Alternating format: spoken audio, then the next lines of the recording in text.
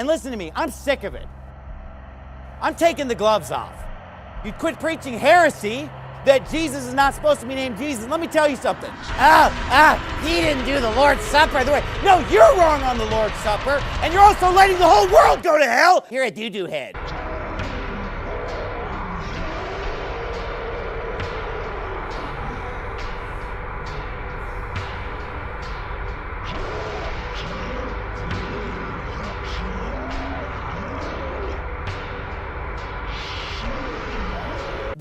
Correct me if I'm wrong, did you get a call this afternoon? And listen to me, I'm sick of it.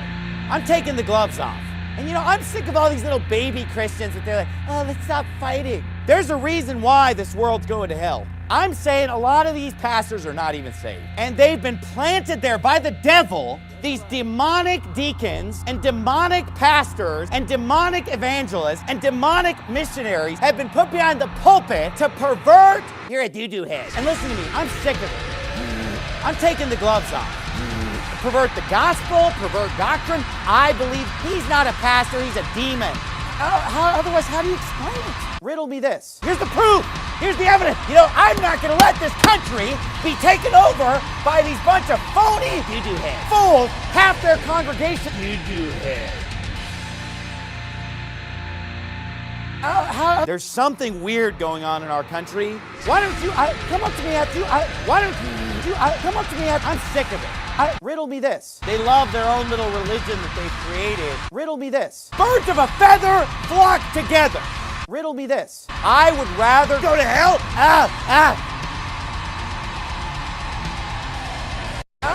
Worthless, Christians. And you know what? Christians, worthless Christians. Idiot! The devil ain't there. I rent district, here he goes, crossing himself. Oh! He's done.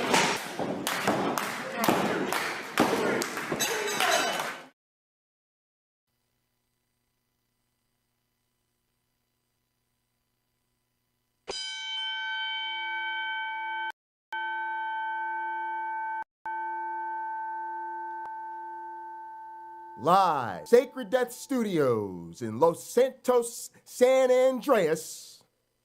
Welcome everyone to Late-Night Counter-Apologetics. And now, please welcome your host. He is the wise man of the Sacred Death Motorcycle Club. He is the sexiest man in all of word wrestling entertainment. He is the most entertaining man in the history of evolutionary biology. He is the virtual visionary, Mr. Dual PhD himself. Please give it up for the architect of the atheist apocalypse, the only man to have his vestments blessed by Pine Creek, the most high apostle of the cult of the flying man. He is none other than the outlaw prince, the one and only Jesus who can save us, Dr. Heartbreak J. Pocketlocker Bundy!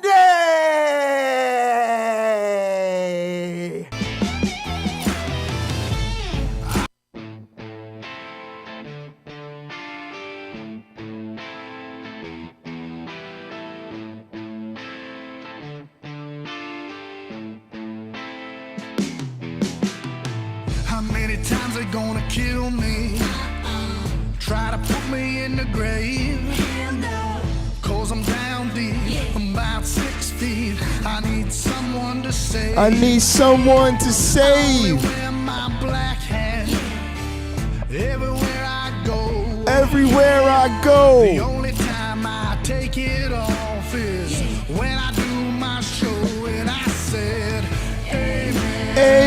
Amen. Hallelujah. Amen. I'm going in. Amen. Amen. Hallelujah. I'm going in again. Let's go. Y'all ready for the show today? Y'all want to call in the bread of life with me? I was born a sinner. I was born a sinner. That's how I'm gonna die. That's surely how I'm gonna So die. when I drop down to my knees, I thank the Lord and cry. I thank the Lord and I cry, I've y'all. seen so many things.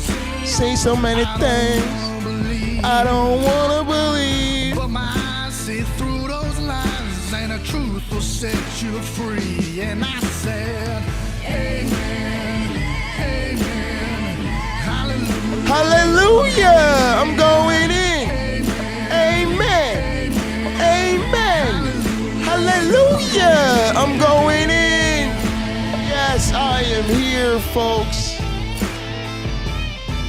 Fear not, I am here to save you from boredom.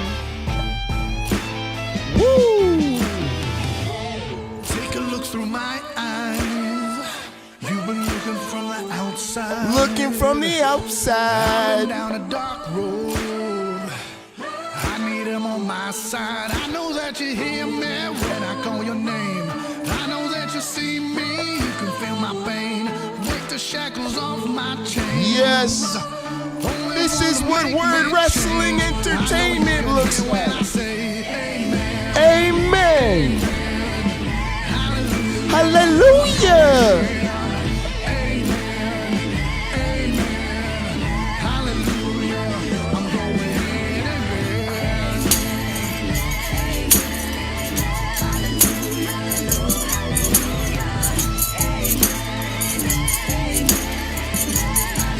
Hallelujah.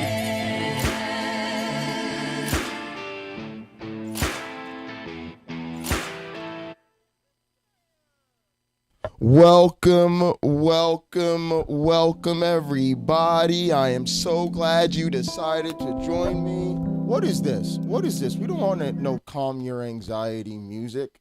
No, no, no. It is time to get hyped.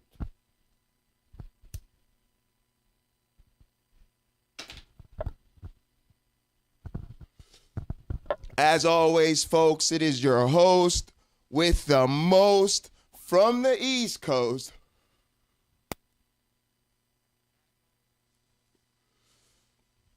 And I am in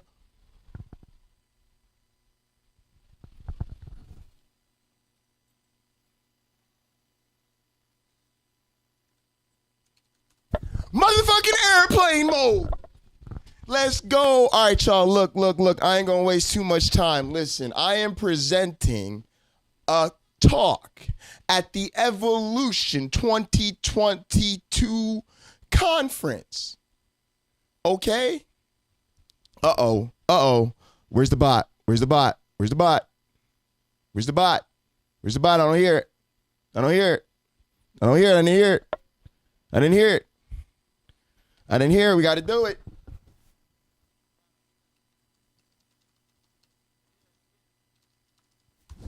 All right, y'all, so check this out. What I got to do is I got to make a video for this conference. I'm going to have my coming out party. We are going to introduce all these square, boring, evolutionary biologists to how we do things in the cult of the flying man. But first, we're going to refresh Myron here. I think our bot is struggling today. I think our bot's having a rough day. Let's fix the bot real quick. Because we got business to take care of, and we need the bot active. Bot needs to be on its A game today. Myron bot. Yeah, Myron bot, get it together. Get your shit together, Myron bot. We're live, Myron bot. We don't have time for this. The people are here. They want a show. They want to redeem their loyalty points. What are you doing, Myron bot? Get it together, homeboy.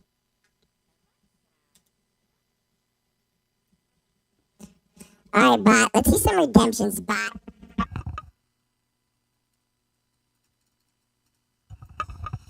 Come on, bot. Come on, bot. And listen to me, I'm sick of it. I'm taking the gloves off. I'm taking the gloves off. Speaking of taking the gloves off, let's take the gloves off, folks. We are going to get into today's program. I'm taking the gloves off. I'm sick of it. I'm taking over the internet. Head over there, drop some bombs. Ooh, I see Nanos in more than one stream at once. Nano, I see you over there. Nano, get it set up. Nano, get them set up. Get them ready, Nano. Get them ready. Get them ready. We're coming. We're coming. We're coming over there. Strike and strike and strike and Strike and strike and strike and strike and strike until we have victory. Y'all already know.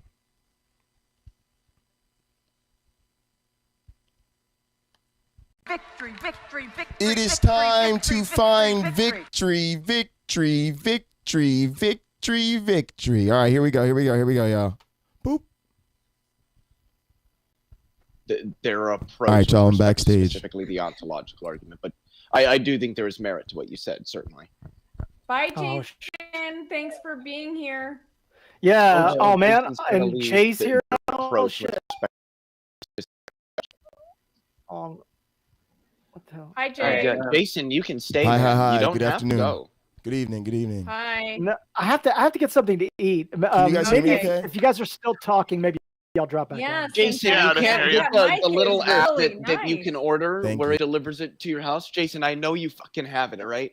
Just Yeah, I'm- pull up the man. Just What? pull What up is the this? app, Instacart? I Get don't what you want. want. I don't want to Just- do that. I like Wait, to actually think, go to guy. get the food. No, mind. What are you doing? You know what? Here- It's too millennial. Too millennial to use DoorDash. I'm man. never All going right. to a grocery store again. You never had like Domino's ordered like to the dorm I when you were in fucking college hate- or I something hate- like that. I hate Domino's. Okay, fine. Let's go with Pizza Hut or something like yeah, that. Pizza I Hut hate is that. way better. Whatever you guys had when you were What in the fuck were you college. about to say, Jason? No. What was that? Come on. You want to hate what was Domino's? that? I hate No, Domino's. the and hate- other one. What was that? Come on. What? I don't know. What was I You were gonna gonna say I hate Pizza Hut too, weren't you? Yeah. Oh yeah, I do hate Yeah, Pizza yeah, Hut. fuck yeah. you. You say, hey, no, hold on here. I'm sorry, Rebecca. I just want to say one thing to you. I apologize. You see this guy? You see Guys, this let guy me know how over here? everything You is see him? sounding to y'all. Let me know how Yeah, everything is fuck that sounding to guy. y'all. Pizza Hut. Oh. Pizza Hut sucks ass. How's that? Well, dude, I do This want to is say a the Christian one, channel. the one that Let me used to remind exist where I you, live, this it's is no the longer here. Christian Was Before I leave, I just want to say, Danny, thank you for talking to me about the anti-theism stuff. So, Oh, how did it go? I only watched a little bit of it. yeah, I think it I went still good. haven't seen But it, I that guess. one of the woman that was on here is like completely nuts. Like she was like she wasn't really prepared. who was I it? I'm just going to get my scarf I real don't quick. think so. I think she just kind of came into it like just Who was it? Cinematic psychology. cinematic psychology. Yeah. Oh, That's I'm gonna have to see this. Okay. But she was like, she would say stuff and she would be like, oh, what about that? And she'd go, woo, and start dancing. And at one point she called me sweetheart. And I was like, wait a second. I was like, don't call me sweetheart. If I called you sweetheart, you'd be really offended. So don't call me sweetheart. I don't appreciate that. So there was like a bunch of moments like that. But Yeah, when people start crisis is what you're saying. Okay. Okay, got it. Let's get on track. Let's when get people on start track. doing that to me, calling Grace me, is going to sweetheart. convince me. Jay, we're glad you're here. We're doing an experiment. Okay, I'm always with an experiment. I'm playing an atheist, and you guys are giving me the best arguments for God. Drace is first with the ontological argument. Oh, I'm here for All it. right, Let's so go. imagine in your greatest being that you can conceive. Okay. Okay. So that's the first thing. Now, if we were to stipulate that this being that you're conceiving of just exists in your head, then we could also imagine an even greater being, a being that existed not just in your head, but also in the real world, which would be even greater. But since by definition, we already said that we're conceiving of the greatest being that we can possibly conceive, it follows that this being must exist in reality because it's the greatest. If be the greatest conceivable being, so they exist in the real world, and that was basically Anselm's reasoning. But why should I just exist? I can make up a lot of things that I want to exist that don't exist. I feel to do better than Very that. close Like, to the island. Yep, Ganillo's Island. what? Yeah, What is the island? What is that? The Gold Island response. Yeah, you're already on track to argument that usually taken as refuting Anselm, and it was given by not very long after Anselm gave his argument in the medieval ages. And what Ganillo did was basically took the same reasoning and said, imagine in your mind the greatest conceivable island. You know, and you could do the same thing with the greatest conceivable pizza, even though Jason would have major problems with that. And so, like, you know, you could do that with a whole host of things, just imagining in your mind the greatest conceivable one, and then reasoning from that to the idea that it has to exist in the real world. And it's usually taken as like the fact that you can make such parody of the argument shows its absurdity. So right off the bat there, you came up with an objection that most people take to refute Anselm's argument. Yeah, you came up with an objection worthy of making your husband angry. Okay. So, and then what is the response to that? Like, is there a response to that? To the island? Yeah, I don't really see, there are some responses that have been given, like trying to say, for example, that you can't have a greatest conceivable island like you can have a greatest conceivable being, because you can always imagine an island that has, say, more coconuts or more sunshine or something like that. The first analogy they would say is that one is mereological in a certain kind of way, or the parts, like the parts of an island is very different than if they're parts of a mind.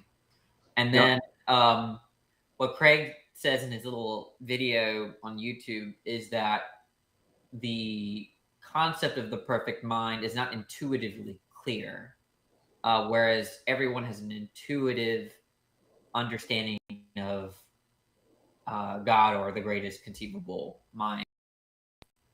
That's what he says in the video, but I guess it doesn't do justice to some of the responses. The response that, and I'm supposed to be playing theist, give you guys general information about Michael Martin, the philosopher, in his book Atheism: A Philosophical Justification. Probably one of the best defenses of atheism in print. Disagree with a bunch of the stuff that he says. He responds back to the he says, well, actually, if you think about it, a sign, you can't just increase that indefinitely because eventually it becomes too hot, and you can't just continually increase the amount of coconuts on the island because eventually that becomes cumbersome. You can't even walk around. So there is like the idea of like conceiving in your mind a perfect island with the perfect amount of sunshine, the perfect number of coconuts, and so on. And so trying to stress that they're analogous, or there's a correspondence there that you can use the same kind of reasoning. Yeah, I can see that. So basically, with God, he's the like ultimate limit. You can't go beyond, but with the island, there truly are limits for like conceiving of. Let me know how it's going. I think it's her stream because it's cutting out a little bit from her stream. I don't think it's my audio. What he's but trying let me to know, get at there is like for the keep an eye people on who it are for me. saying that correspondence, like you can't do the same thing thinking about God versus thinking of a It's your perfect girl. island. I see you. He's saying that you Thank you for can coming. Thank because, you for coming. all those people who Good. can All right. increase Great. Thank you. Mhm. Okay. I see, because yeah, I get it. Okay. So if I were and then to, is there a response to that? but besides moving on to different versions of the ontological argument, I love you guys too. I I don't think appreciate so. that. Like I haven't seen the version get drawn out I from appreciate the that support. Thank you so point much. of the conversation further. I'm sure there are defenses out there. I'm just not aware of them because after that point of the conversation, I kind of dropped it and I didn't. I'm a little different than Dan. I'm more interested in like empirical stuff, and Danny's more interested in like conceptualization and analysis. And so the ontological argument, I think, is a much more fun puzzle for him, whereas it tends to be just like annoying for me. It's just like, okay, you're really trying to define this thing into existence. Also, I'm dropping and so pocket change everybody because flattery will get you really a whole community my there best too. shot would be to try to play the role of a presuppositionalist. Yeah, that's their audio cutting in. Wait, I don't want to wait. Hold on, because he said this is the argument that he has to think the most about. So, Danny, what are we missing with this argument that makes it better? Oh, well, a couple things. I guess also you have to think about whether existence is a predicate. So Kant's response to Anselm was that let's make it 10 you million. don't predicate existence. It had the word love in it. It's We not got to double you're not it really adding for all anything- compliments with the anything, word any love kind of in it. property to it. So but there's a lot of disagreement there. Can I give an example really quickly of that, Dan? Just because that might. So it would be like if I said this can of Budweiser versus this existing can of Budweiser. I didn't add anything in the second sentence over the first. I haven't done anything 'cause more I'm, like, to backstage explain and stuff, or tell you so, about what this is. That's kind of the thing there. I Anyway, I'm could sorry. show her stream on our and stream then also, I mean, just be backstage. The thing that might be a little bothersome is that some even atheists. Let me think about that. You guys they would be say out of they sync have a with me. concept of God. Let me take a listen. what's See what that? y'all are hearing for a little bit. So there are auxiliary questions about where does this concept come from, and how watered down is it compared to Anselm's concept of the greatest conceivable being. So there's questions about that, and that's actually slightly empirical. I think there is something for the atheist to respond to that. Okay, fine, God doesn't exist, but where the heck did we get this concept from? So I think that correct me if I'm wrong, but isn't there also a contention in terms of like what it means to say like something exists, right? And kind of like drawing out like. Yeah, you have to think about questions about being and existence and form and all these like philosophical jargoning terms like that describe actuality, and it's just like it hurts your brain. Yeah, of course. Yeah, so it stuff does like come that in and out I'm a little interested bit. in, and I really Let don't me have a good see if answer for that all or of this. these. We'll see. Some I think I do, then I oscillate, right? So same here. And that's what. Well, so far I'm not. This is not very interesting to me. I need you guys aren't convincing me. Come on, It's not supposed to be. When I it. said the best argument, I'm talking about the argument that gets you thinking. I'm not saying that it's the most convincing. Argument, for me is going to be very different than for the. I think a lot of people are really sympathetic to the moral argument. You talk to a normal college kid and tell them where does morality come from, they're just gonna, when you give them the answer that God accounts for morality, they're not usually they don't immediately object to it. I kind of want to switch the audio up so that you guys hear her stream instead of me. Have societies that way. But then you'd only hear me on her stream. It'd be a little weird. I think I'm gonna keep it like this. And I should turn my camera back on. Sorry about that, y'all. I think a lot of people, like non-philosophically informed people. Thanks for bearing with that. I don't know why I didn't turn my camera back on sooner. Are pretty sympathetic to what Craig says about morality and God.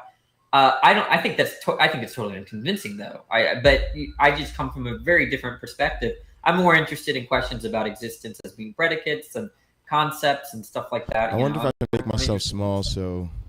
But drive it, Danny. Drive it. What should I be understanding? I'm an atheist. Let me know what y'all think, y'all. This is my streaming channel. This is for feedback. We're improvising. This is less structured. Well, so so that y'all preferences over time will help me make decisions about these things. Okay. He's a total jerk if he exists. So he's not the greatest possible being. So he's there a total you go. jerk. Solid a flying man. Well, maybe the Christian God is a total jerk. We're just talking about a general God. Yeah, because he's a non-believer. Do you think that? Ooh, that's a good one. All right, I'll see if I can get that in. I had a couple. All right, we'll see. God being all This is good, gonna all be good, powerful, y'all. omniscient, being the greatest kind of thing you can think of? I can't think of God that way because there's too much evil in the world. So. Okay. Yeah. So then we have to talk about the problem of evil. But yeah, then the question becomes, what is it about the existence of evil that is contradictory to yeah, God? but the point is that to you're God saying you existing? have a concept of God, so then you're just saying that it's not It the sounds greatest all right to conceivable me. being. Your concept isn't. I'm sure it's not the greatest perfect, but conceivable I'm gonna being keep because checking there's it and evil, working so, on it. And keep giving me feedback, y'all. I'll keep then feeding y'all at that pocket point, change for there's not feedback. really much for me to do as a theist. But suppose you did say that that you do have a concept of God as the greatest conceivable being. Then I would move on to say that, okay, do you think God being a concept is less greater or lesser than a God that's not just a concept but also exists in reality? And most people would say, well, it seems like a God that not only is conceptually understood but also understood in reality is greater than a God that is merely a concept. Then that sort of from there you can entail that God exists or something like that. But see, Rebecca, I just don't understand because, like, the greatest minds in history have all been hooked in by an ontological argument. Descartes, Norman, Malcolm, even Kurt Gödel, one of the greatest mathematicians in the history of the world, was convinced by an ontological argument, the greatest minds. So, I mean, like, how could you possibly say that this is not a convincing argument when the greatest minds of human history have all said that this has convinced them that God is real? What can I tell you? I mean, there's been a lot of people who believed a lot of things. By the way, I Rebecca, just you're want to failing. pause right here because I think there's some confused people. And so Frank put in here the Christian God, the one who gave his son for wicked atheists, who laid down his life for wicked atheists, is a jerk. Let me be clear, guys. I'm playing a role here, okay? I am playing atheist, okay? This is not what I believe. Y'all want to make the stream look more like hers real quick? You got her, boys. We got her on the path. He's an atheist now. So, guys, We finally did it. I was wondering how many more times I was going to have to run the problem of evil. Okay. I know. So she's in I'm StreamYard. playing an atheist role right now, okay? And these guys are trying to convince They do me theirs that white, God exists. which I'm not crazy so about. welcome Deepak, welcome Sal. Jay came on and we haven't heard a word from Jay yet. Yeah, I want to let Jay chime in and I'm give just me here to, his you know me, I'm argument. just here to look good. So, man, I had a lot. I actually took notes on things you said earlier, but I'll revisit those some other time since you're doing your thing here. All right, so I have a very simple case to make, but first, some of my viewers told me to try to get you on the flying man. So if I were talking to you in particular, one of the things I would say is we've established a cult of internet personalities. We gather weekly. We sing songs. We put the money in the golden plate. We get the word from maybe Christopher Hitchens. We jump into the scriptures about Myron. So I just want to extend you the full community church experience so that you know that you can still be in fellowship with fellow non-believers as bread of non-life, maybe we'll call it. But I greatly appreciate that. Now, my personal argument in favor of God is going to be this. Hang on a sec. Just give me a second here. I got to do some nerdy stuff. Okay. I'm intrigued. Did he say dirty? All right, can you guys hear me okay? Dirty. Do you guys hear that? Yep. Yes. Yeah, is this a hearing test or what? No, that's the hang on a sec. It keeps going off. Hopefully it's not a smoke detector. I'm very scared. That's my spirit meter 420, and so it just detected the presence of the Holy Spirit. I'm done. Y'all can go ahead now. Okay. Interesting. All right, where are we? Well, we just kind of talked about the ontological argument there. I'm not too sure there's too much else to talk about with respect to that. You know, Danny touched on his existence of predicate. We went over Anselm's traditional argument. We talked about how there's a bunch of different versions of it, Plantinga, Malcolm, Gödel, et al. So I'm not too sure there's too much more to cover with that. Maybe we could try to convince you by another argument. Sure. Yep. Go for it.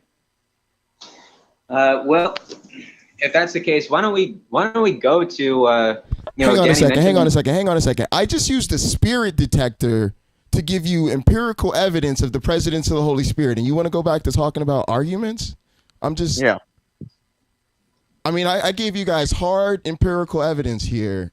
All right, I'm gonna let it go. Sorry. I know it's not my turn. I'm just saying. It's because of my total depravity. Like, you showed it right in front of my face, but I'm just so wicked that I'm going to continue not to believe.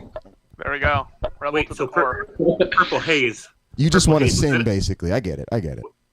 Yeah, I love that sin. So fucking juicy. Okay. So purple haze tried the look at the trees that I'm smoking argument.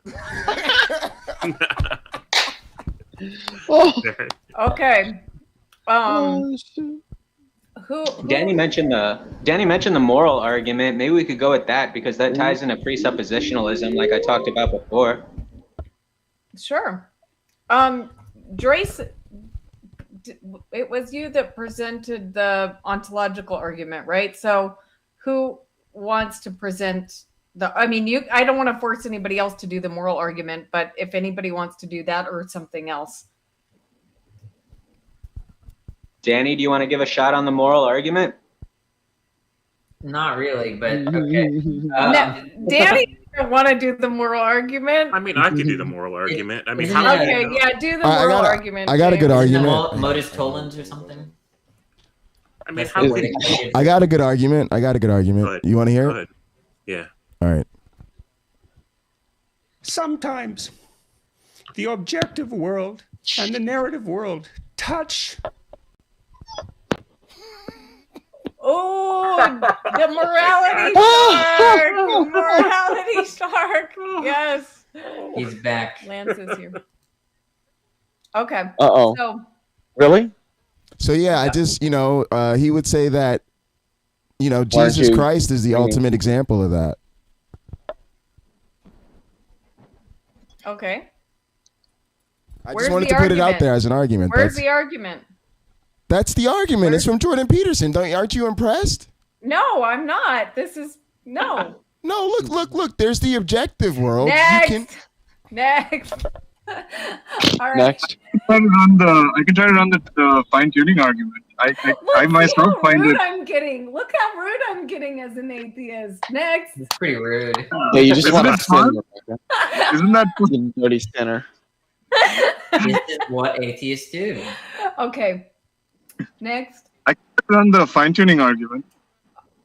I'm not the best one. Leo called that one. Leo said No, somebody else can do it. Okay. The only thing I wanted to say is let's listen to how this atheist Rebecca is just sitting here prevaricating. You know how atheists are. Before you run the fine-tuning argument, it might be best to run the Kalam first. No, I'd run they tend to go well together. Run the fine-tuning. You guys are failing here. You can't even make the arguments. If someone wants to do the Kalam first, yeah, go ahead. But I don't know. I find the fine-tuning actually sort of like 0.1% convincing, maybe. Okay. Yeah. I mean, yeah, fine-tuning. Okay, so Rebecca, have you seen trees at all? Like ever? Yes. Yeah, so there you go, checkmate, atheist. No, I'm kidding. No, that is a good argument. That's a great argument. I knew you'd like it. And strike until you have victory. No, okay. So seriously, right? Like, okay, so here's I think the best version of the fine-tuning argument. You kind of decompose it into two parts. The first part is to make the argument that there is a phenomenon that needs explanation that we'll call fine-tuning, right? Now, the name fine-tuning itself sort of begs the question because it kind of implies someone or some agent that does a sort of action called fine-tuning. But all it's really trying to say is that, that the universe seems to be You're offering me a bribe. What you have just done is illegal. And in this state, if convicted, you could be fined $5,000 or spend 6 months in a correctional facility. What is this? Okay. Should I go on? Sorry, somebody from my stream played they redeemed a sound effect on my stream. Sorry, I didn't realize it was going to your thing too. Okay. Yeah, no worries. Yeah. So anyway, so the first step is to say that, look, there is a phenomenon that needs explanation, right? That we call fine-tuning. The phenomenon is that was amazing. Universe, that was amazing. Good job. you know, guys. is That was generally funny. described by a certain I forgot set to take it of out. physical laws, Oh and my those God, physical that was laws have, you know, arbitrary parameters, right? That, as far as we know, you know, could take any of a range of values, and they just so happen to take a set of values that are exactly right for the emergence of complexity in the universe. Meaning, if those parameters were even slightly different, you wouldn't get any kind of complexity in the universe at all. You'd just get, like, you know, nothing but like one big black hole, right? So even if you were to think that, you know, other kinds of life were possible, right, like gas giants and so on, like, What do that you guys just think? wouldn't be Should we play possible him on the because, stream you know, too? there's no complexity there for That's life so to bad. emerge, right? I feel like I shouldn't do So that that's a without permission. phenomenon that needs explanation. And so then you ask, like, what could possibly explain it, right? And so this is where I think it gets harder. Like, you know, you kind of automatically want to jump to God. But I think the best way to get there is to say something that, look, let's construct like two buckets or classes of explanations, right? One is, well, okay, let's call them, one is like either the teleological one or the non-teleological one. So teleological explanation just says that, you know, there is some purpose, right, behind the existence of the universe having, you know, the fine-tuning that it does. You know, it could be as simple as like what people call, like, you know, a mysterious tendency for the universe to reach states of complexity, right? Or it could be the purpose of some agent like a god, right? And so, given that the universe is fine-tuned, that second class of hypotheses is more likely than the first, right? Is, you know, slightly more likely in a Bayesian sense, right? And therefore, the is very marginal sense more evidence for the God than Indoctrinate children. That is what we are here to in do. reality, I think this is a really Man, good I argument. appreciate you so much. but, Spartan Theology, I appreciate I'm gonna- you. I'm going to do the best arguments that I've heard people make against it, which is, I mean, I would say, I think, okay, Lance had a good objection. Ask her about the well, intelligibility what- of basic mathematical if, you know, if I would expect like God to do things, it would really be better evidence if the universe For the didn't need presence of- fine tuning. All right, I'll see if I can ask. Right. So that's the electrons in love thing, right? Yeah. Exactly. Yeah. Yes, so I'm I here think to just say stupid right. stuff So and what I entertain would say is people. I that just wanna fight. so yes, that's true. But at the same Oh, you time, just right, made it like up. it's still the case that the existence of fine tuning still raises the posterior probability that serious theology. a God exists. Because how does it work? Like, so if it's true that, like, if a God existed, like, you would probably expect him to come up with like simpler laws of nature, right? That led to the kind of whatever moral goods that he prefers. But nevertheless, the fact that he chose a more complicated way to do so, it kind of disprefers the God hypothesis, but it doesn't. It still makes it more likely, right, than a universe where, you know, of just like black holes, right? Hey, can I give a quick summary? Because I'm following just fine, but just so the thing with the fine tuning argument, like Deepak is presenting it here, it seems like it's kind of related to the way that Luke Barnes or even like Robin Collins, they present very much a Bayesian approach, and in that sense, I think that the fine tuning argument at the end of the day becomes at least a type of contingency argument where there's something that needs to be accounted for, and that is that the universe is life permitting, and that the universe being life permitting in and of itself raises the probability that what accounts for that is there being some intention behind its being life permitting. Well, but most of the universe is not life permitting. So most of the universe is hostile, right? So hostile to life. So why wouldn't God make it more? Well, I mean, in the most immediate sense, I suppose you could say that, but the argument would be more that the fundamental nature of reality, in terms of the constants and quantities at that level, allow for life to exist in the universe. So even if there are places where life, like it'd be fun. As it forms in the universe, would this is not kind be of fun though. sustained. She's playing It an doesn't do atheist. anything We've terms of the decided to do argument this with that my the one black friend universe sometimes is too. So still it's all good. fundamentally structured such that it permits the existence. But and sustenance the reason of I'm not life. going to do that is because we're actually That's going to have her Dr. on our channel soon. We have the benefit of being here to see it. So I So mean, like, when she comes on Hot it just Program, happened to be this way, and I'm so gonna we're here to observe plug our it. stuff, and so like, it just, I think she's probably then in it's a turn crazy maybe she'll have us circumstance, on but her I channel. mean, So it doesn't prove anything. Yeah, in virtue of what did it? She's just in our happen to be community. I this don't way? want to do anything super rude to her. She's our friend. Hey, I don't know. Just happened. I don't have to answer that. Yeah. You're pulling atheist. I don't know. I'm an atheist. Oh, yes. But Drace, what were you gonna say? That's what you just said. There is also response. There was somebody who wrote him a link. Look, it looks like most of the universe is hostile. So how do you respond to that? And he said, well, the point isn't so much that the universe is fine-tuned for life, where you'd expect life anywhere. The surprise is that there's even life to begin with, which I think is actually a different argument than the way that the fine-tuning argument is originally framed, but that is the response that I've heard from them. So, yep.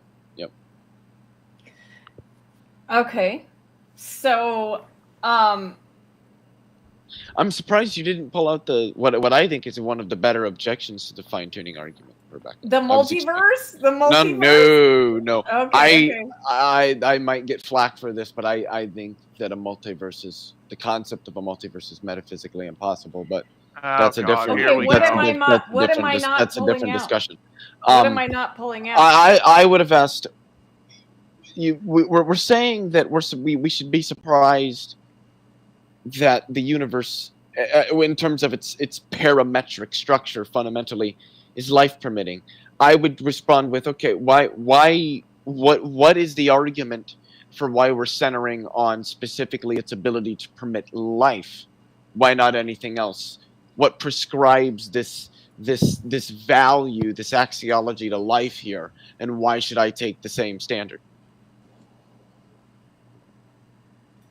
Because if the universe shouldn't be expected to permit life, or we shouldn't be surprised, rather, that the universe permits life over its ability to permit black holes or dark energy or electromagnetism, then it doesn't matter that the universe permits life. Then it just wouldn't be finely tuned for anything, which is the position that I take.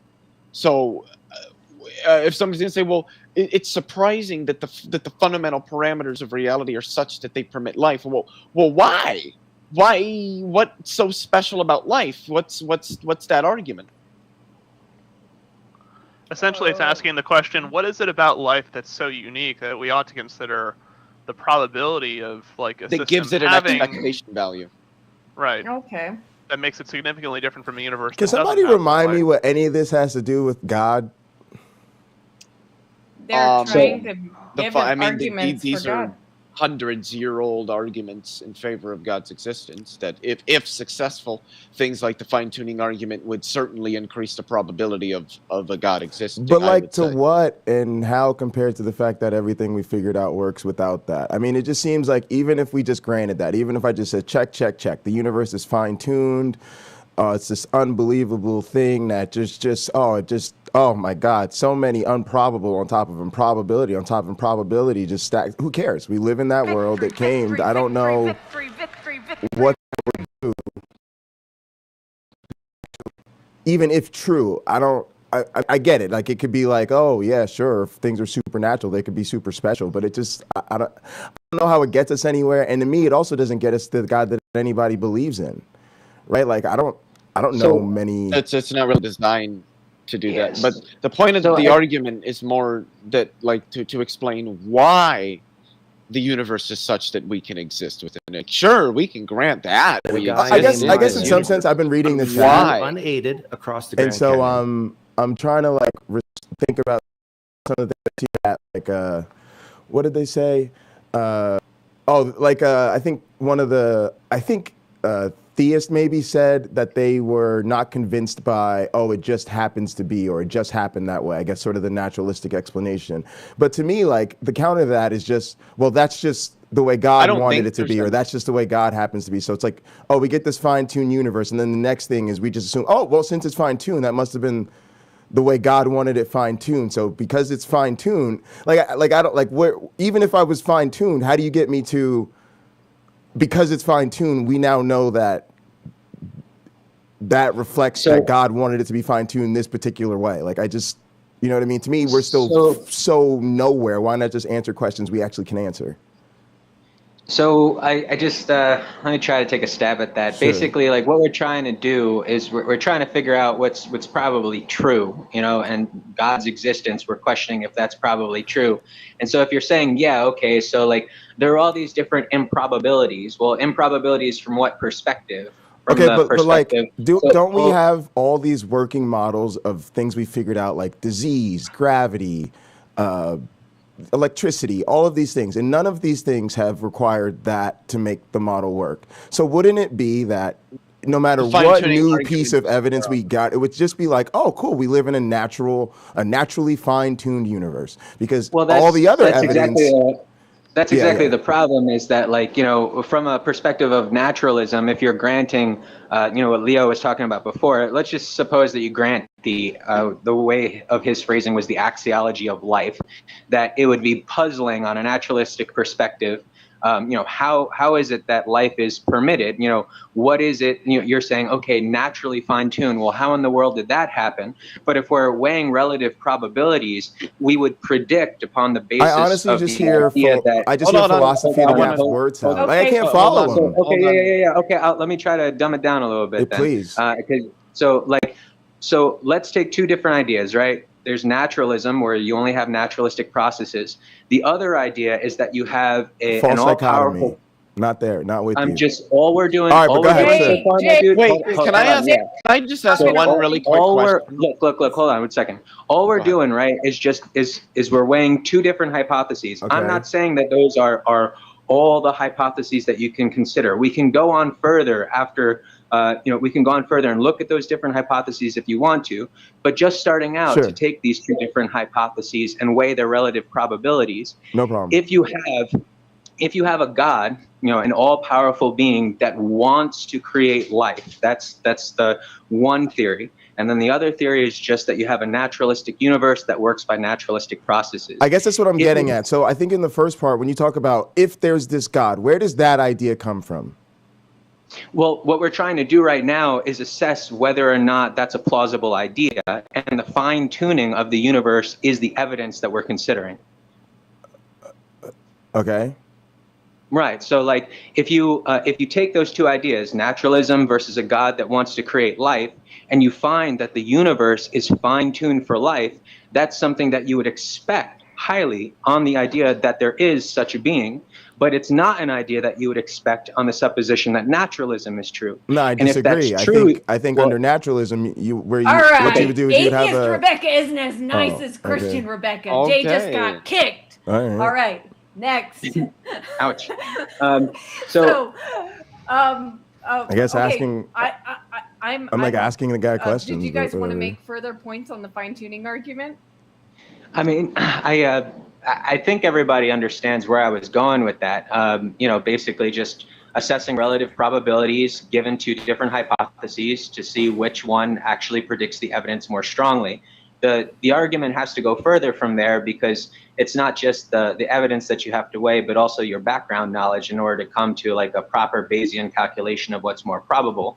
Nevertheless, like, if we're weighing this evidence of fine-tuning against these two different hypotheses, that's what the fine-tuning argument is supposed to do, and that's why it's relevant to the whole question of God's existence, to answer his question.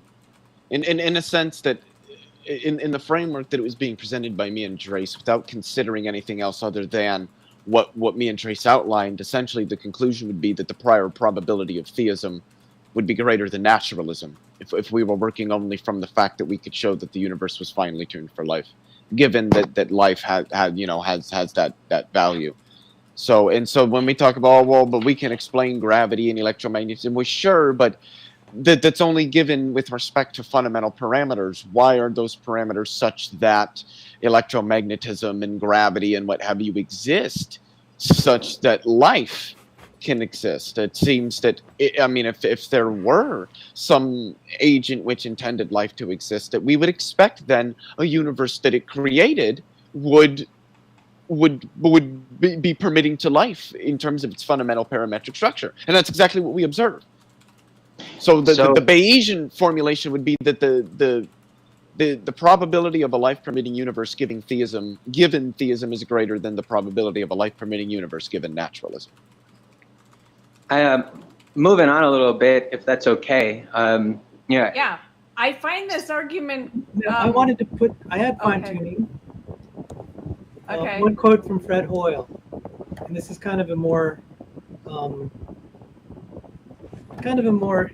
easy framing of kind of fine-tuning. He said, "A common sense interpretation of the facts suggests that a super intellect has monkeyed with physics as well as chemistry and biology, and that there are no blind forces worth speaking about in nature." I kind of like that version of fine-tuning. That's all I had.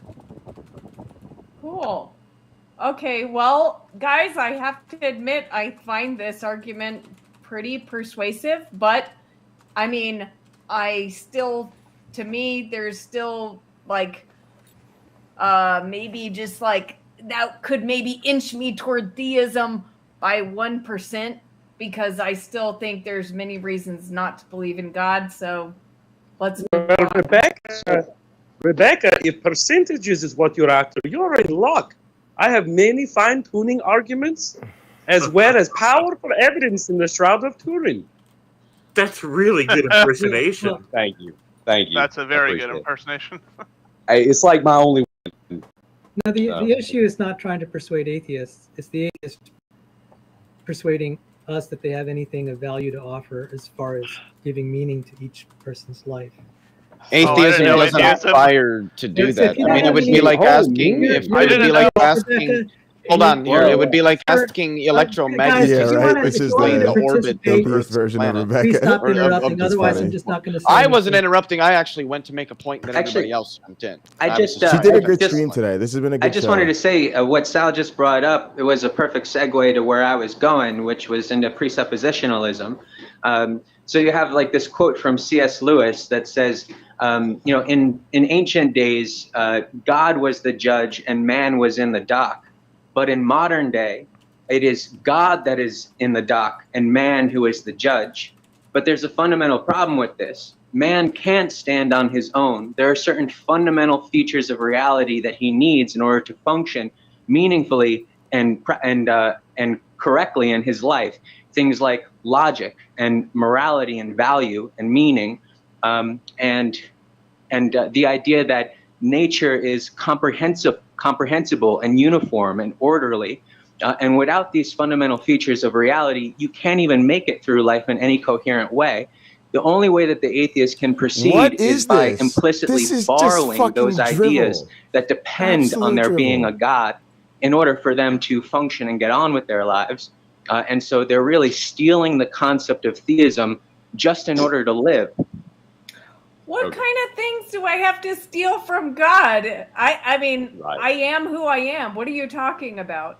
Did you just use reasoning and logic in order to come to that conclusion? Yes. So how do you justify using reasoning and logic without some kind of lawgiver and person who can order the world in a logical way? We're bad atheists. The world just can be ordered in a logical way. It doesn't need a lawgiver. We have all the evidence in the world in front of us, and we're like, almost like you're drawing from a lottery. It doesn't look like you're playing the chances very well. Well, the lottery. Hey, when a person wins the lottery, they just accept what they've been given and they're happy about it. They don't think about the chances, right? So yeah, Sal sounds like a whiny little bitch. Winner. I don't know what's going on with him. I don't know. Here, but we'll I have see. consciousness. I can reason, and so I just use what I got. I don't have to find a reason for, why it's here. Okay, so I mean, you've basically admitted that you don't have any rationale for how you can do this, and you're just hoping by luck that it turns out to be okay. And that's just using reasoning and logic. What about all the other features, like the uniformity of nature and what Sal was pointing out about morality and meaning? Where does your morality come from if it doesn't come And I from don't a know lawgiver? who was the person that was getting at me about the. So you think that it's perfectly okay if I came over to your was. house and slaughtered your whole family and burned down your house? There's nothing immoral about that. Fine-tuning? No, there's not, Just and awful. you'll never do it because I'll kill you before you get in the door. Touche. Wait, Rebecca, are you LARPing the Christian or the atheist right now? I can't. No, this is me. This is me as an atheist. This is how I would think. as an Yeah, atheist. Spartan theology, no problem. I got you. might I got not you. I like know me you. as an No problem. atheist. Oh yeah, no. Be happy There's to. there's plenty of atheists I don't like. Unlike Actually, most Christians, I don't assume that atheists share a worldview or a disposition. After that line about you killing me before I got in the door, I have to say I'm a big fan of atheists, Rebecca. Really? Yeah, no, that was I'm supposed to turn the other cheek, Christian. Excuse my French too, because you did say this is a Christian channel to a minimum. And the last one to throw your way is just on the uniformity of nature and things like. In order to even do science at all, you need the idea that the world is comprehensible. So like, what reason do you have to think that the world It's just is funny to me here comprehensible if too. you're Like not relying these on people some all kind come of on being and they're that always ensures talking that about that's science, true? and then the scientist is the basing it first on one my gets own kicked just for experience. asking questions. So I have 45 Very years of interesting. experience. All right. Living in a rational world am I where I looking have for? Oh, the the ability bot. to What reason. up, So bot? I'm Where'd you basing go, it on that bot? experience. So you're actually using induction right there. You're using the fact that this has worked so far in the past, and so All right, you're I'm adding 10 supposing that it's million to going to be that everybody way to in the celebrate future. a new mod. But the problem of Welcome, induction is Spartan one of theology. these problems about, in terms of And yeah, I'll justifying give y'all more science of my and things thoughts. like I'm that. trying to just let them do their Why do thing you and think listen to that them. that's something that's going to work just because it's happened in the past? What guarantee do you have that it's going to work that way in the future? Unless, of course, there's a being who guarantees that things will remain constant. Strike and strike and strike and strike until you have victory. I am just if I wake up tomorrow and it doesn't work, then I will accept that. I mean, I just accept the world as it is. I don't have to look for a being to give me assurances. Okay, so I guess this response that you're given here sounds a lot like your response from the earlier things about just kind of hoping that it's going to work out for you. But I haven't heard any justifying reasons for why any of this makes sense given your atheistic worldview. Pause simulation. Are you guys getting annoyed by this presup? Oh yeah, it's terrible. Yeah. I mean, it's just one of the best, Yeah, worst we arguments you could we give, called but into I a mean, call-in sure, show, let's- and they had me As backstage. I was- presupposition she Rob, put me Rebecca, I want to know backstage. why you don't believe it's Our important to deacon, wake no up names here. A before bunch of dawn our and pray friends are for on the here. We sunrise know- with me every morning. I Right? Like, I mean, just because the sun One, rose yesterday and you two, didn't pray for it, four, how five. do you These know people? that means it's not going to work tomorrow? So yeah, we're doing Right. a. Come on. It's not command. Okay, You so- can literally apply theology, that it's logic Myron to bot. any God concept. Although any I religion. should, It's I'll just- alias it to it's command. worthless. As I think as a tool. Sorry, I think I'm going to take props on the fact that so far I think I'm the only one to get under the skin I'll of fix that atheist command. Rebecca. But try Myron bot here. I'll try it. Sal had something he wanted to say earlier on the fine-tuning argument. Do you want to finish your thought, Sal? It's been interrupted. I don't. Sal's the only real theist trying to convince me of theism. So maybe he'll be more the thing is, it's convincing not to than all you convince guys. anyone of theism. It's to convince them that their position is irrational. He That's actually it's irrational. he ran but they off have the to cliff make at the Grand fake Canyon assumptions. here If in you're gonna make Arizona, fake and he assumptions, started that's playing. different. I mean, what is a There you faith go. assumption? Walk their life or living their lives based on faith. Do you mean accepting brute facts? All right, guys. Because you Look, accept, we I all just have to started accept talking, some hold on, brute facts, right? Y'all have to understand that. Well, no, wait, y'all have to understand when you're talking to Sal, you can't interrupt him. Like, if you want to talk to Sal, if you want Sal to participate, you just can't interrupt him. If you don't want to talk to Sal, Well, no, that's fine. That's fine. But when you talk like this, and then people are going to end up jumping in because they think that you're stopping. Yeah, I thought you were done, man. I didn't know. That's all I'm saying. Yeah.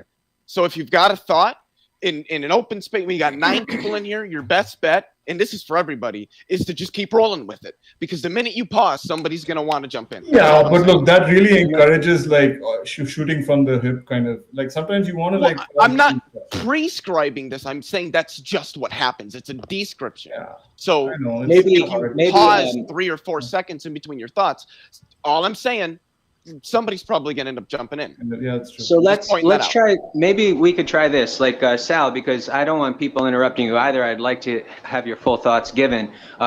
Maybe if you could present your thoughts, and then when you're done with your stream of thought, you could indicate to us, okay, that was my thought, and then from there we know that we can jump in.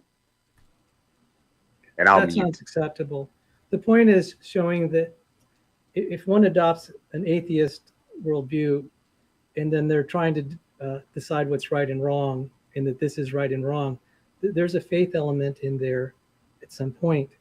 And if you're going to start invoking things you can't prove, then I'm just showing that this is not scientific. You can't be appealing to logic and reason independent of some faith statement.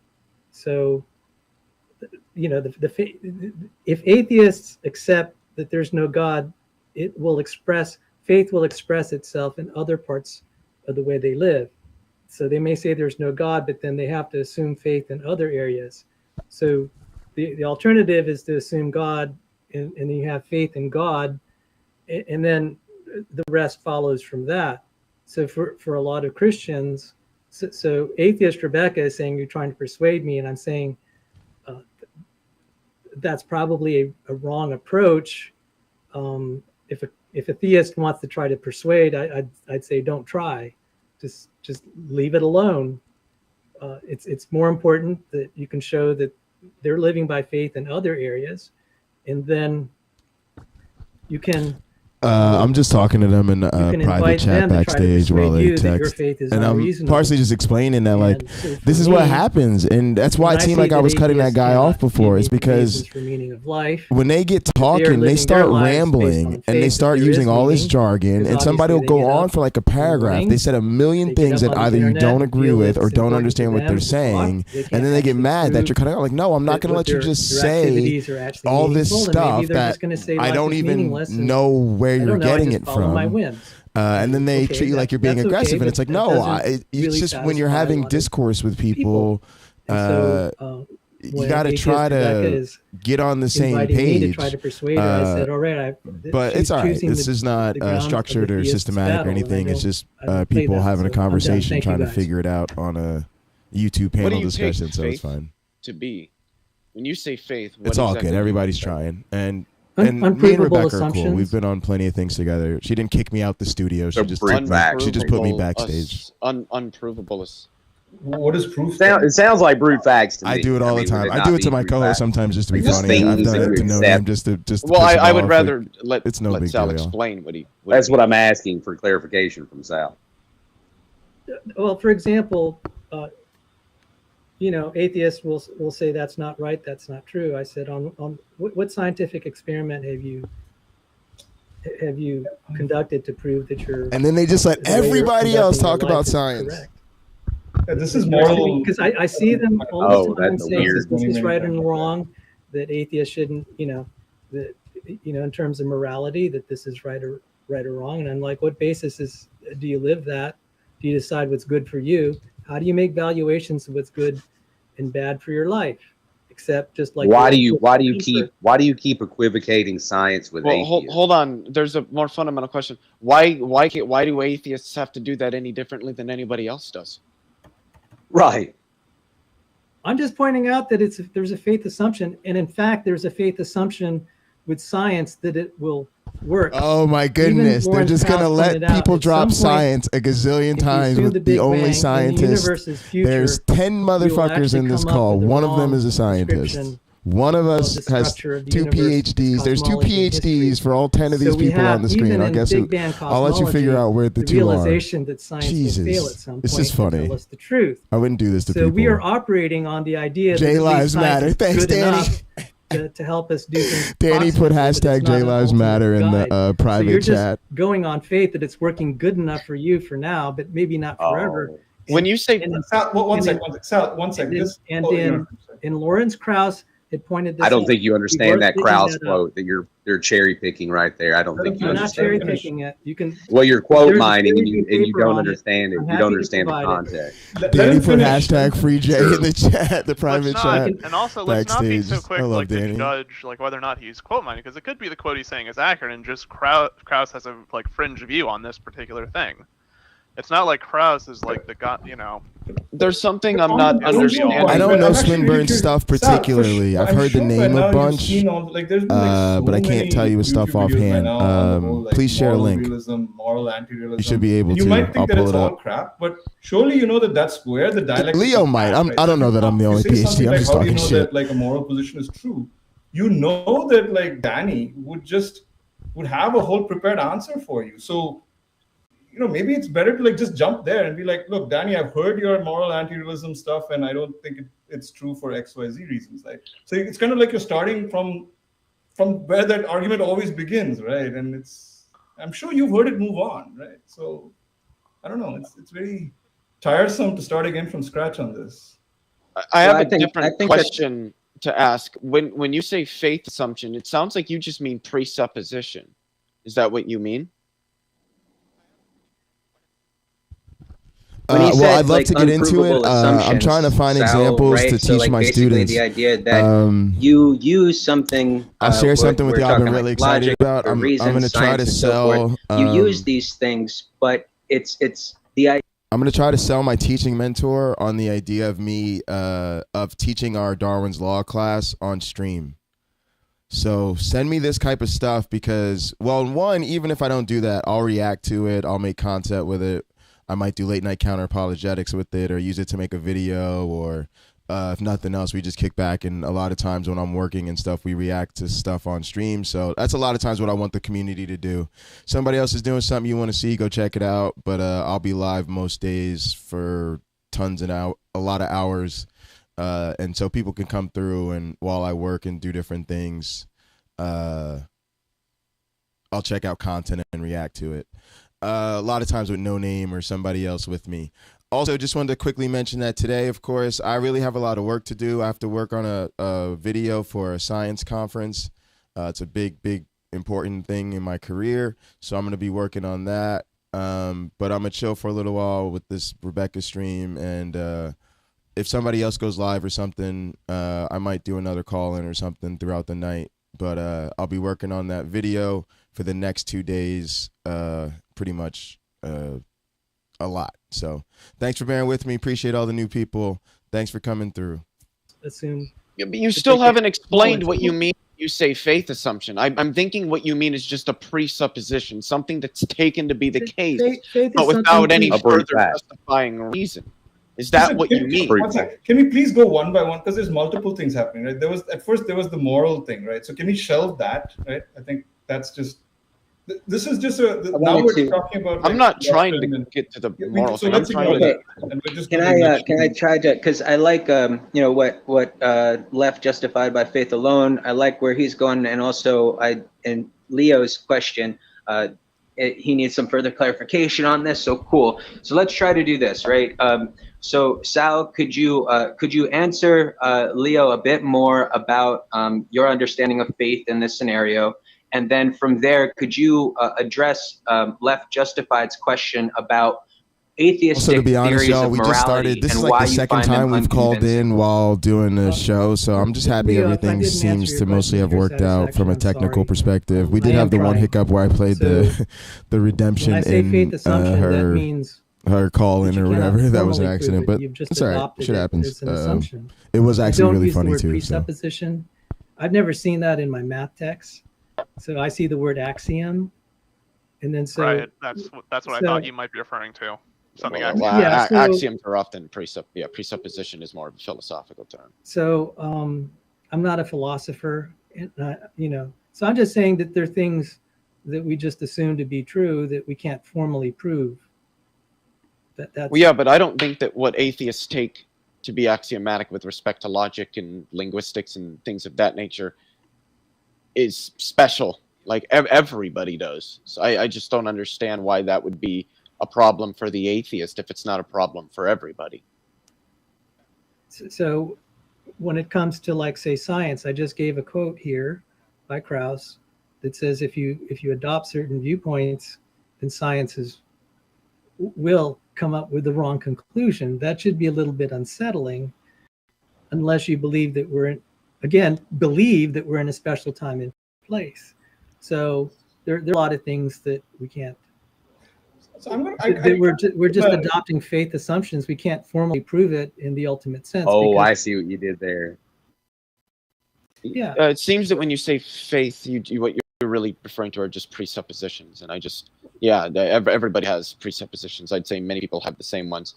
With what was it that you said? Thanks for sending this over. About I'm gonna check it the out. Lawrence Krauss quote. I agree. If you take certain presuppositions, you'll probably come to the wrong conclusion. But I don't think that's true of like science over and above anything else. There's numerous different ideals that if you took the wrong presuppositions, you'd come to the wrong conclusions. But by the way, that Lawrence Krauss quote is no different than the case where a scientist reads a measurement that's in error because of his instrument and comes to the wrong conclusion. It's functionally exactly the same, right?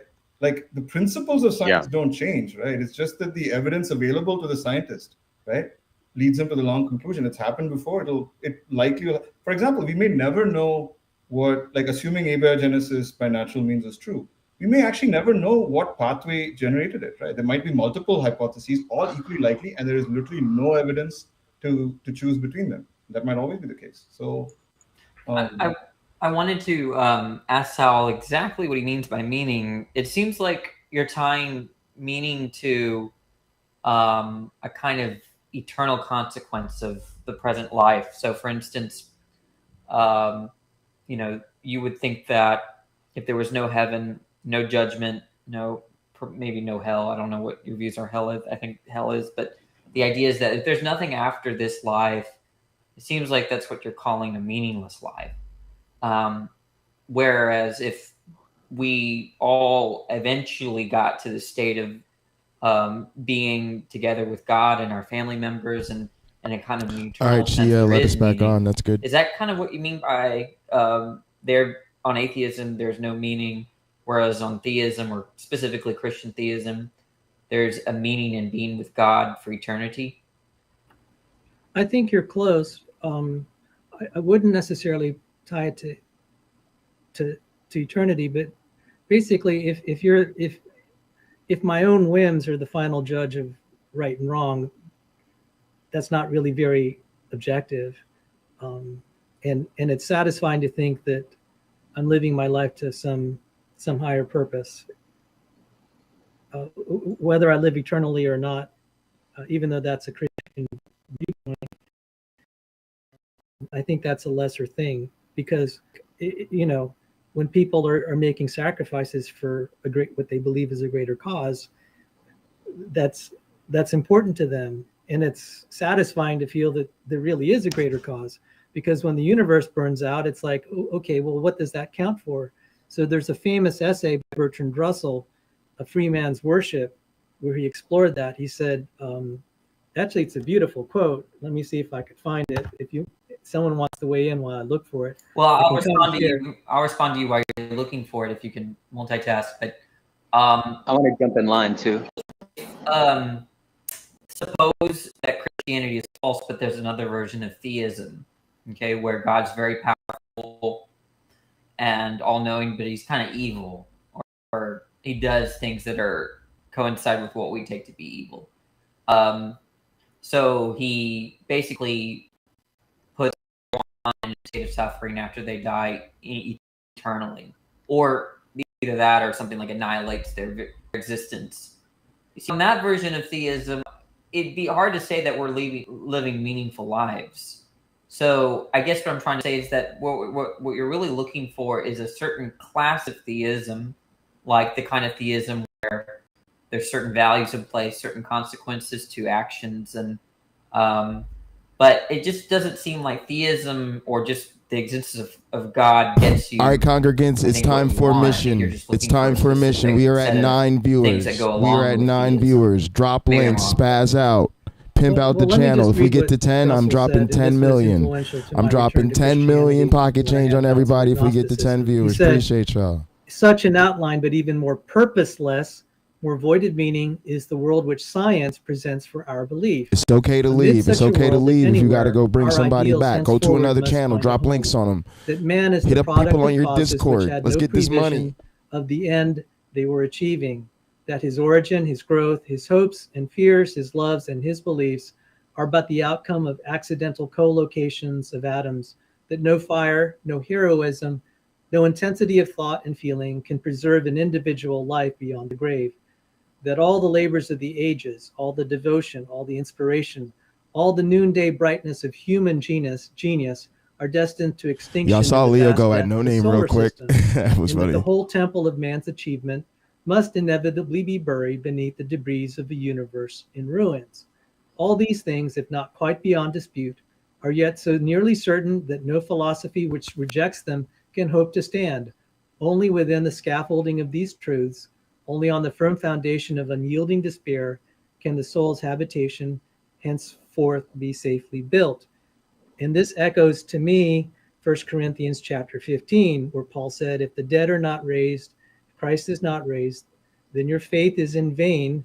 Let us eat and drink, for tomorrow we die.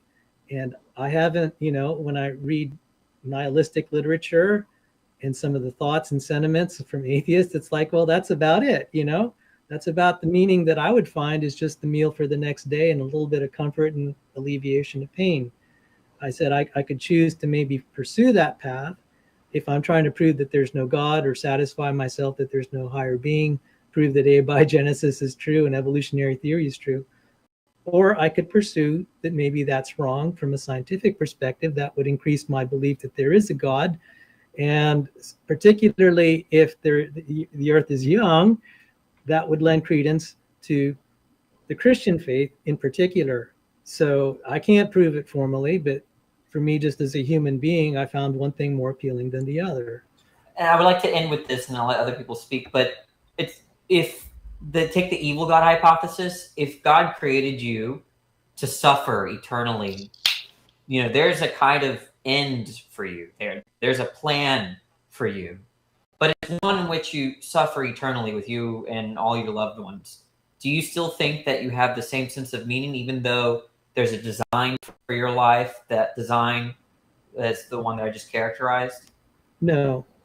Okay. So then it seems like how you're deriving meaning is very specifically a certain type of end result where you're not suffering and you're with your loved ones and stuff like that. In that case, if Christianity, let's just say that atheism doesn't provide that, although I think it's still possible to, I don't think you need God to have an afterlife.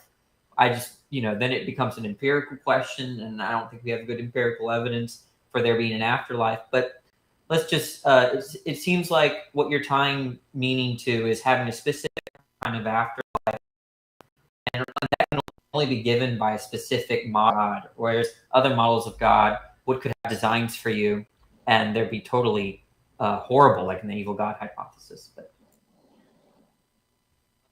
the only thing that I wanted to say was really two things. Firstly, I don't think that it's true that atheism seeks to prescribe some meaning or value to life.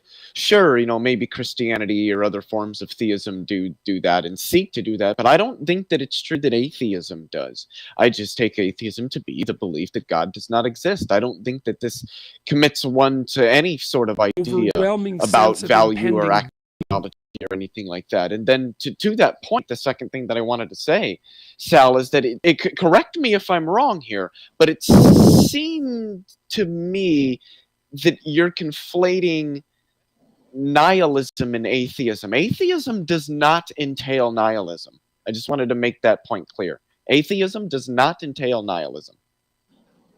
With that, like, I kind of wanted to argue in support of that point. So Sal, you started off and you were saying how you didn't want to necessarily tie it to eternity, but then later on in your argument, you talked about basically like the heat death of the universe, and you gave Russell's quote, which talked about our destiny toward extinction, and talked with Dan about an afterlife. And so it seemed like there was a necessary place for eternity in your setup there, but I don't actually think that really answers the question. Like, if we wake up today and we think that we're going to die someday in the future, and we wake up and we say, what are we doing this for? But let's suppose, that, some angel comes down and reveals to us that we're going to be living forever, and we wake up the following morning. Does all of a sudden the question of what are we doing this for disappear? I don't think so. I think that question still remains, irrespective of whether or not life is of finite duration or infinite. The question of meaning still presses itself regardless. And with the Russell quote, there was this debate between Jordan Peterson and William Lane Craig, and I often disagree with Jordan Peterson, but Craig gave, that typical argument about how everything's just destined for destruction. And Peterson responded and he said, that's really just an excuse not to act in the here and now. And what he was getting into with that is that it's not actually guaranteed that we're all destined for extinction. If you just give up right now, a million pocket change on everybody because YouTube an inevitable conclusion, then you're going to make it a self-fulfilling prophecy. We are about invading streams and ditching streams as living organisms, and so can our progeny.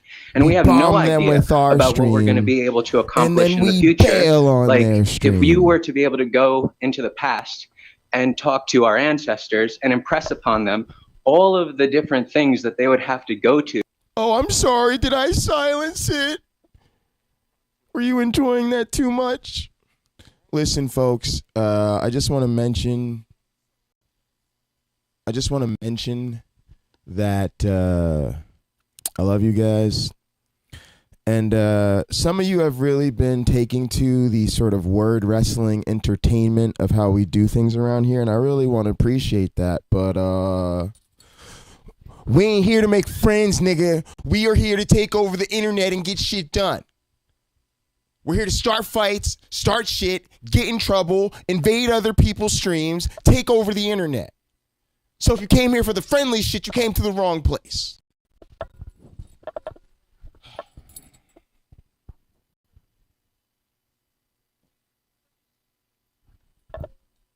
And in terms of being able to sustain our lives in the future, I think that it's basically just pressing upon us all of the hardships that we'll have to go to and hoping that we're going to collapse under that pressure. But I don't think that we should.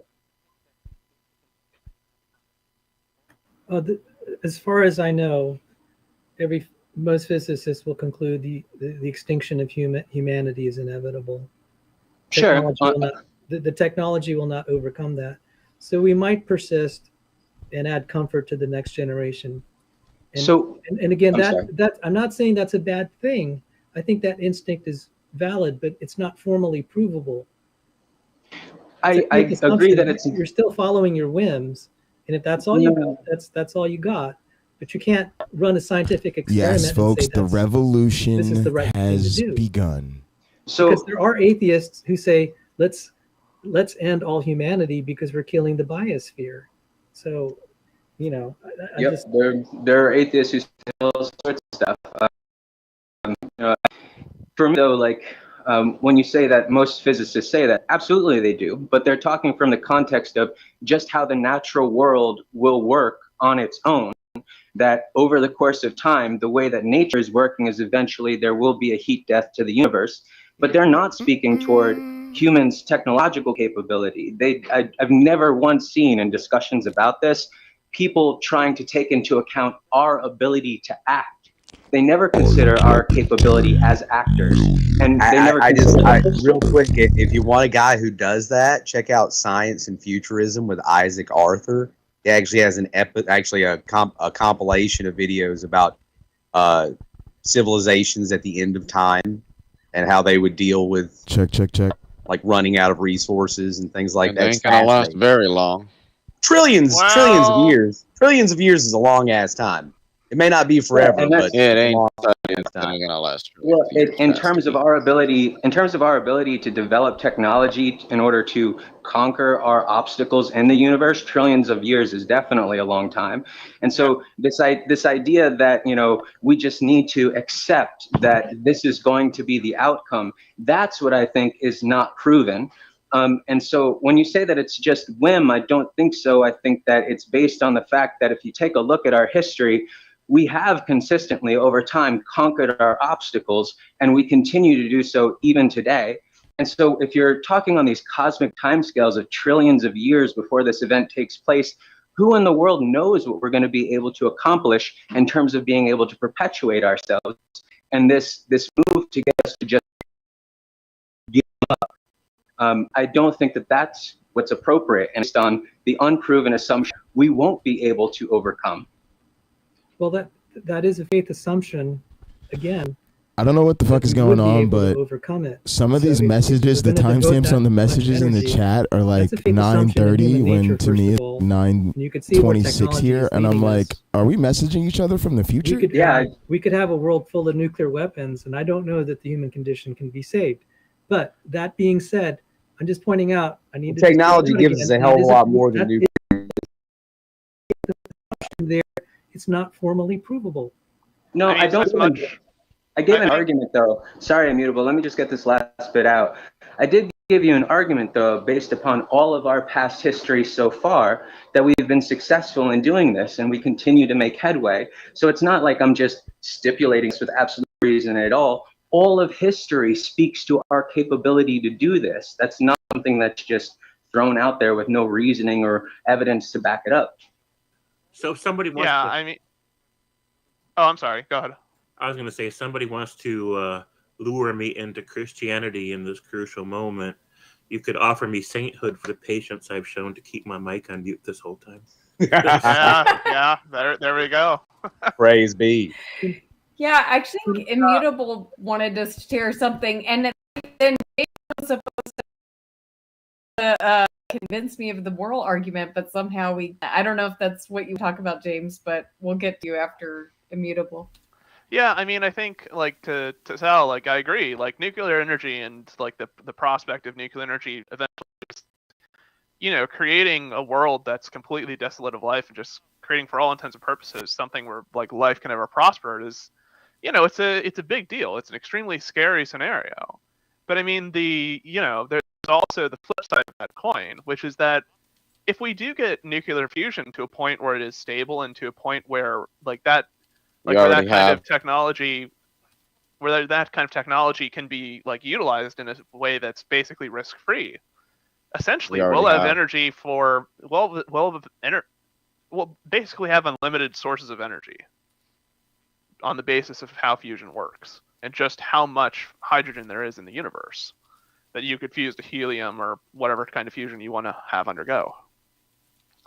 So, I mean, I think it's important, like, that we recognize the risk, but I think the story of humanity is that of triumph, right? Of overcoming these odds and kind of pushing nature to its limits and our ability to apply it. Yeah, but it's very easy I think this is way too, like, we should be able to argue this, argue the point of meaning irrespective of whether, like, we would be able to overcome whatever the heat of the universe or not, right? Yeah, head over to obviously the existence of God. Head over to Bread of Life's chat and look at the comment I just left. It's easier to find meaning, but it is what it is. You can't reverse the causal chain and say, oh, just because of that, like, there must exist a God, right? Like, that would be an error. Strike and strike and I strike think, and I mean, within the finite lifespan Until that we have victory. Look at the step to victory that we just did right now.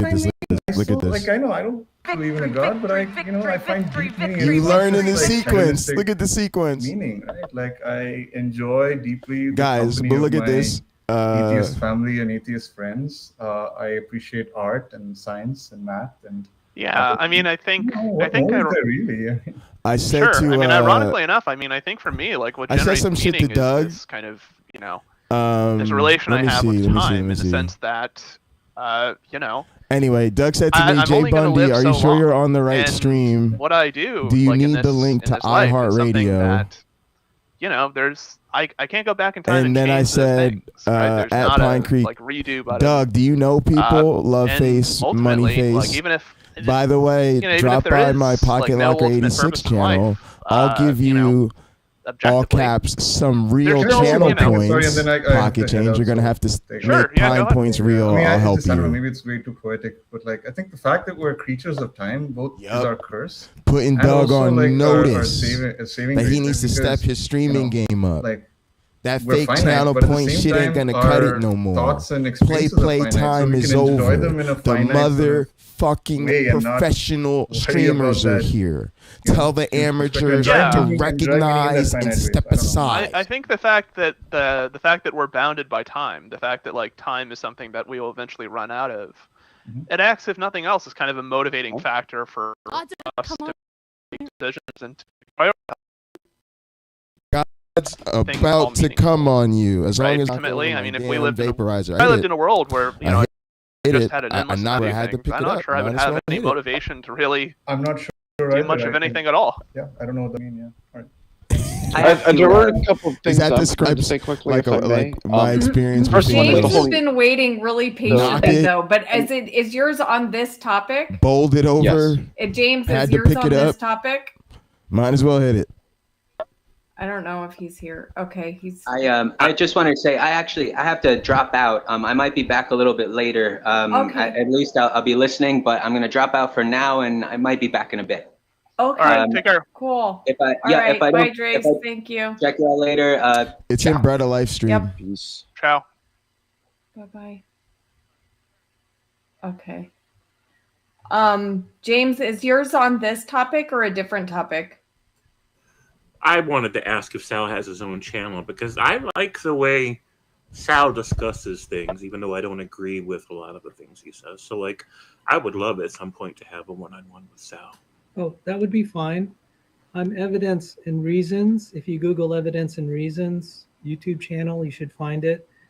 We have a lot of nerd torture sessions, and there's a few shows with Rebecca. If you'd like to have a one-on-one with me, we can schedule that. I'm busy right now because I may be moving to a new laboratory to work. It's not certain, but I would be very delighted, and thank you for your interest. Sal, can you drop us a link in the private chat? Because I'd like to contact you too, if you don't mind. That's very kind of you. I'll put it in there. I'll put it in there. Thank you. And thanks, Rebecca. I wanted to say, with regard to Dessel Drace's point, I worked for a former atheist who became a Christian.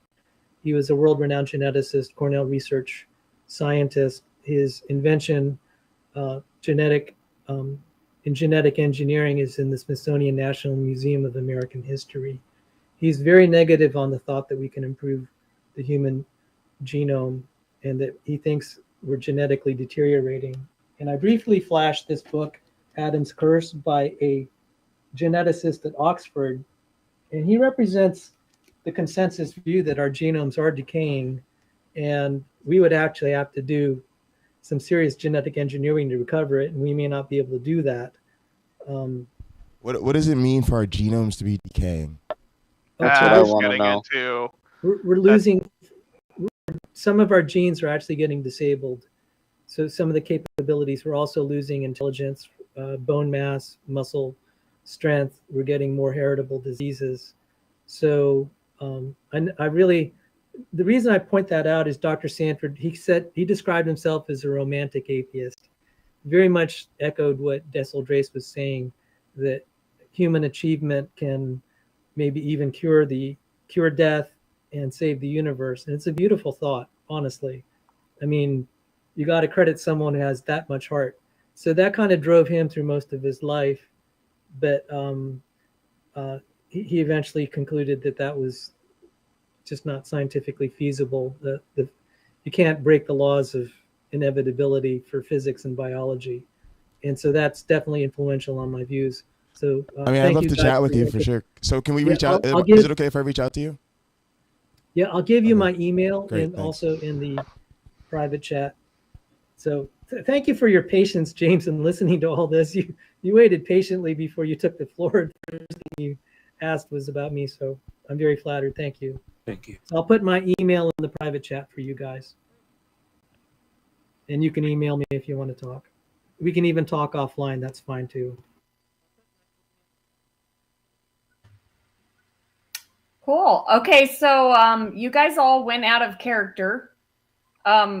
Are we done trying to convince me? You have not convinced me. I'm still atheist Rebecca right now. So Yeah, I think we've all been pwned by Rebecca. So I guess let's. Oh, come on now. Did anybody Jay, talk to you about Jay. that person? Go ahead, Deacon No Name. I think Rebecca may be shooting for your title belt. Maybe. Oh, she said she's gonna come on a hot program with my one black friend, and if she's still willing to talk to me after that, I'd love to have her on my channel. Yeah, definitely. Yeah. Yes. Well, actually, and we can come on your channel, and you can try to make me a young Earth creationist, or vice versa. Maybe we'll roll reverse, and you can try to sell me evolution, and I'll try to convince you the Earth is actually 3,000 years old because you've been interpreting the scriptures wrong. I'll top you both and prove to you that the universe was formed yesterday. I'll top all of you. Well, I'll top all of you and prove that I just created the universe when I farted 13 seconds ago. Listen, as long as you understand that Myron flied for our sins, and we all know this because we know his direct descendant Doug, then we're good. We're good. There we go. Also, and we have the scriptures. Also, Myron was black. Leo, did you have some? You wanted to share a couple of points, I think. Yeah, no, I forgot them. I'm sorry. Okay. So what's next on the chopping block? Well, did you guys have any other arguments, or you're done? Arguments for what? To convince me to Convince be you of what? a theist. Well, why would I want to convince you to be a theist? Okay, so you're done. Okay. Rebecca, I think, and I'm just saying this, I think that you have probably some naturalistic presuppositions, okay? And well, everyone does. And if you do, that's okay. But if you were to set those aside, maybe temporarily, right? I think the fact that my spirit meter 420 detected the presence of the Holy Spirit, something that if I were to say get published, I'd send it to you and I'd ask you to give it a fair reading. Sure. Okay. Yeah, give it a fair reading. I've heard it all before. SJ, I have to think about times. I'm like, but let's be in touch by email. I was on, but I have to look at the calendar and stuff. By the way, I want SJ that I absolutely love to debate her on the topic of miracles if she's down. And here comes the man who loves to not sell merchandise. Do it on. The laziest merchandise salesman in the world. But yes, I would love to be on SJ's channel. Hi, Jamie. Hey, hi, Doug. Can you put me next to Doug so it looks like I'm slapping him with the tablet? What? Just kidding. Did you guys? What did you guys want to talk about? That a guy named Myron teach you about Jesus. flew unaided across the Grand Canyon. All right, for it. Wait a minute. The funny thing is, Doug has no idea. Pine Creek's not showing his image. He won't let me on his channel if I don't let's do broadcast my live image. Hang on. He should have to do the same here. There we go. Oh yeah, that's just the force. Yeah. My great grandfather would it could take fly for you to literally believe, unaided. He Rebecca? actually there's my great an grandfather act of God. here in Arizona. A napkin flaming in fire in front of my face. The Grand Canyon here in Arizona, and he started flying. My wet handkerchief setting on fire. Excellent. We're done. Oh, I was muted. We just got to do that muted. now. We got to pray to God that He does that for you. I'll grab the Vaseline. You grab a torch, and see how easy that is, Rebecca. We'll get you to be a theist in no time at all. You will switch from atheism to theism just by witnessing a water-soaked napkin be lit on fire. I think that's great. But didn't Dark Matter 2525 show that they were really using like gasoline or something? When Elijah did it, I mean, he called down heaven. Maybe. I mean, that'd be quite the interesting case if they did that. I believe that was the punch. Sorry. But the point is that, you know, if you're not trying to trick yourself, then you're not going to use gasoline, right? Indeed. So I think this is Rebecca and I are on the same page, and that's all anybody needs to see. Yeah, all I wanted to say was that miracles are nomologically impossible. Anyway, I'm the one. Leo.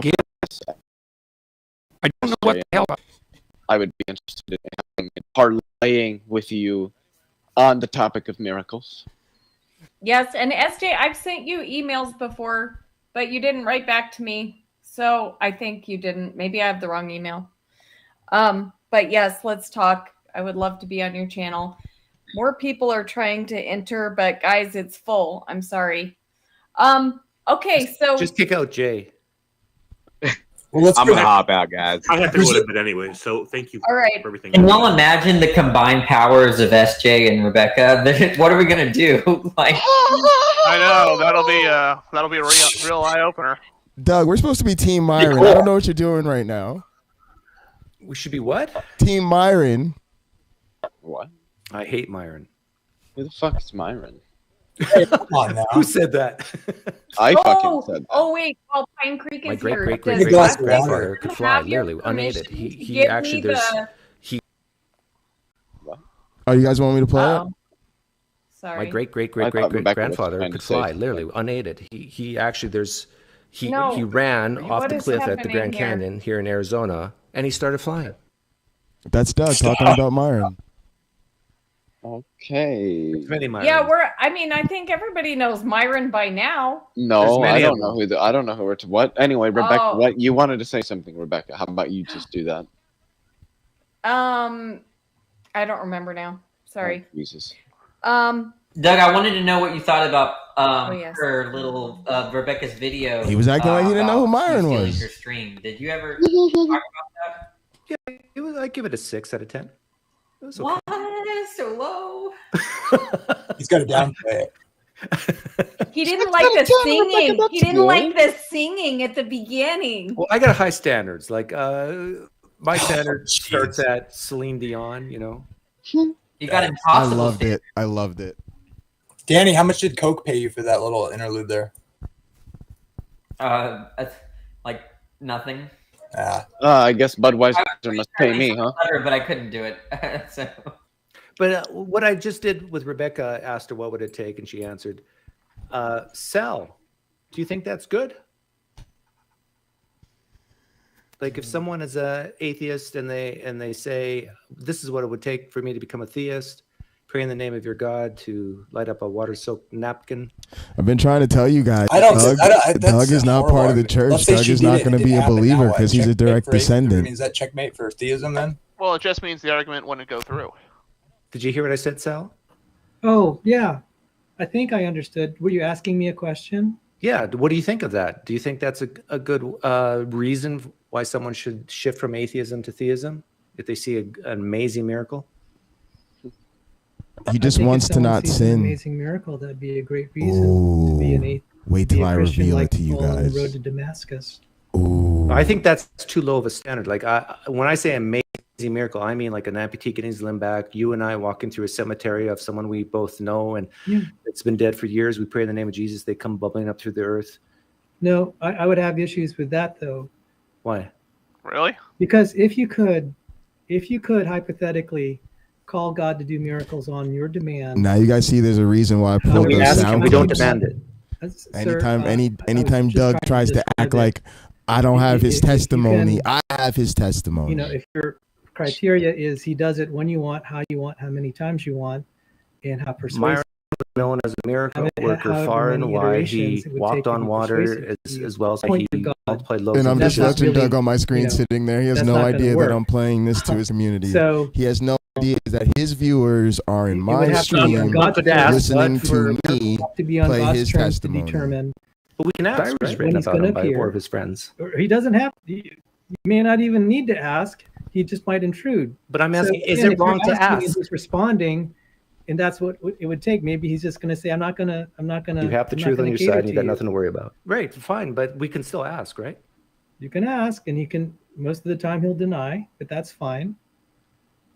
I just think it was the Anunnaki. So that raises the question. Why Yeah, it's not y'all. If I hidden, was and hosting I've this, given well, some obviously you talks guys on know my if I was channel hosting it, why. it'd be a gazillion Because times I more think he wants to entertaining and better. humiliate certain people who Obviously, think they know better than him, and obviously. it'd be an interesting outcome. Would there be We'll find musical out how this turns interludes? out. Obviously. Do you think God is morally Would there perfect? be intermission breaks where I play super funny clips? Obviously. Yeah.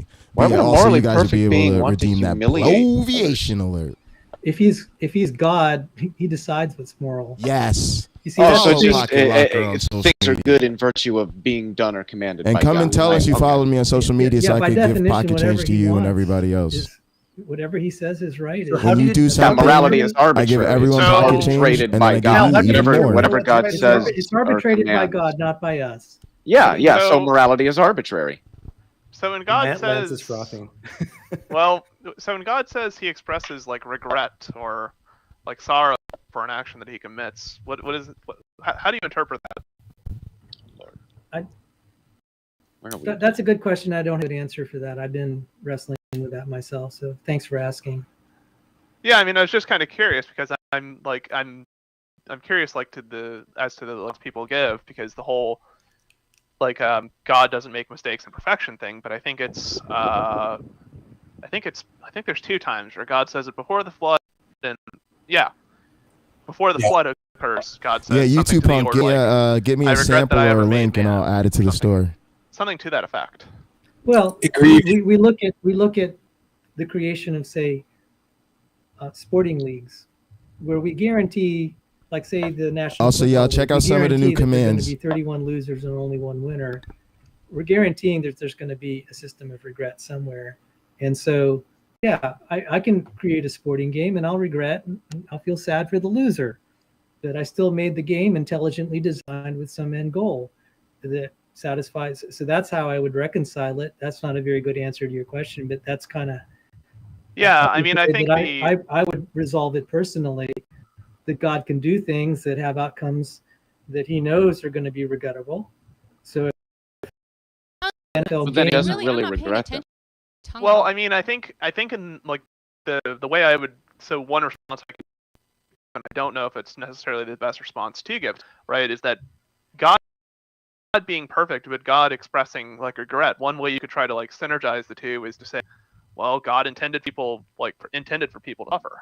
Well, that's just to say God intended for himself to regret, which doesn't make sense. If God intended for it to happen, then in what sense could it be a regret? Well, just like the sporting, that's the closest thing I can give for that. We will intentionally design a game where there are winners and losers, and we will regret for the loser in the outcome of the game. You know, when I watched, there was a game between the Nationals and Orioles because of the we're local not team, perfect beings. and I was like, I wanted to watch the game, but I was going to feel sorry for the guy that lost. But I still wanted to see the game, and we're not to judge what's beings. perfect. But I'm just saying, if we're going to relate it to our own intuitions and how we feel about things, that's the closest thing I can come up with. Well, here's another thing to consider, right? Like, I'm assuming, for instance, like that Sally would ascertain something to the effect of like God can do basically anything God wants to, as long as it doesn't entail some kind of logical contradiction. Is that accurate? God can actualize So any I can think that I can. Yes. So again, going Okay. back to the game analogy, I think that someone could intend for a higher purpose to suffer grief and regret. Right, but in the case where you're a being where you can actualize whatever scenario you want to, right? You could just as easily actualize a scenario in which you suffer no grief at all, right? In which everything that you experience is maximally great, right? So in the case, why? I actually don't know that. I mean, that's an assumption, isn't it? Well, I mean, you can do anything as long as it's not logically. You can do anything as long as it's not logically impossible. And if there's a reason why God can't do that, it means that must be able, like that God must have to suffer from. You seem implying like that God must have to suffer for some reason, and that a universe where God doesn't experience like suffering is somehow I don't know, less logically consistent, or I don't know. It just seems. Well, all I could say is, again, I gave you the game analogy. I could give you the story of Snow White, where it's a beauty. I one time said, okay, can you give a fairy tale where you don't have someone like the evil queen? And I read that to someone, and she said, and I said, okay, let's remove the evil queen from the story. What happens to the story? She said, it's sterile. It kind of lost its beauty. And I said, I can't quite explain that, but it just seems to be a property of the way things are. And all I could say is, you know, I'm not going to. Oh my God! I think that's such an open question that it's not going to negate my faith one way or the other. No, it's not to. The purpose of it isn't to try to. The purpose of the argument isn't really to negate your faith in any way.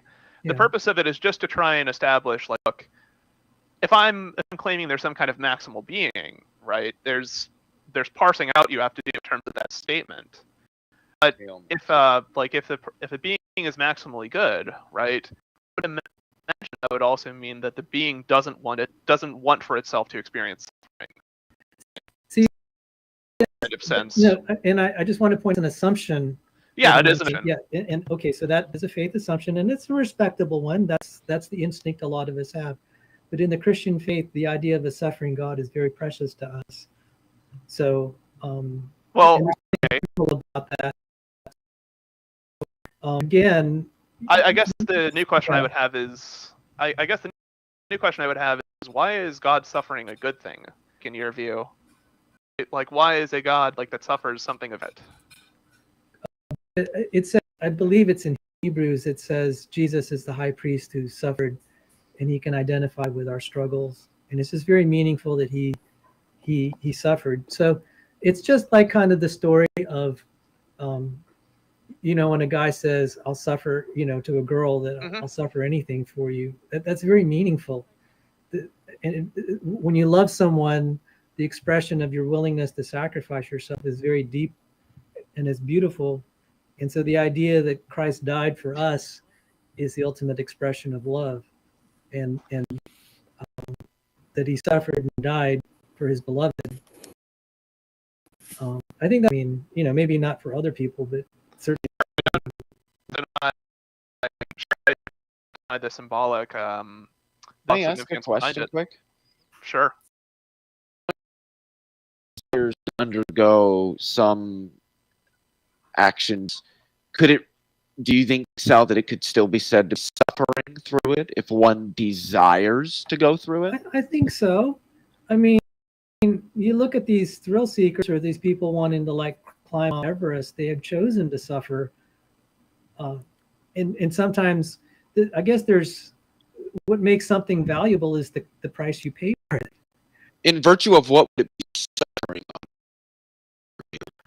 I think what Leo's, correct me if you're taking, I think what me and Leo are kind of driving, when it says, like, if I say I desire something, right, I think it's that it's saying that that type of thing ought to occur, right? I'm just trying to pin down what Sal means by suffering.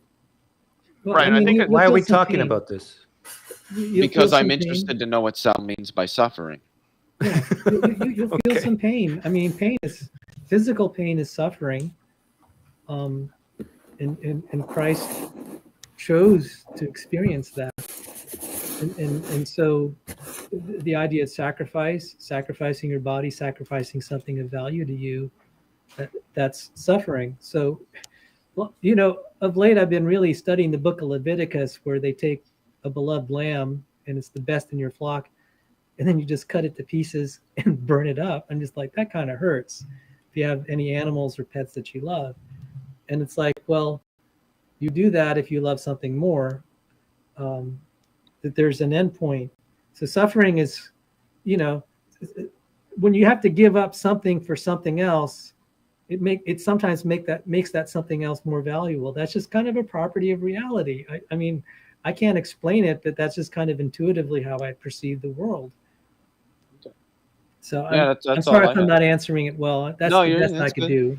Yeah, hey, let's hear from some people who haven't had a chance really to talk yet. And welcome, Lance. Welcome, Sai.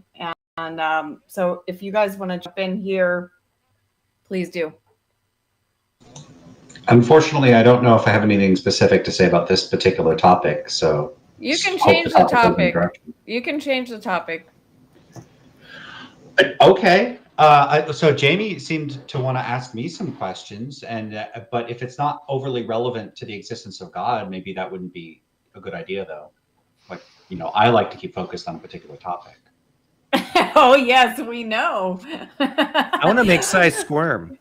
It seems to me God would have to be the source of moral objectivity. Yeah, so that's something I don't quite understand what it would mean to say that God is the source of moral objectivity. What does that mean? So I'm not very learned in this Y'all area, said so dim the keep lights. that in mind, obviously, but it'll become obvious very quickly. But it seems like next time somebody does I guess that's in what some I'm sense gonna do. I I'm agree gonna with get under the some of the blanket and things I'm I've gonna heard dim you the say that lights. if regarding the issue of there being an objective morality, the only way I can see it being possible is that it comes from who God is, basically, and that he created humans to reflect that or something like that, maybe. And so it's like it's in the design, in other words, that as image bearers or reflectors of God's. Thanks for letting me know about the In some sense, sound. I want to Name. say it's like created purpose or something. I don't know, but it's objective. Who God is a person, or his nature. So- You can say nature, but So, like, there are these objective moral facts. They come from God's nature. or I don't like to use that term because I think it's too slippery. But just who God is, I would say. But maybe that's just synonymous. I don't know. Do you agree with what's said? About morality. actually Morality missed is the morality arbitrated by God. I heard the part where he was talking about the quote from the I heard the quote he was reading, but I missed the morality. I meant if you, he said that morality is arbitrated by God. I didn't know if you. Oh, agree with I that. don't take a divine command theory. I think there's too many issues with it. Although I would say, in a sense, if you trust God, you would take his commands, even if you didn't understand them, to be, in faith. You would take that. But I would want to say they always end up having they're purposed, whether it be or not. In other words. Okay, yeah, that's all I needed. Sorry for interrupting. Yeah, that's a point just about that. There's nothing.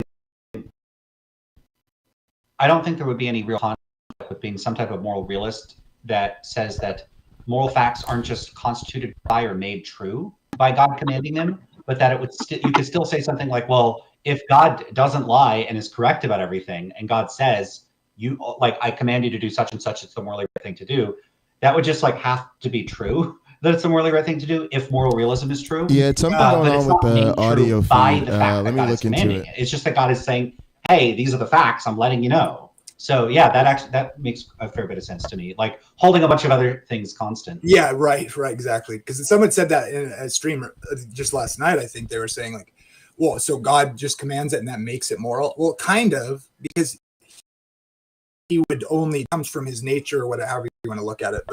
But yeah, they almost overlap. Yeah, most of them are kind of boring. I don't think I'm going to stay on this or you want a super line of long. questioning? Sure, I don't want to go- interrupt. go- Ask whatever you want. I'm not. So, Jamie, what exactly are you saying? Because it seems that you want to say that morality is ultimately arbitrated by God, that it isn't arbitrated by God. Like I'm not. Right. I'm just Right. a little. Right, exactly. That's what I'm kind of trying to get to it in a sense. I just want to say I want to negate the idea that he could just say whatever and that would get moral. But I also want to affirm that because of who he is, he's only going to command that are moral based on, I don't know, I'm still working on how to work all that out in the sense that by arbitrary, I intend.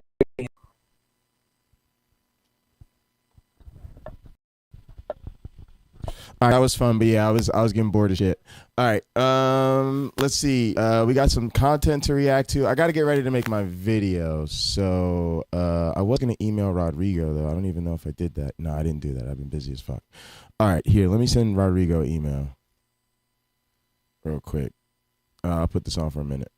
So, why believe that there's a God? St. Paul famously claimed that pagans who did not worship God were, quote, without excuse because, quote, ever since the creation of the world, God's eternal power and divine nature, invisible though they are, have been understood and seen through the things which he has made. Inspired by this text, many Christian thinkers Blanket kind of company. I ain't gonna front with y'all. put forward arguments from premises evident to the senses. But yeah, that was fun. That was fun. That was fun. That was fun. That was a good time. I had some moments. And look, I'm gonna keep it 100 with y'all. Like, you know, like I said, like a lot of time we just trying to entertain. Obviously, if I go to something like a hot program or whatever, I think that's where people will really tune in and get to see me have a really good conversation with Rebecca and my one black friend. That's really where I try to do a lot of the more serious counter apologetics. Something like this, to me, you don't really have a lot of time to sit there and talk. Matter of fact, people who try to go that way with it, I think, do the wrong thing. Because like you can see with the interaction what I had with a guy, like what I'm supposed to do and just sit here and let you spend 10 minutes saying a whole bunch of shit I don't believe so you could build up a whole house of cards for yourself and then ask me to, like, I'm just trying, but you got to remember we're dealing with like not real shit. Overwhelming sense of impending doom. An overwhelming sense of impending doom. Yeah, look, y'all, I got to do some work tonight, but look, here's what we're going to do. Here's what we're going to do. I'm going to call an audible. For like the next hour, I'm going to put on a little content. I'm going to put on WWE. I'm going to do a couple of matches just to have some fun, just to mess around. I'll probably jump into my story. And then I'll switch back over and get back to working because I got to work on that presentation because it's due tomorrow. All right. Great. But yeah, let's not listen to Swinburne right now. Let's go with something. Ooh, Prankster you. Aaron Brown did Prankster you. This is what you need. I got that hookup. I got that dope, that good shit for you. Direct this hedonism straight into your veins. Your veins. Hi, guys. Welcome back to Fresh Air on NPR. I'm your host, Terry Disgusting. Terry Disgusting. We need this. I need this inspiration. I'm about to make a video. I gotta watch some Aaron Brown. This is my spirit animal in the atheist community.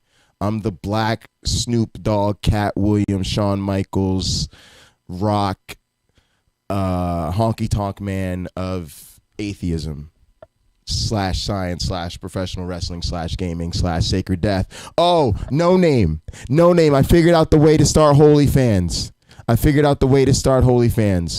We are going to start an OnlyFans page called Holy Fans that is ultimately for tricking out theist women. But what are we going to do in the meantime on there, y'all? What are we going to do in the meantime on our Holy Fans OnlyFans page? What are we going to do in the meantime? Meanwhile, what are we going to do? Adult video games. Gamer porn. Woo!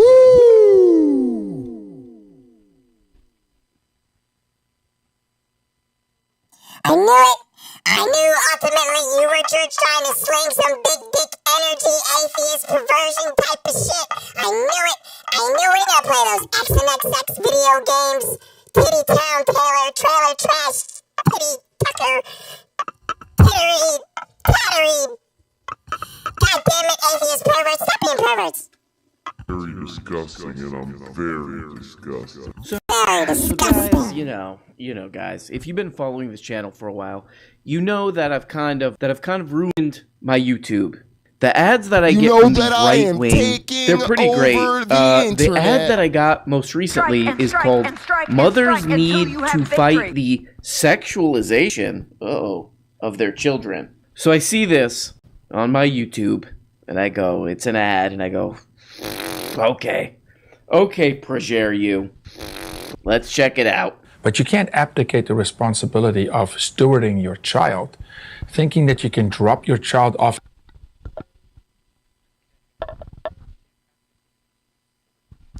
Now, guys, we're going to talk a little something about what happened today on Bread of Life's channel. I want you to notice that I was the only evolutionary biologist on the panel, the only black man, the only bipolar person, and I was the only person put in jail. And I was left in jail for a really long time. And I think she profiled me because I have 2 PhDs in science. There's some sort of heathen threshold that she has in her mind, and I felt discriminated against, but I don't know why. See, it's so easy to discriminate against somebody like me because I don't know why people hate me. They hate the fact that I'm an evolutionary biologist. They hate the fact that I'm bipolar. They hate the fact that I'm black. They hate the fact that I date white girls. They hate the fact that I'm taking over the internet. They're jealous of the stacks and stacks and stacks and the dozens and dozens of fans that I have. Haters. Y'all saw the hatred. There's video. Roll back the footage. Send it to a sociologist. Figure out why I am being discriminated against. At some indoctrination camp, and surely they will do the right thing. I'm sure they won't tell Johnny he's not Johnny. He's really, or just ask a question. Are you sure? That's all you need to do with the child. So these books, the material you have, pervert. I want to show you something. This is from a school in Los Angeles, but I know it's been in many schools in Austin as well. Yes, in fact, this is part of English literature. Really, but it's still depicting. It's still depicting gay sex right here. How is this not considered porn? It is porn. So why isn't a teacher who is teaching like this essentially, liable? Liable? Exactly. Should be liable. Prison. Right. Should be liable down. Throw their ass in prison. In prison. Pablo. You can't erase it from the child's brain. What a pervert. When the child sees this, he sees every boy in this position. He's fantasizing about this. They know what they're doing. Jeez. It's farming. 10 They're planting a million seed. pocket change on everyone to celebrate my friend Otangelo being here. My friend Otangelo is here, and I am very happy about that. And I gotta wait. I gotta see Otangelo popping up on my board here. Why isn't Otangelo on my board? Let me search for the user. Otangelo. Ota. Yeah, Otangelo. We gotta get points. We gotta get some more points to Otangelo.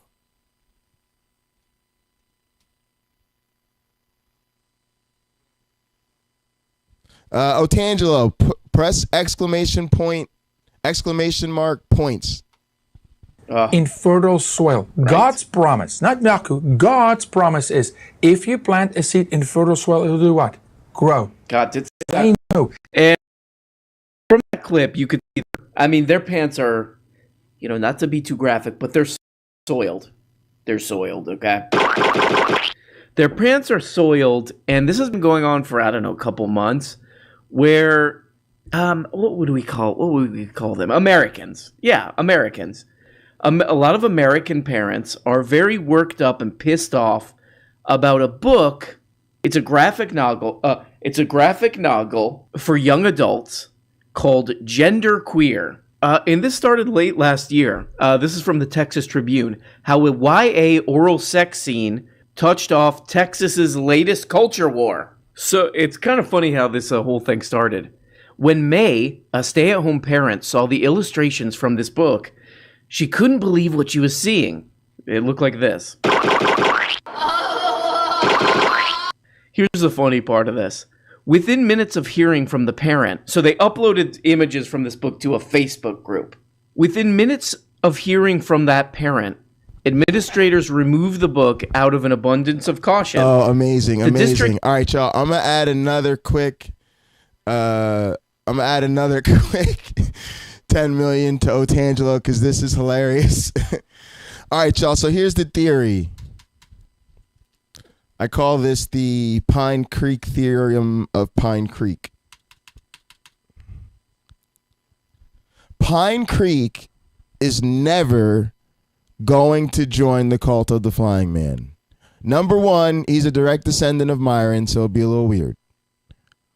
But more importantly, he just wants to not sin. Now, I know you think that that doesn't make a lot of sense, but trust me, Doug just wants to not sin. Think about the things he says politically, right? Right? Little right-leaning. He likes the hard work and the Mennonite values. So he wants to be an atheist, but he still wants to not sin. Flew unaided across the Grand Canyon. He still wants to not sin. And he wants the coitus.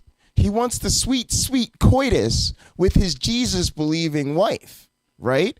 And so based on the Pine Creek Theorem, he's trying to be saved by proxy.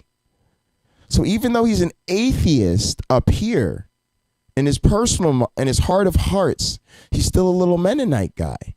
And he wants to stay with his sweet Nubian queen for the coitus, and then he wants to get in heaven by proxy. Yeah. So that's the truth. He just wants to not sin because of coitus with the black lady. It's really not that complicated.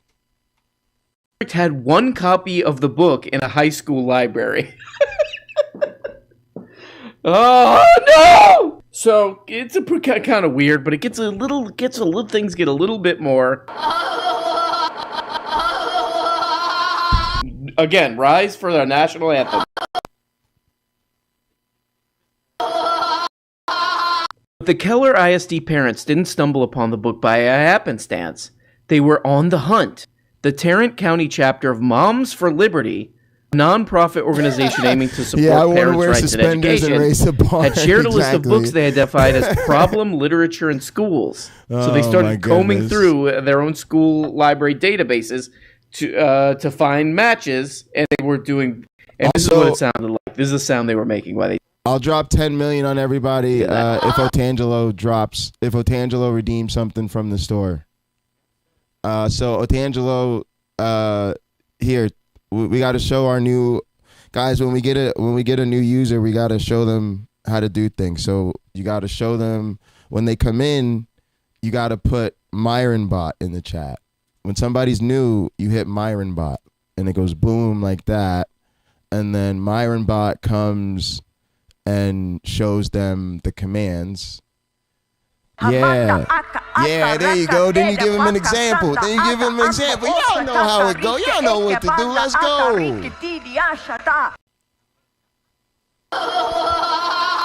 This is like a cartoonish stereotype of a demented if Otangelo redeems something, I'm dropping 10 million on everybody. Every book that my kid will never read at the library. The high school library. I mean, I remember my high school library. All of those books could have been the kind of book that, like, the middle is cut out and you put a flask in there. They could have all been that, because kids don't go check out books in the high school library.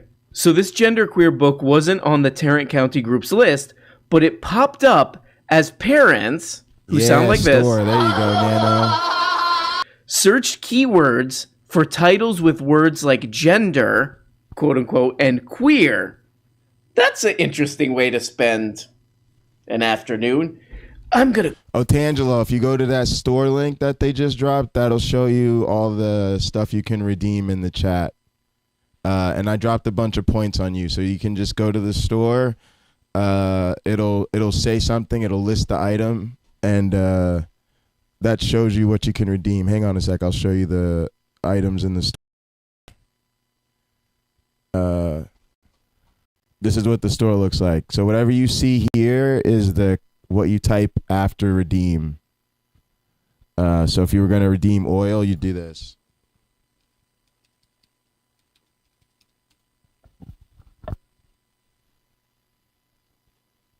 I'd go from Holy Spirit-filled church to Holy Spirit-filled church and get slathered with oil.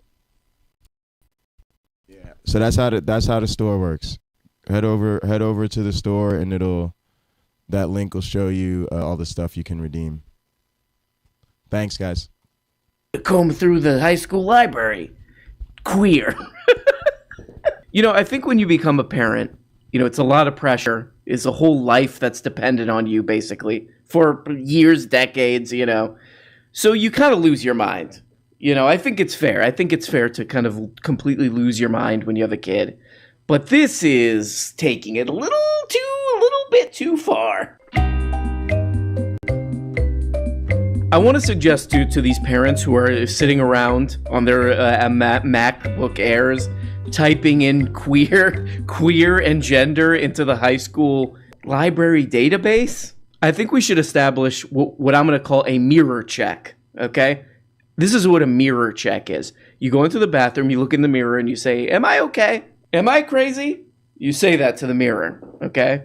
Oh, you know what? This is an interesting group of parents. They're sort of like the Babysitters Club. They get together and they solve mysteries. It seems pretty innocent, you know? The group of North Texas parents first started their efforts in September to expunge what they've deemed pornographic material in Keller ISD after they found out the district had copies of Out of Darkness, an interracial love story. An interracial love story. Yeah-oh. They wanted to ban what? Yeah-oh. Again, guys, mirror check, okay? Ruh-roh. Am I? Uh-oh. Am I okay? You look in. Am I okay? And then the mirror will you'll get into a flow. No, I don't think so. You know what I mean? You'll figure it out with the mirror check. They know. They're planting seeds. Yes, but our account. We have a 10-year-old boy right now. He's addicted to porn. He watches 2.5 hours of porn a week. What a pervert. 10 years old. Oh, Do you know what his introduction was to porn in Austin, Texas? A question in the classroom about sexuality. He went home. He'd never heard of it. He Googled it. Never heard of it. He went into YouTube and typed in anal sex, which this book talks about, right? So I have a pretty strong feeling that these two have not been doing their daily mirror checks, but that's okay. That's okay. The mirror every day was saying, oh no. But he's making a pretty solid point here, which is that, you know, books like this young adult graphic novel that this person created, which it's an autobiographical thing. It's an autobiographical thing of this person's experiences. Things like that are a slippery slope to being addicted to porn. Also, I do think sex ed is a slippery slope to porn addiction as well. You know, you're in that class with some teacher who is just waiting to get out of there and stop dealing with your, you know, these kids, we're talking borderline wild animals, just waiting to get out of there. But they're like, okay, this is a vagina or whatever, you know. And from that, you're just like, ooh, this is tantalizing. So you rush home and you're like, what? I gotta get into more of this. I gotta get into more of this kind of material. And then, boom. And I looked this up. A person nowadays first sees pornos, we'll call it. What a pervert. At the age of 11. That's the average age that someone first sees it in intranet porno. What a pervert. What a pervert. They see this. Yuck. And the author of that book says, this is for high school students. This autobiographical book about sexual experience, and it has a few explicit cartoon images. These very tame autobiographical drawings in this graphic novel that's dealing with giving the whole backstory to this person's life and all this. I would say if kids at 11 are looking at internet porn, it might be nice to have a sort of counterbalance to that of something that's more thought out. It deals with those things from a relationship point of view in a healthy way, in a thoughtful autobiographical, or we could go mirror checkless, just completely checkless. You know, many of these parents, we're talking days without a mirror check, typing in queer. Oh, we got it. You know, this kind of video does seem, it just seems so wrong. Like, it seems so like borderline abusive to a parent who's already kind of on the edge of losing their mind about this stuff, who's searching the library at the high school. But I mean, they might as well just come out in these videos and say, hey, you're not freaking out enough. You should be upset. About what? Who cares? Who cares? Deaf, dumb, and mute about this. Then all of a sudden their child comes home completely dysfunctional, and you can't just flip a switch. Once the child is exploited that way, there's major damage. Right. That is pornography. Yeah. It's porn. Is the reason we can't actually sue the school, is the reason because this is an illustration and not an actual picture? Because Hell yeah. I think these memas and people should sue the school. Definitely. So Okay, so it says here you're suing the school because in the entire district there was one of a book that you don't like. Okay? Yeah. You win. I think, you know, you'd probably also have to like basically like no library can have books with explicit material, right? I mean, come on, guys. I mean, what if I take my little rat of a kid, you know, to the library? I don't think they've made that clear, how to pronounce library. They built this giant, beautiful library where I live and just packed with kids all the time. They're like, ah! You know, I brought my little puke of a kid to the library the other day, and he came up with a book. He was like, you know, he came up with a book, and he was like, I gotta have this. This book was in the library, so I gotta get it, man. He called me man, and I looked at the book. Guess what it was? That's right, Marquis de Sade. Marquis de Sade, bro.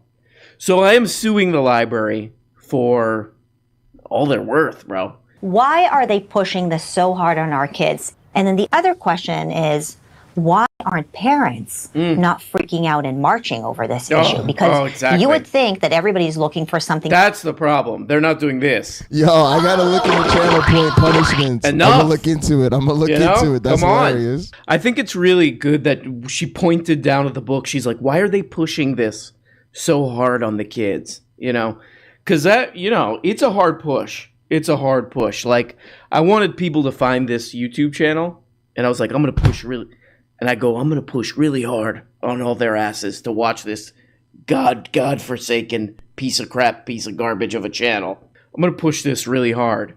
So the first thing I did was to put this channel in one high school library in a small town in Texas. Now I just wait for the views to come in. You know, I do feel a little bit sorry for these parents who this resonates with, who they're clearly kind of like taking advantage of, you know, because these parents are losing their minds. They're losing it. They're losing it. And, you know, they're kind of right to be losing it because, you know, America and the world nowadays can be a very scary place, you know, especially America, where it's just like, yeah. Go you, bro. You know, there's a lot of this going on.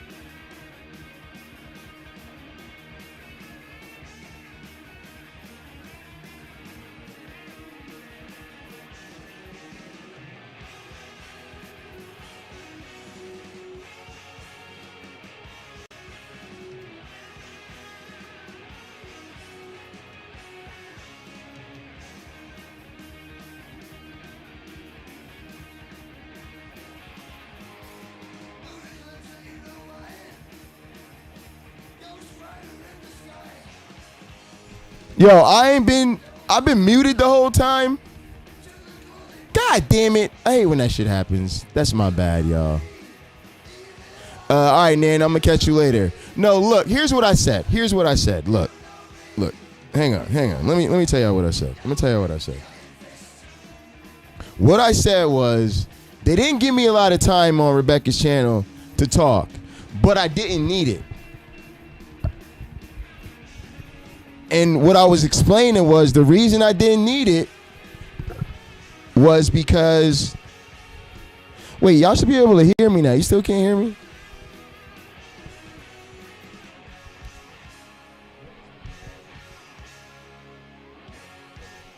Yeah, I can hear me now. All right, cool. So look, they ain't give me a lot of time, but look, I didn't need it. All I needed was, what the fuck is 3x combo from Streamlabs? What? I don't even know what happened. But look, that's it. That's it right there. Now see, what I was trying to tell y'all is, this spirit meter that I got, right? It's a real spirit meter. Y'all can look it up online. It's a very commonly available instrument. You could buy one on Amazon. It's used for ghost hunting. It's an official thing to find spirits, okay? Now, when I turn it on, it goes beep, beep, beep, beep, beep. And the reason it goes beep, beep, beep, beep, beep is because it's detecting the spirit of doubt. So when I switched over and I was talking to Rebecca and I was supposed to be the apologist, I just pretended that it was picking up the Holy Spirit. Now fuck around and tell me that if you could really verifiably on a meter detect the presence of the Holy Spirit, back to talking about fucking philosophical arguments about how the universe is fine fucking tuned, or you would start talking about, well, what about the nature of contingency? What about the cosmological argument? Well, what's your basis for morality? What's the epistemology of morality? How do you even have a foundation grounded in fundamental basic truth? Nigga, y'all wouldn't say none of that. You'd be like, look. They did a paper. They found the Holy Spirit. Checkmate atheist. So they ain't had shit to say. When I brought that shit up, everybody just giggled a little and moved right the fuck on. They ain't had shit to say. Why they ain't had shit to say? Because they know there is no coming back from that.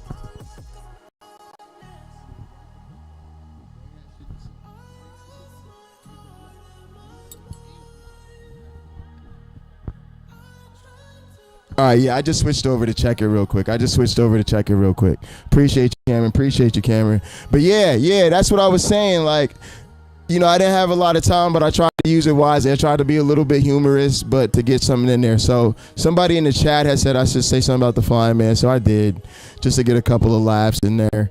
But yeah, I kind of got the spirit meter yesterday. It came in. I was showing it off on stream, so I was excited. But I thought, hey, what a good chance to show it off. Like I said, it obviously detects the spirit of doubt. It works really well. But I was just trying to make the point that if they really did have some evidence, because that's what she started talking about on the stream earlier. She was saying some crazy shit on stream today, y'all. She was talking about how, this is Rebecca, she was talking about how she doesn't have faith. She doesn't have faith in God. Like, basically, she was trying to describe it like she has some reasonable assurances based on the evidence. So, you know, she doesn't really call it or consider it faith. Now, I love Rebecca. She's sweet. But I'm thinking to myself, bitch, what the fuck is you talking about? Like, and this is what I want to ask the rest of them. Well, so what you think, the rest of us was faking it? So the rest of us that are former believers, we was walking in Jesus and we was doing this shit, and then we went looking for answers. We couldn't find some. We kept looking and looking and looking and looking and looking. We ain't find no goddamn satisfying evidence. Eventually, we left the whole ass faith altogether, right? And then we come back to these motherfuckers like, oh, what do you believe Why do you believe it? Why do you have faith? Oh, no, I don't have faith. Oh, no, I don't have faith. See, I know based on the evidence that my Jesus is real and that he loves me. Oh, really? Like, what evidence? Oh, well, blah, blah, blah, a whole bunch of shit that's been refuted a gazillion times. Nah. See, we looked into all of that shit and none of it held up. Oh, no. Like, come on, y'all fronting. Like, at that point, y'all just bullshitting. At that point, you're just bullshitting. Or either that, or you're like, if I really, so when I get a chance to have Rebecca on my program, the real evidence is gonna be like, yo, I appreciate you, YouTube punk. The real question is gonna be, what evidence did you find that the rest of us either fail to find or fail to comprehend? Because that's what I think they're really suggesting. They have all this evidence for Jesus, and somehow we just refuse to look at it, or we won't read it, or what the fuck they think. And if we do, I guess we just refuse to be convinced by the overwhelming evidence. I was like, really? Y'all gonna take it to you don't even have faith? It was wow. That's why you just gotta show up and try to have fun, because it's crazy talk anyway. They don't want to do nothing but sit around and bullshit about philosophy anyway. I'd like to officially welcome our Oh God, I pressed the wrong thing. WWE. I'm in trouble. I'm gonna just reset this app real quick. But yeah, that's kind of what I wanted to say. It was fun though. I'm really looking forward to having Rebecca on Hot Program. I'm gonna reach out to that other scientist that was on there. I kind of forgot his name already, but I did pull up his channel. And then I'm hoping she'll have me and my OneBlack Friend actually on the Bread of Life channel to talk with her over there. All right, y'all. What are we gonna do here? All right, we're just gonna start this up. I'm gonna make sure my music is ready. Gotta have my music ready.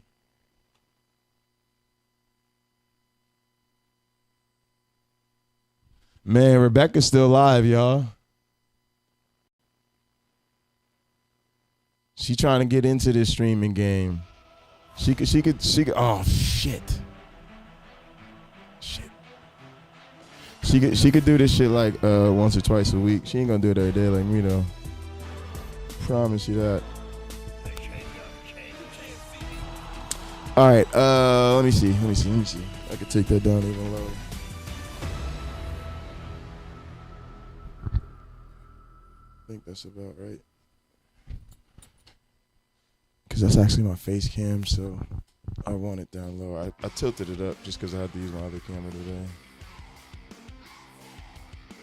And if we call in somewhere else, I'll keep that camera set up. Let's go. Actually, maybe I can switch to that camera. Let me see. I'm not using it right now. Let's see what options I have back here, y'all. Ooh, my baby's working. Hello, baby. How are you? Okay, that's probably because I was using the StreamYard. All right, let me go over here, though. Let's do that. And let's try our luck over here. Oh, that has to be the video. Okay, I got it.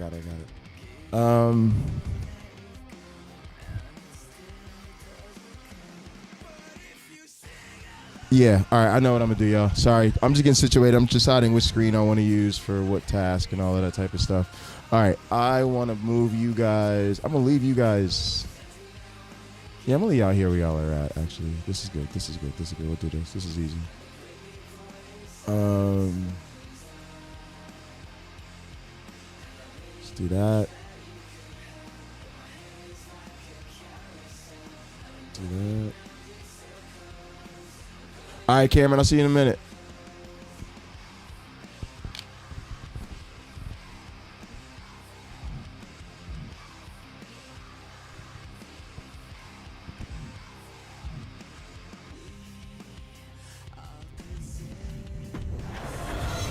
No name got me over here playing this game for nobody. All right, let me see where my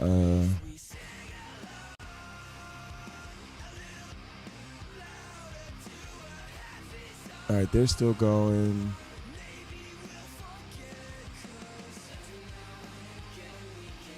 Sainter Studios did a stream earlier. That's probably pretty good. He went live for like an hour. Whew.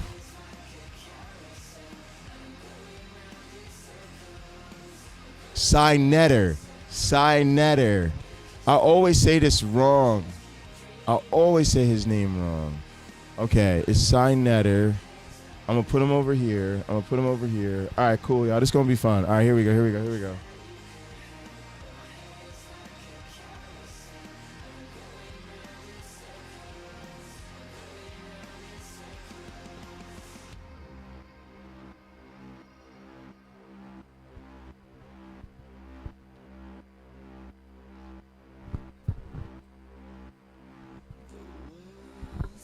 All right, now why is he not coming out?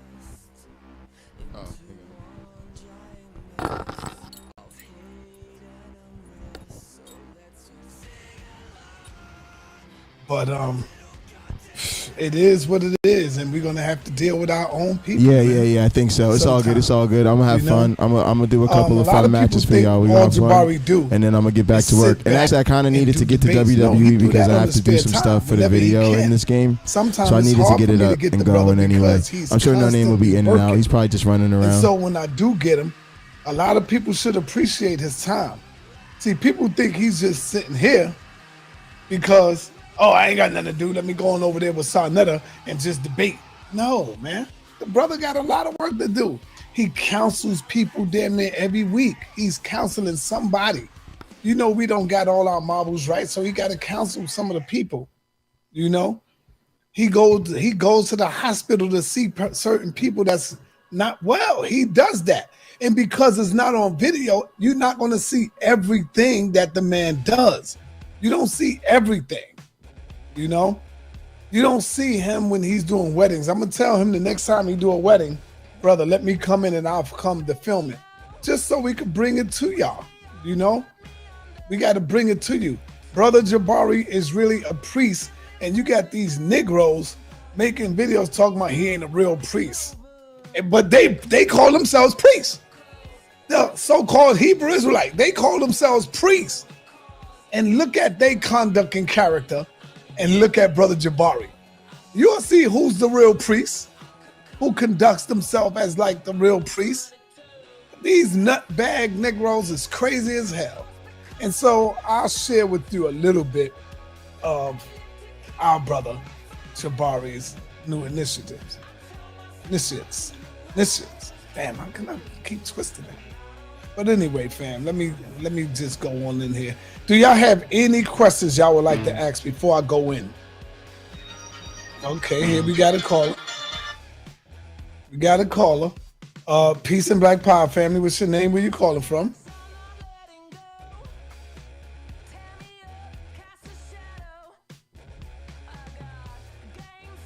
Yeah, I want to get set up like to have that so I can have a custom something like a custom ring or something play when somebody calls in. I would like it to be like a telephone ringing sound actually, because to keep it kind of like an old school vibe. All right. Have a good dinner. Let us know. When you come back, let us know how it was, what you had. Actually, I got to order some food at some point myself. Oh, wow. You live, man? I didn't know that. What's up, brother? What's up, man? What's happening? I had no idea. If you listen, you get Captain Zariaki in the background. Him and Captain Zariaki talking about how dumb Garfield is, who I call the copy and paste king. Because his whole book. It would have been good for me to call Sinetta. I was thinking about calling in there instead of Bread of Life, but our community over at Bread of Life is a little bit more familiar with me, and also I knew she was going to be taking calls and stuff right away. I don't know about him. He's cool though, and I was really happy he had us on. Oh shit, my thing is gone. You know as well as I know, Garfield is. Let's go.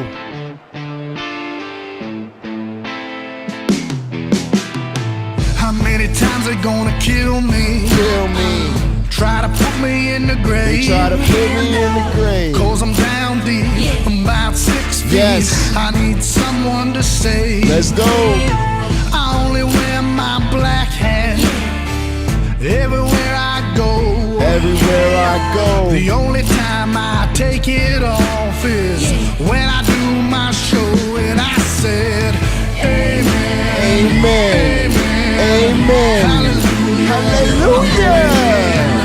Amen. Amen. Amen. Hallelujah. I'm going in. Yes.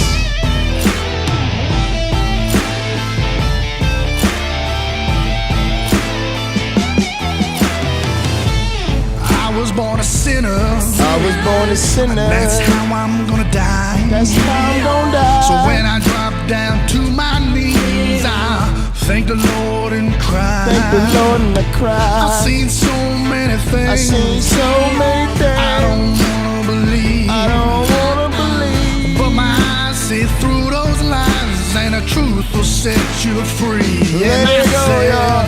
Amen. Amen. Hallelujah. I'm going in. Amen. Amen. Hallelujah. I'm going in.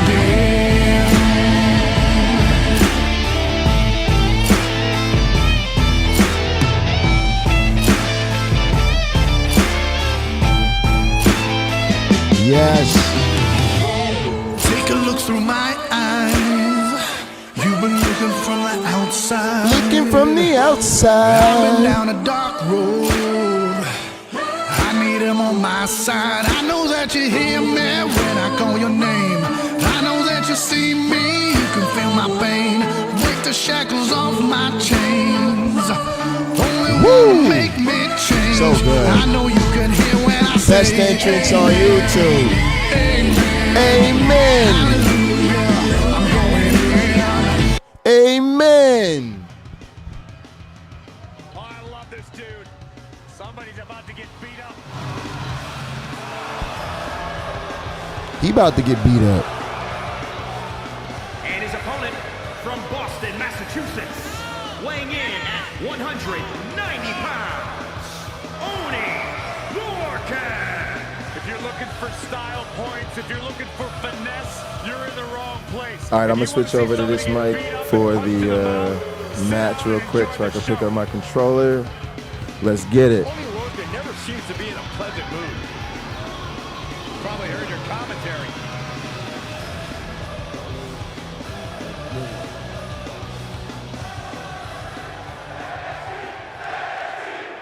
We've seen superstars come to blows for many reasons over the years, but this... Holy shit. Freeze, pause, everything.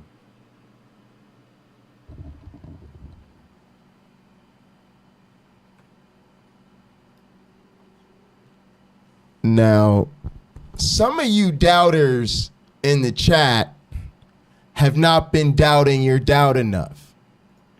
And they were like, what happened to Deacon No Name? Did Deacon No Name just abandon us? Did he come in here and tell us he wanted WWE and then leave and not even stay for the WWE? No, folks. He has decided that we are the only community. I said the only community on the internet worth dusting off the old laptop, polishing her up, shining her up real nice.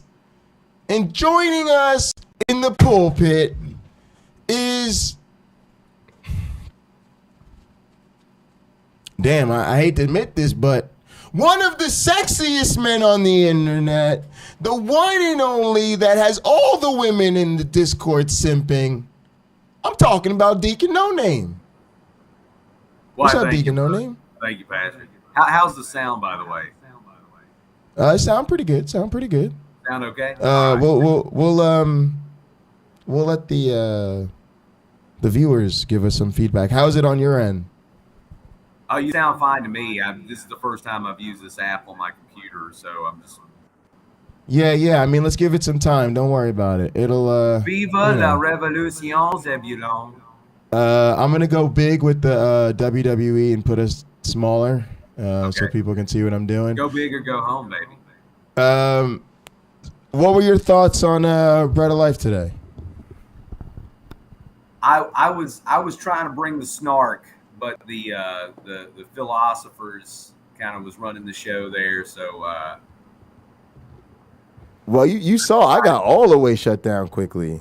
oh yeah, they wanted real talk. I mean, they didn't want real talk. They wanted philosophy talk, and I was like, oh, this is boring. Yeah. No name. Can you turn up a bit? I'm gonna try. And they said you sound a bit thin. I'm not sure if I'm gonna that's try just. some headphones. Dude, try. Just try stuff out, man. I'm not going anywhere. But yeah, I'm just giving you feedback based on the chat. Zebulon, that's what's up. Everybody else, keep bringing me some. Keep giving us feedback like that. It helps us get everything solid and set up. I think chat needs some fat stacks dropped on them. Yeah, I'm pulling it up right now. I had to figure out. I've been switching screens around a little bit, so I got to figure out where I put the bot real fast. Let me play Cider real quick, actually, while I do that, so that it's not dead air. It's not dumb. Garfield is really the technician that really breaks down Hebrew Israelites. That's why you're afraid to debate him. You are afraid. I found yes, you are afraid of Garfield. Shit. No, I don't debate anybody, but I've never had an offer to debate with Garfield. Well, I'm giving you one right now, brother. I was on Garfield's show. He kept me in the back. He would, because I called in. Kept me in the back. That Captain is talking to him about now, which is Genesis 21 and Genesis 26. Because it is in. To me, I think you got quieter.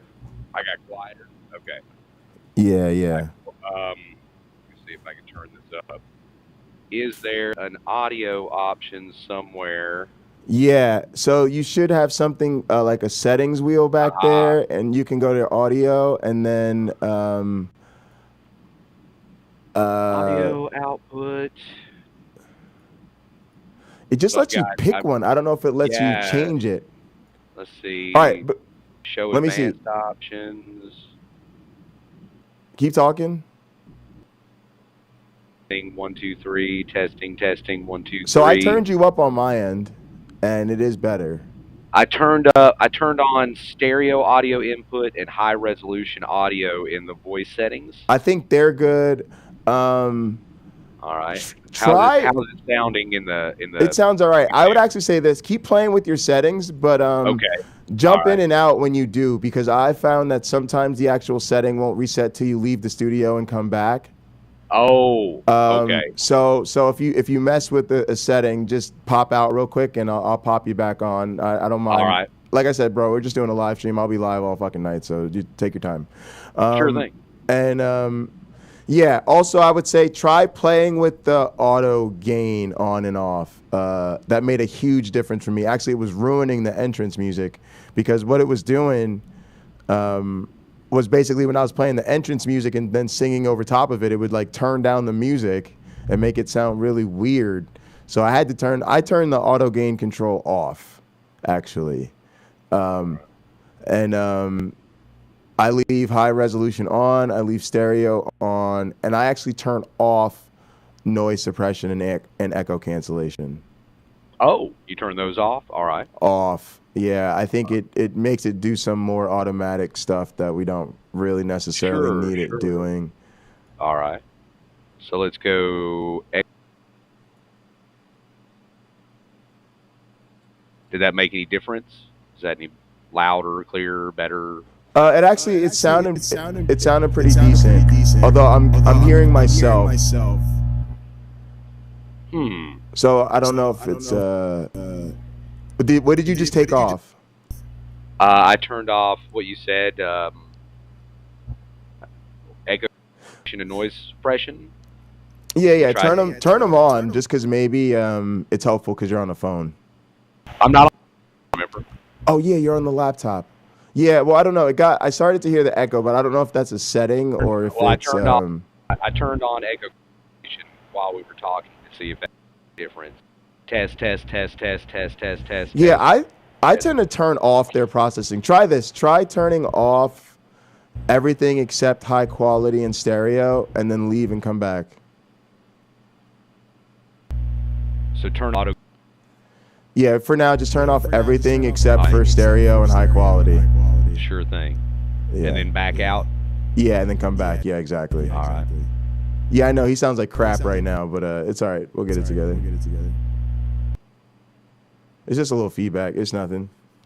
But yeah, I just want to see what these different settings do. That's really the only way to test it. And honestly, it will likely differ from person to person depending on if they're from a phone, a laptop, do they have a professional interface, do they have a real mic, all of those type of things. And for the most part, the default settings are fine. But No Name is somebody that hosts a lot of content with me, so it's worthwhile to play around with it to make sure his settings are stable, especially because he just started using his computer. Check, baby. 1, 2, Yeah. 3. All right. Check, So check. go ahead. 2. All right. So yeah, I think you gotta probably turn the noise and echo off. Actually, on. Try turning them both on and then pop out and then back in. All right. I'm also going to check out my sound mixer options on my laptop to see if there's anything we can do here, since there's just so few options. Yes. Also, when you get a chance, check out a YouTube video on Voice Meter Banana. Voice Meter Banana. Okay. Yeah. All right, here. Now I'm in app volume and device preferences. No. That's not what I'm looking for. You're in your sound settings in your laptop. They're probably under like settings. Sound. Well, I typed in sound options and it got app volume and device preferences. You got a lot louder. Okay. I think we probably just need to maybe try putting that noise suppression and echo thing back on and restream. Okay. All right, we'll get back.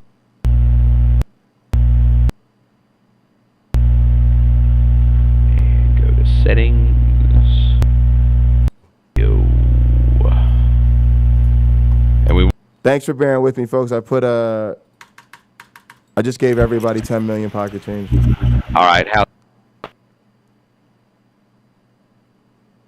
Testing. 1, 2, 3. All right, it's better. I can talk loud if you need. Yeah, I think also sometimes your signal gets weak. So sometimes your signal gets like yellow or whatever. Pop out and back in one more time for me. I just wanted to reset with the new settings. No.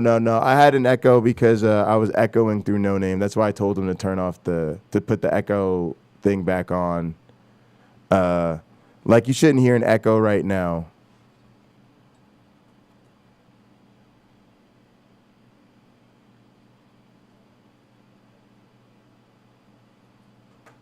Yeah, I don't hear an echo right now. But thanks for letting me know. Yeah, that's what the echo was before. I heard it too. And like I said, I'm actually dropping another 10 million on y'all because y'all have been sending me more feedback. So I really appreciate that. And I'm going to actually put it on. I'm going to give Zebulon even more for being the person to put it in the chat. All right, here's Deacon No Name. Testing. Clear 1, signal. 2, 3. Let me hear you. Testing. Sounds pretty good to me, actually. Yeah, now my network connection is, I'm looking at it now, it says 9 out of 10, but for a second there it was yellow and it was saying 8 out of 10. Yeah, okay, but you see the same thing I see, like it'll give you that little bar and the thing. Yeah, just like a cell phone. Yeah, like right now it's saying 8 out of 10. Now okay, and then yeah. Yeah, that's great. What else do you see back there? Can you see the chat? Oh yeah. I can see where you just added points for Zed. And, can you type in the chat? Where would a? It'd be down at the bottom of the chat. I can only type in private chat. Okay, so Zeb's saying I'm good now. Awesome. Yeah, it sounds all right. Thank you, Zeb. I appreciate that. Yeah, we need the No, you're good. I was just asking you. I can't hear what they hear, so I need to know because this is. Yeah, I actually have it set up so I can monitor the stream. Oh, good. Okay. Yeah, so I can switch a button on my mixer and hear what they're listening to. Now, before I left the stream, Devin said something about you having an echo. So is that gone now? Yeah, no, that was that was just because it was coming through before. That's why I told you to put that echo suppression thing back on. Oh, I see. Okay, that's what it was. Great. Yeah. And then what are you using? Are you using a microphone or something? I'm using a headset with a boom mic. Yeah. Okay. Yeah, because it sounds like it's probably a little far from your mouth or whatever, but that's great. I mean, you can always we can always fix the you can always you can always do mic. Is it close? Well, just do me a favor when that's the case. I'll adjust it because I'm not. I don't want to be like bumping it with my face all the time or having it in my mouth. Like it sounds like some people. Yeah. Talk, so yeah, I'm a little just up. All right. Yeah. Oh, here's the big thing. Here's the big thing, Jay. What's that? Can I get this, unlike my phone, which constantly flashes, to run my turn on the camera? Yeah, it's just going to depend on your. I think that's more your connection, right? That's going to depend on the. Oh, yeah. Well, right now that's looking. But yeah, go. I mean, I'd say go ahead, give it a shot. I mean, it can't hurt to try. Bear with me. My computer is still in the process of updating, apparently. All right. Can you hear me? Yeah. Okay. I'm just making because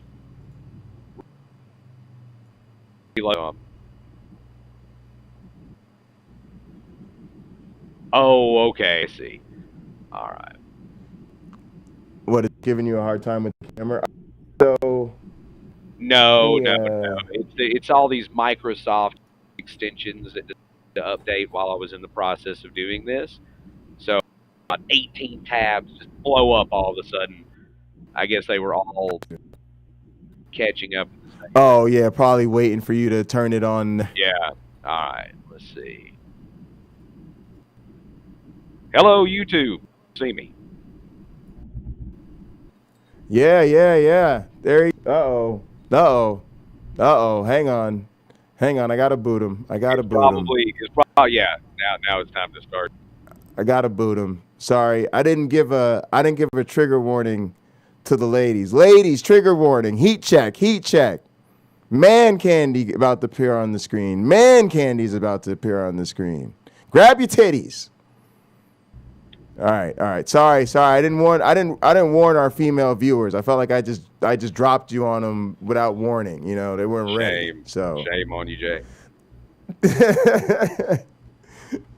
That's great. How you doing, man? I'm good, brother. How about you? Good. You know, it's funny with Rebecca because you know, we're a small community, so she's doing us a favor by being friendly. So I try not to assert myself too much. But yeah, I could tell they didn't want the smoke today. They were just trying to keep it, you know, a little friendly, philosophical conversation. Right. I don't know if you saw me curl up under the blanket at one point, but it was during when they started going on about the philosophy. I was like, oh, it's time to curl up and catch a quick nap. And that's what it looked like. Doug got bored too. Yeah. Now, are you trying to start some beef with Doug? I can't figure this out. Like, what's the deal here? Seems counterintuitive to me, but yeah, I think he thinks I'm silly. So he said to me, was I sure I was in the right stream? Because I look like I should hit up iHeartRadio. So I said, do you know people? And then I said, you should come to my Pocketlocker86 channel. I'll give you some real channel points. Yeah, some real fake money. Yeah. Yeah, I said you should. I said you need to make Pine points real. I'll help you. So, but yeah, I don't know. It's funny. He just because he's trying to get. I think he's just jealous that I'm a better entertainer than he is. I think so. Yeah. But I think they're still live over there. Oh, on Bread Alive? Yeah. But it was getting too philosophical for me. And to be honest, I think maybe, like, if you'd have been here, maybe we should have called in Sinetter, like, if he goes live instead. Because it's more like different. We could expose people to different content creators. Plus, these communities are pretty sizable. Like, I think this is the way they like get different people involved in our community. Because they be messing with some people I don't really know about. Yeah. What do you mean? I don't really have any. Just that, like this is a whole. I feel like this is a whole like related community that I didn't really know about. So like this whole world I'm finding out. Like my one black friend has heard of him before. I take all this shit for granted because I've been in it for so long. I just assumed you did. You know all these people. SJ. So you knew about this guy before? Dr. Yeah. Yeah. Yeah, I never knew about him. Yeah, I saw him years ago. Modern day debate. With I think it was Matt. Yeah, I'm pretty sure it was Modern Day Debate, Side 10, and Matt Dillon. It was a pretty good debate. He's one of the few. Oh wait, am I getting? Hold on, there are two different guys. There's 10 guard, and then there's that other guy that I get him confused with sometime with a very similar name, like Side 10. Rugenkate or whatever. Rugenkate, yeah. I always stumble on the last name, but it's something right, like that. because it's Side and then Side Netter. I got you. Yeah. So you got in my head I get them mixed up. So, but Sygart, Dr. Sygart is super nice. Like he's one of those like really chill liberal atheists, one of those flag waving phony Christians. Right. So what do you think when Rebecca says shit like? Because I'm trying to figure out how to approach a conversation with her. And I'm starting to think that Rebecca is personally honest, but not intellectually honest. That's my humble take on her. You don't think she's being honest with herself? Basically. Yeah. Like, she's honest with us when she's like, yo, this is my faith. Like, this is what I believe. Y'all could convince me or whatever, but I'm not really with it. Like, I think she's convinced she's fought demons and shit, man. Like you got to understand where she's coming from. She's coming from that spiritual warfare side of Christianity. I know she comes off as like super liberal Christian, but she's also right. No, I think you're right. I think you're right about that. Go ahead. Right. So just because she's nice and she's disarming in that manner, right? She's very charming and personable. Like, don't ever forget for a second she also believes the world is 6,000 years old.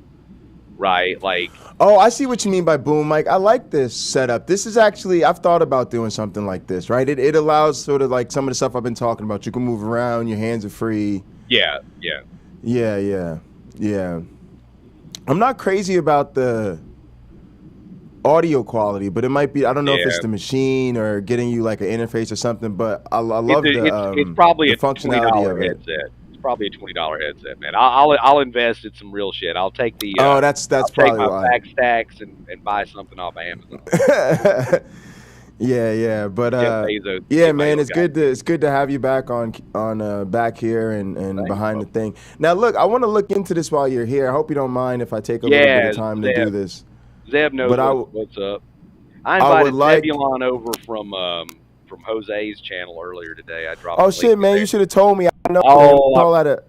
I forgot. Yeah, I got timed out for doing it. Did you really? Yeah. I literally got timed out for doing it. Oh, okay. And I've been on his panel for years. I've been a contributing member for years. Wow, I can't tell you how much money I've given that guy. Wow. I mean, for a while there, I was dropping him like at least $20 a week, right? And then he kind of like went through this hobo phase where he just like refused to get a job and shit and goes to the movies all the time. And I can't get behind financially supporting somebody like that. So I stopped giving him money. And I think he's recognized that fact and decided to be a dick to me about it. So I see. Yeah. Well, look, I didn't man, even think to ask permission. I can't tell you how many links I've dropped in that live stream. And today, somebody asked, Zeb and a couple other people asked for the channel, and because I told them I was working on the show with you, And I posted the link, and then Jose was like, "Oh, timeout." So Yeah. fuck him. Well, damn. I'm done. His His show has of, really gone downhill too. So. You got a lot of ties in the community and everything, and I appreciate it, man.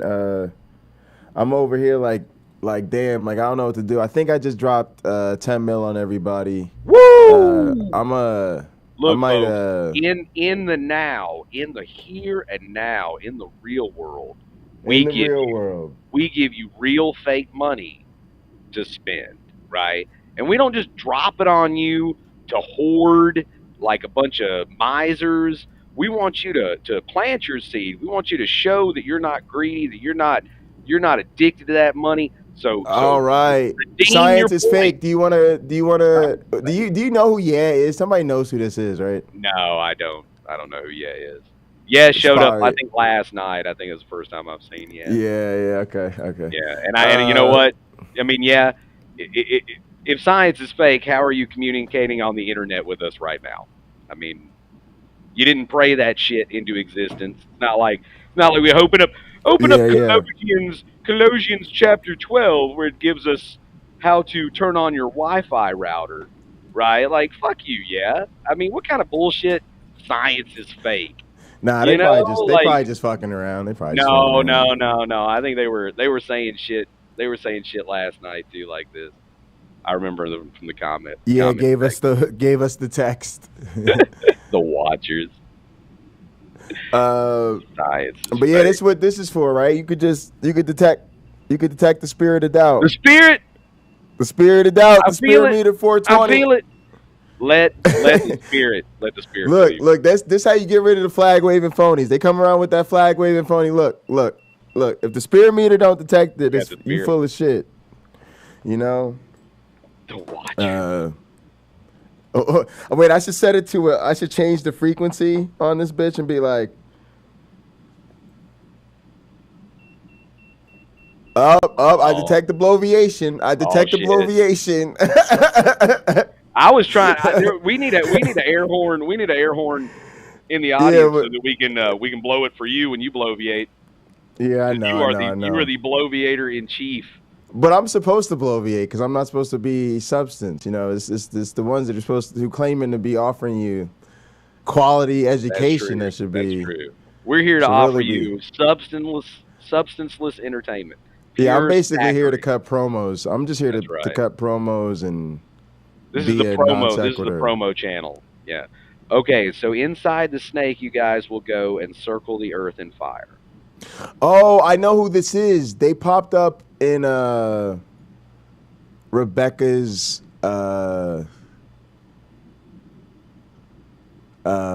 stream. Their call. Yeah, they tried to call into Rebecca's show.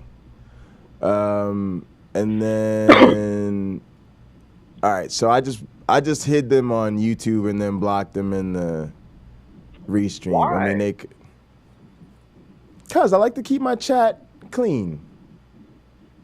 That's clean. Just a nice clean chat. Something happened to the chat. Looks like your embed link is invalid. Visit the chat settings and grab a new one.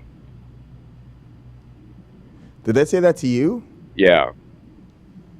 Yeah, the chat stream went away after you did whatever you did. Oh, hang on. Let me see. All right, that's weird. All right, let me see if I can. It's not even like giving me. I didn't know what that person. I don't like when I don't know. Yeah, did you know the Earth is flat?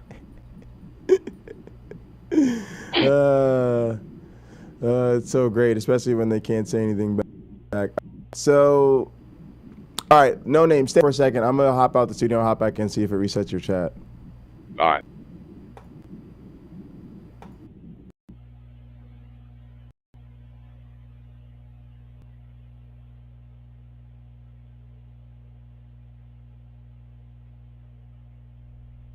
Hello, YouTube.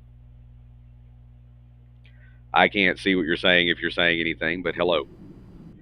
No, I think I'm going to have to do it, Jay. Have to do what? Oh, the chat thing on your end? Yeah, okay. I think I'm going to have to leave. All right. Let me know. Sorry about that, guys. Thanks for bearing with us. This is our behind the scenes channel. It's our behind the streams channel, so to speak.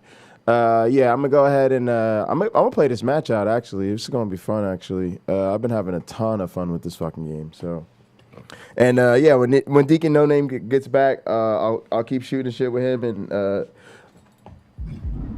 share some of our vision with them. All right, so what the? I started in trouble. In trouble. In trouble. Nigga, get off me. No. Not even. No. He is trying to come straight at me. Boom! Taking it right to him. No waiting. Here we go.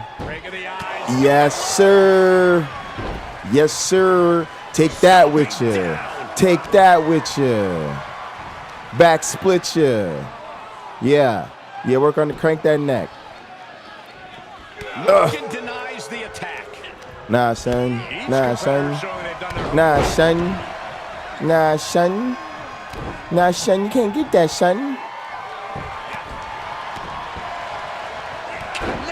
Yeah. Strike and strike and strike until I have victory. Strike and strike and strike and strike until you have victory. Strike and strike and strike and strike and strike. Whoop! Whoop! Whoops! Oh, the famous sir! Oh, look at this! Look at this! Look at this! Yes, that's what I want to do to the theist. Just give me a theist so I could just give me a theist so I could just take that theist, take that. Only has to find an opening and respond. Oh, you mad that I stomped on your head? You mad that I stomped on your head, theist? You weren't using it anyway. God damn. Well, this is weird. Woo! Certainly an unusual strategy. And the referee gets caught in the Whoops. fire. Sorry, ref. How do I forgot how to do the springboard to him. I gotta look at the moves. Signature. Uh-oh. Shake. Rattle. And roll. Oh, let's go. Let's go for the win. 1, 2. Woo, I got him. Ooh, with my signature. Ooh, I didn't even hit my finisher. Hallelujah. This is what you get when you have I did not even use my finisher. I told you I am not here to make friends. I do not get paid by the hour. I am here to beat people up, fuck them up. 1, 2, 3, ding, ding, ding, hit my music. Oh, but you didn't use your full moveset.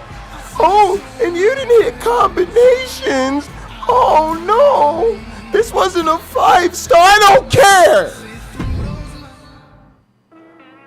Amen. Hallelujah. I am the most entertaining man in the atheist community. I am the most exciting counter-apologist on the internet. And I don't have to counter-apologize to be the most entertaining counter-apologist because let's face it, apologetics is stupid to begin with.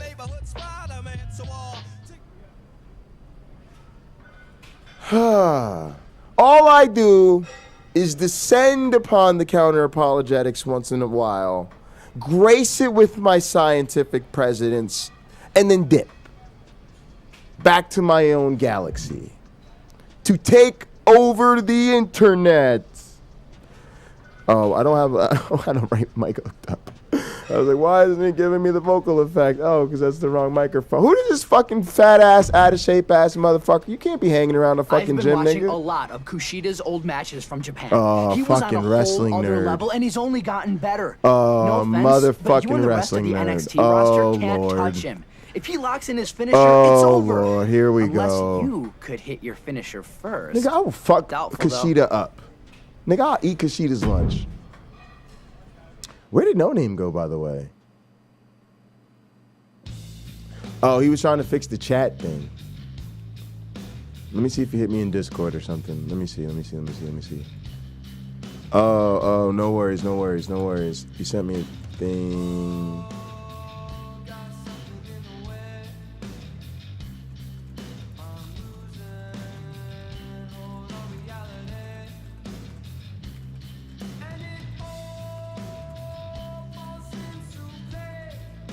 I really want him to be able to use the chat though. That's the thing that's kind of getting to me, is that we haven't got it set up for him to use the chat. Hang on, my music about to play.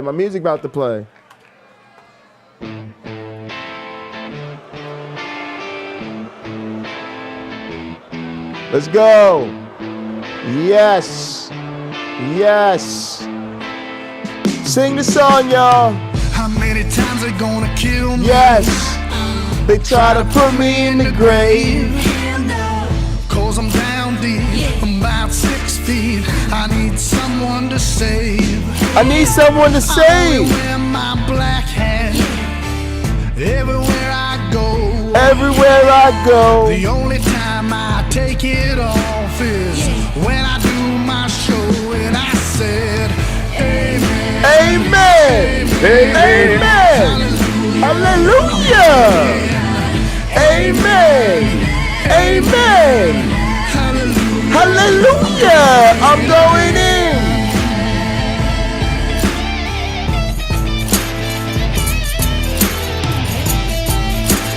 There is nobody better than the Most High.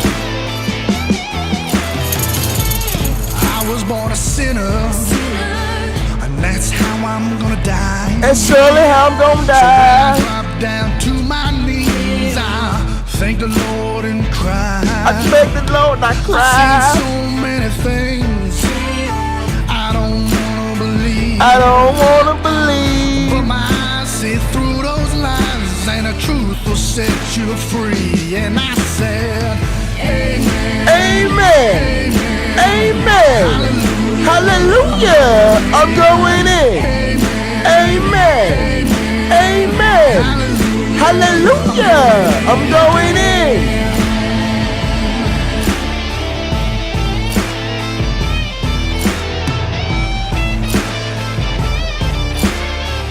Y'all ready to see me whoop some ass? Yeah. Some underground Japanese ass? I don't give a fuck about Kushida. Kushida about to come down to that ring to some lame ass music with a lame ass entrance, and I am gonna whoop his ass. This is the Purple Haze Show, and you do not stand a chance. I am taking over the internet. I am taking over Word Wrestling Entertainment, and I will not be denied. I know you can hear when I say, Amen. Hallelujah. Amen. Man, what a phenomenal entrance. This is kind of cute. Actually, I ain't gonna lie to you, his entrance is kind of dope. The future has arrived. A man who bends limbs, joints, and time itself.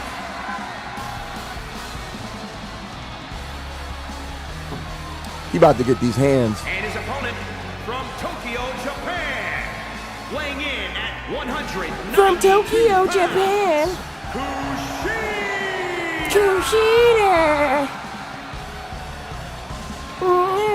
Look at me, I'm Kushida. All right, but look. Heavyweight in Japan, and it's now one of the finest cruiserweights in WWE. He's like a Japanese wrestler. Now, who can forget the moment that Kushida defeated But yo, no name. There's so much. Like, first off, what the fuck is up with our community, bro? They like what community? The shit they didn't been making. YouTube punks with the pictures and the nano with the videos and the. They're I mean, yeah, I mean, shit is crazy. Hang on a sec. I'm gonna turn you up a little bit. Would be a lumberjack. He looks he looks like he ripped off Michael J. Fox's look from Back to the Future. When everybody kept asking him why he was wearing a life jacket. Sorry, yeah, I heard you. I was just checking the mix to make sure you sound all right on stream. I think he sounds all I right. didn't think about that. What Chat, about, let me know. No, I didn't say anything. I just kind of, because it's like just a button. I just flipped that, so I still heard you because okay. I could hear both. Yeah. I didn't think about checking it again after I came back after. No. You shouldn't check it. I should check it. Don't check it. I want you to just be able to log in and do everything through Restream. Gotcha. Yeah. I mean, but one thing you can do is, and it may take a little bit of testing and getting used to, but what I'm trying to get it set up so is that you can have this kind of like all the admin stuff going, so you can like type in chat and do all the backstage stuff, and then how do I do that? And then well, that's what I'm gonna. Let me do this match and then I'll look into it. Sure. But yeah, that's what I'm trying to get set up. But then I think you'll also be able to, like, if you want to, invite yourself, right? And then, like, the same way I add another camera, like, if I add another camera to this, it's not like it used to be where I'm adding a second camera. What I'm actually doing is I'm using the link to invite myself to the studio as a guest. And then I'm just letting myself on the broadcast as a guest, right? Yeah, I tried that. I tried that earlier. So I what went you to should the, be I went to the Restream homepage, signed in as my church admin account. Yeah, what Excuse happened? me, sorry. Nothing. Like I went, I could see your stream, but there was no sound, and I didn't have an option to join or call in or anything. Okay, but you could see the stream. Yeah, I could see it. And were you on your phone or were you on the computer at that point? I was on the computer. It was when I first logged in. So what do you see? Oh, you're not on the computer now? Yes, I'm still on the computer. Oh, you're still on the computer. Okay. Yeah, when I first logged in, I didn't follow the link to bring me here. I just logged in. Oh, you logged in through the backstage and it worked, but you couldn't get in the studio.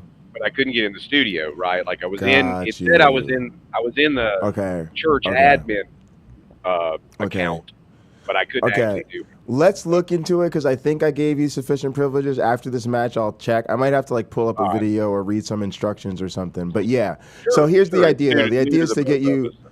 Yeah, the idea is to get you set up so you can do all that. But then what I was saying is you should also be able to then invite yourself as a guest and log in through your phone basically, so that let's say you didn't want to sit in front of the computer because I know you hate that.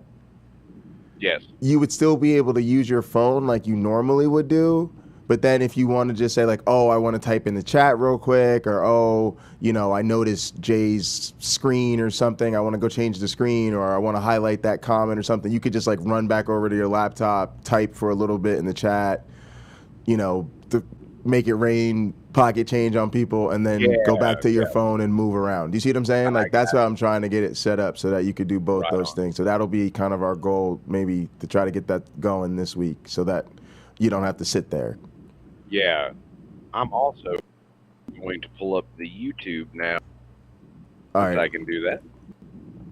All right, I'm gonna go ahead and finish this match or whatever.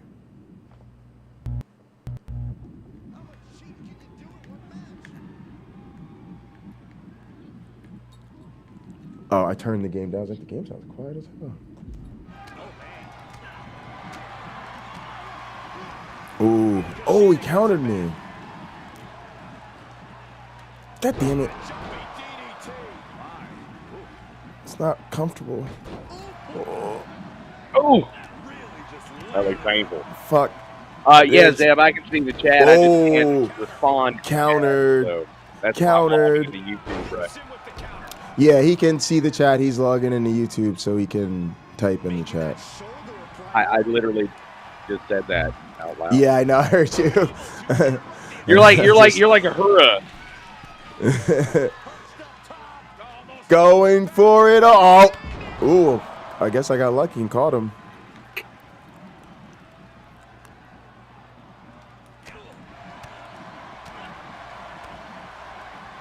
I'm trying to hit him with a combo. There it is. Ooh.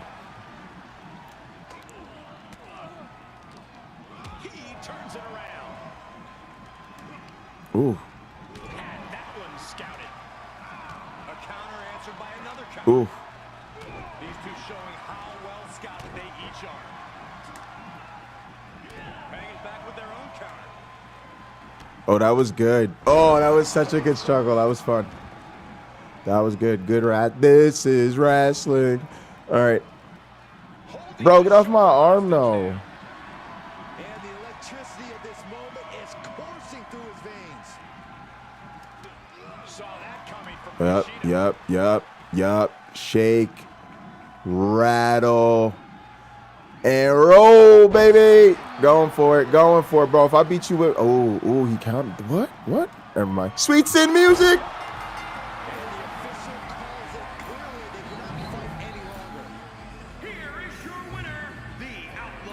What happened? Did I knock him out? I've never seen it do that before. What the fuck was that finish? I didn't even pin him. Roll it back. I said I want to say I go to YouTube to chat to type and I can't. Dude, like I didn't even pin him. Like it just like ended. Like I just hit him. I hit him with my finisher and the ref just rang the bell. Like the ref like stopped it. It was like I knocked him out or something. Like they stopped it. Like they were just like, oh. Yeah, it was crazy. It was really dope.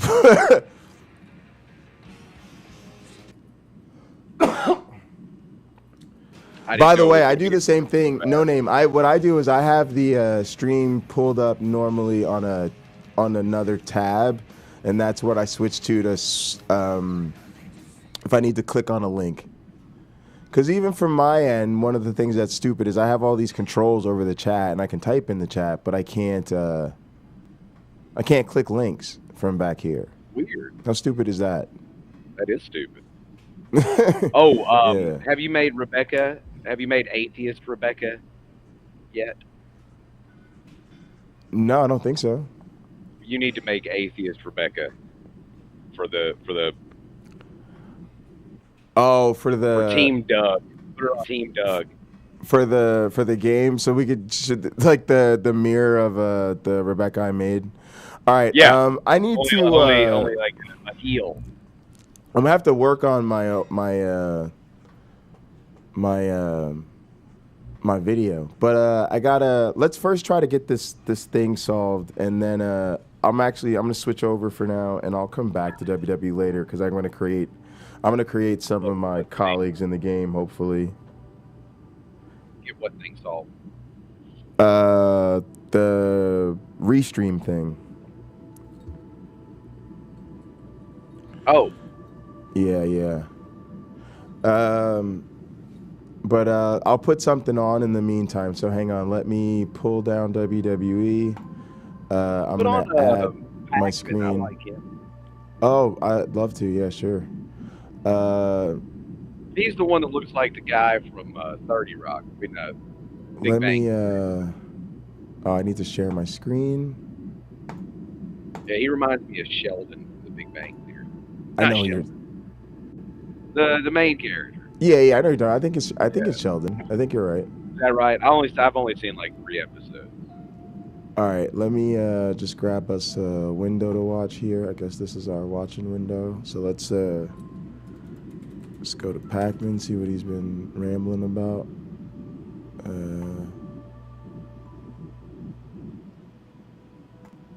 Republican Florida Representative Matt Gaetz is probably not the wackiest member of Congress or the dumbest member of Congress. I think we have to give those titles to people like Marjorie Taylor Greene and Lauren Boebert and Louis Gohmert, but Gaetz, he has to be the most despicable member of Congress, right? And there's definitely some supporting evidence for this, like starting with the fact that he's under investigation for alleged sex trafficking and prostitution of minors.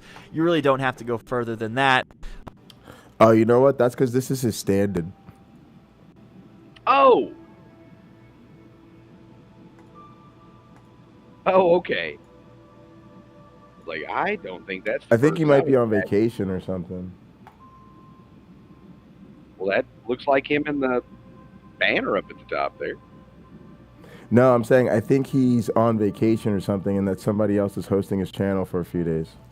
Oh, okay. The picture's so small, it looks like the same person. Show an older video so I can. Yeah. Talked about this next story on last Friday. Oh my God, no, he's been hosting. How long has this guy been hosting?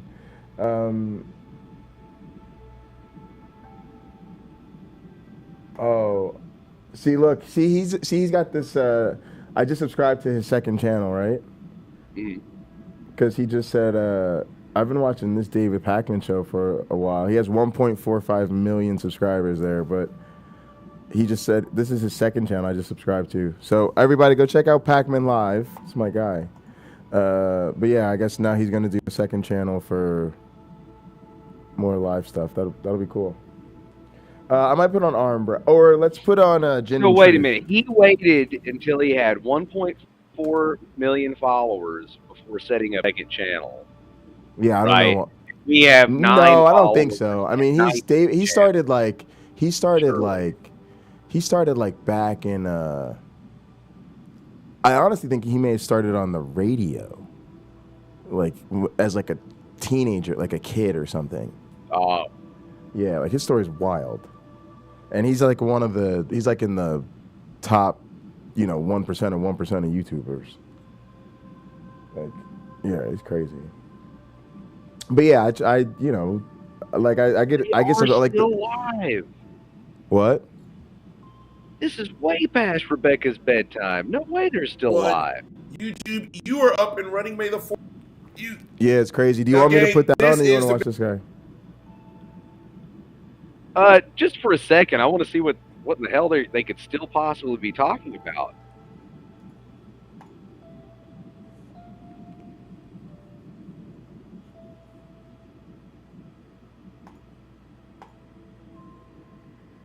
It's not going to do you any good. You don't talk to anybody about Jesus who has everybody that I can.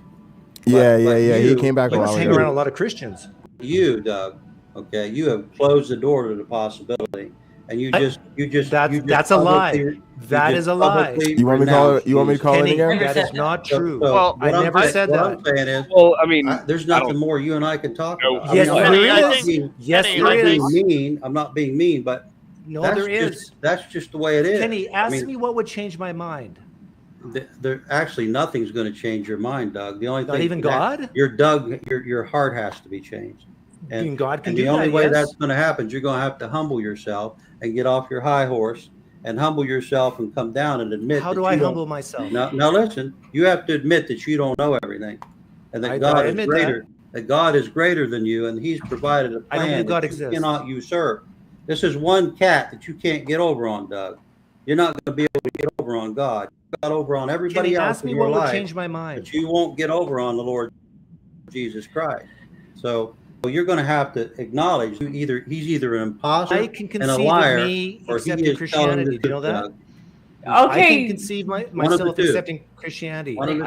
You're just showing your background, by the way. Guys, let's let Mike Speed of Sound get in here and share his experience, because I think he wants to share something with you, Kenny. Yeah, I'm sure he does. Yeah, we did talk a little about it the other day, but I told you that I had one of these experiences when I was 15 years old. 2 weeks. I was actually 1 week away from turning 16, and that experience lasted for 3 days. And I would basically go to the rug arguing that was a complete spiritual experience, that it was a religious experience that people had written about for centuries. And I was an atheist prior, I was an atheist during, and I was an atheist after. And then in Alcoholics Anonymous, basically, I shouldn't have, in the 12-step program, it's anonymous, what the hell. Anyway, in that program, there are countless people that talk about this experience where basically they hit a bottom. You hit some sort of a real bad bottom in your life, and you're very, very stressed out. And all of a sudden, the craving for alcohol completely is lifted from you, and something else pours in. And what pours in usually is, if you're lucky, is a good orderly direction in your life, so that all of these values basically pour in. But I've heard countless people talk about this. I've had this experience myself. I've been 15 years. I was doing cocaine 8 ball a day or more. I used to think this was one of the most powerful arguments, a quart though. and a half of vodka a day, and one day it was Like from the perspective of a person's experience, like I used to think this was one of the most powerful arguments from the perspective of somebody who genuinely believes that it saved their life, you know. Right, but I mean, you get that from Hindus and Muslims and Buddhists and everybody else. So. Oh, 100%, 100%. You know, I don't think it gets you anywhere, but I think it's powerful, not convincing. I mean, but it's powerful in what way? Just in their mind, in their own mind, in their head. It's like granting the validity, granting them the good faith of what they mean when they say it, right? It's like if you really believe Jesus saved you from cocaine addiction, right? Like, yeah, I get it. You know, you're like, yep. But I mean, you know, for every one person with that story, I can find you 100 that went through all the same steps. Yeah. Jesus into their life. Well, did you know that since I started this, did all that stuff, and they're back on heroin or Did you know that since I became the Most High Apostle of the Cult of the Flying Man, and took up a weed fund on stream that people are contributing to, and I actually get an airplane mode and people hype me up when I'm smoking an airplane. Do you know I've been smoking a lot less weed? Really? Yeah. There's a microphone in front of me all day. I like sit here and I'm like, I want to smoke, and it takes me hours to get through a fucking joint because it's just like, I take 2 puffs, I sit it down, I'm typing in the chat, I'm switching screens, I'm talking, I'm working, I'm doing something, I'm spinning shit, and it's like an hour and a half goes by. Oh shit, I was supposed to be smoking this. Oh shit, this has been packed. This has been packed since I went live. 3 hours and 40 minutes ago. You know what I'm saying? Like, so high that I forget to smoke more weed. That's what basically what I'm getting at. I get in airplane mode. We do takeoff, and it's like you're just flying, and you can't even. You know, you're like, God damn it, I forgot to smoke more weed. I forgot to smoke more weed. Yeah. So, but you know what I'm saying? I could have the same argument, right? Where it's due to my atheism and due to my non-faith and the community of non-believers that I've surrounded myself with, and just the sense of hope, meaning, and purpose that I get from establishing a cult of internet personalities where people worship me. And, you know, I used to be a biological anthropologist, and it turns out people have this deep-seated thing in us where it just feels great to worship. And it turns out if you give people an opportunity to worship you, it'll be a great benefit to them. They just can open up their heart and let the spirit of doubt in, get rid of all that old cobwebs of theism, and just be free in the atheism. Free yourself. It can save your life and help you get off drugs. That's all we're saying. That's all we're saying. That's right. That's all we're saying. And it regrew my pinky toe. Atheism, my pinky toe. I lost my pinky toe as a wee lad, and when I converted to atheism, it healed. I was healed. It healed. You were healed. Yeah. Amen. Hallelujah. It's an atheist miracle. and for 3 days I had a powerful. I mean, I'm saying a religious experience. It was powerful, y'all. 3 days, and that's a hill I'm willing to die on right there, right? For my atheism. Exactly.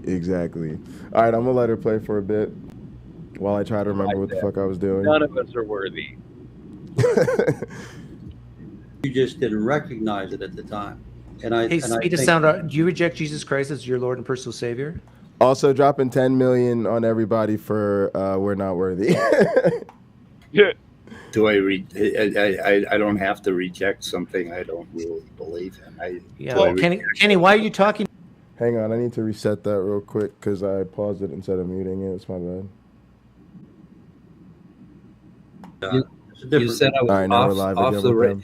Well, I could say it the way Pine Creek does, and I've said it before, and Saul Cordova got really mad at me when I said things like that. So I'm not going to make that mistake again.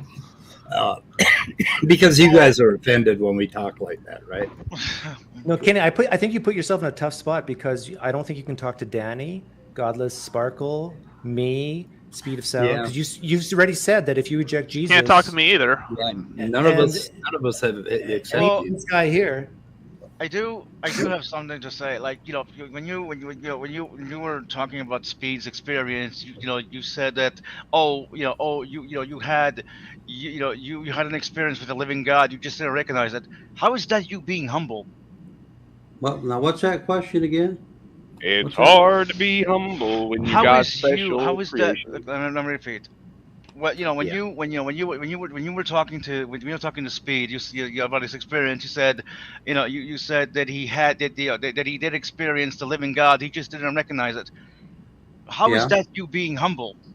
How's that? And you said that I went off the rails. I mean, in yeah, what way? No, I didn't say you went off the rails. I said you. No, you did say that. You said I went off the rails. I said you didn't pursue it. You didn't pursue it. Went off the rails. You said where you went off the rails. Oh, well, yeah. I mean, no, I didn't mean that in a negative sense. I've been sober for 15 years. I just meant you did not pursue the relationship. I didn't mean that in a negative way. You see how that comes off, right? You're basically saying that he experienced God, but he didn't follow through as if I don't know. Just to me, it didn't come up as humble. Go ahead, Speed. Kenny, I have pursued that relationship with the thing that basically brought me this sobriety. I pursued that to the ends of it. I mean, to the bottom of my life. Right? It's how I live my life every day in this simple, pure, secular Buddhism that that. However I put that together, it doesn't matter how you put it together. It's a human experience.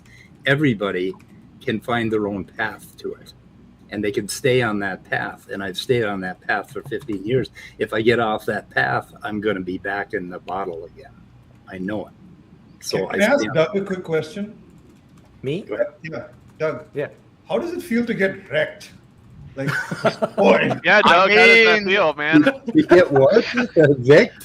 How does it feel to get pwned? Rejected, ejected. I'm sorry, but if you think Pine Creek got wrecked, then you haven't been paying attention to the stream. Well, I know, Kenny, you're an interesting guy, because I never once in all the probably thousands of interviews I've done where someone's asked the question, "Do you reject Jesus Christ?" which is basically what you ask, and I say no, and you say, "Oh, then I'm not going to talk to you."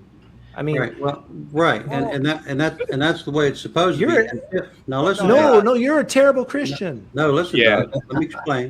This is actually biblical, by the way.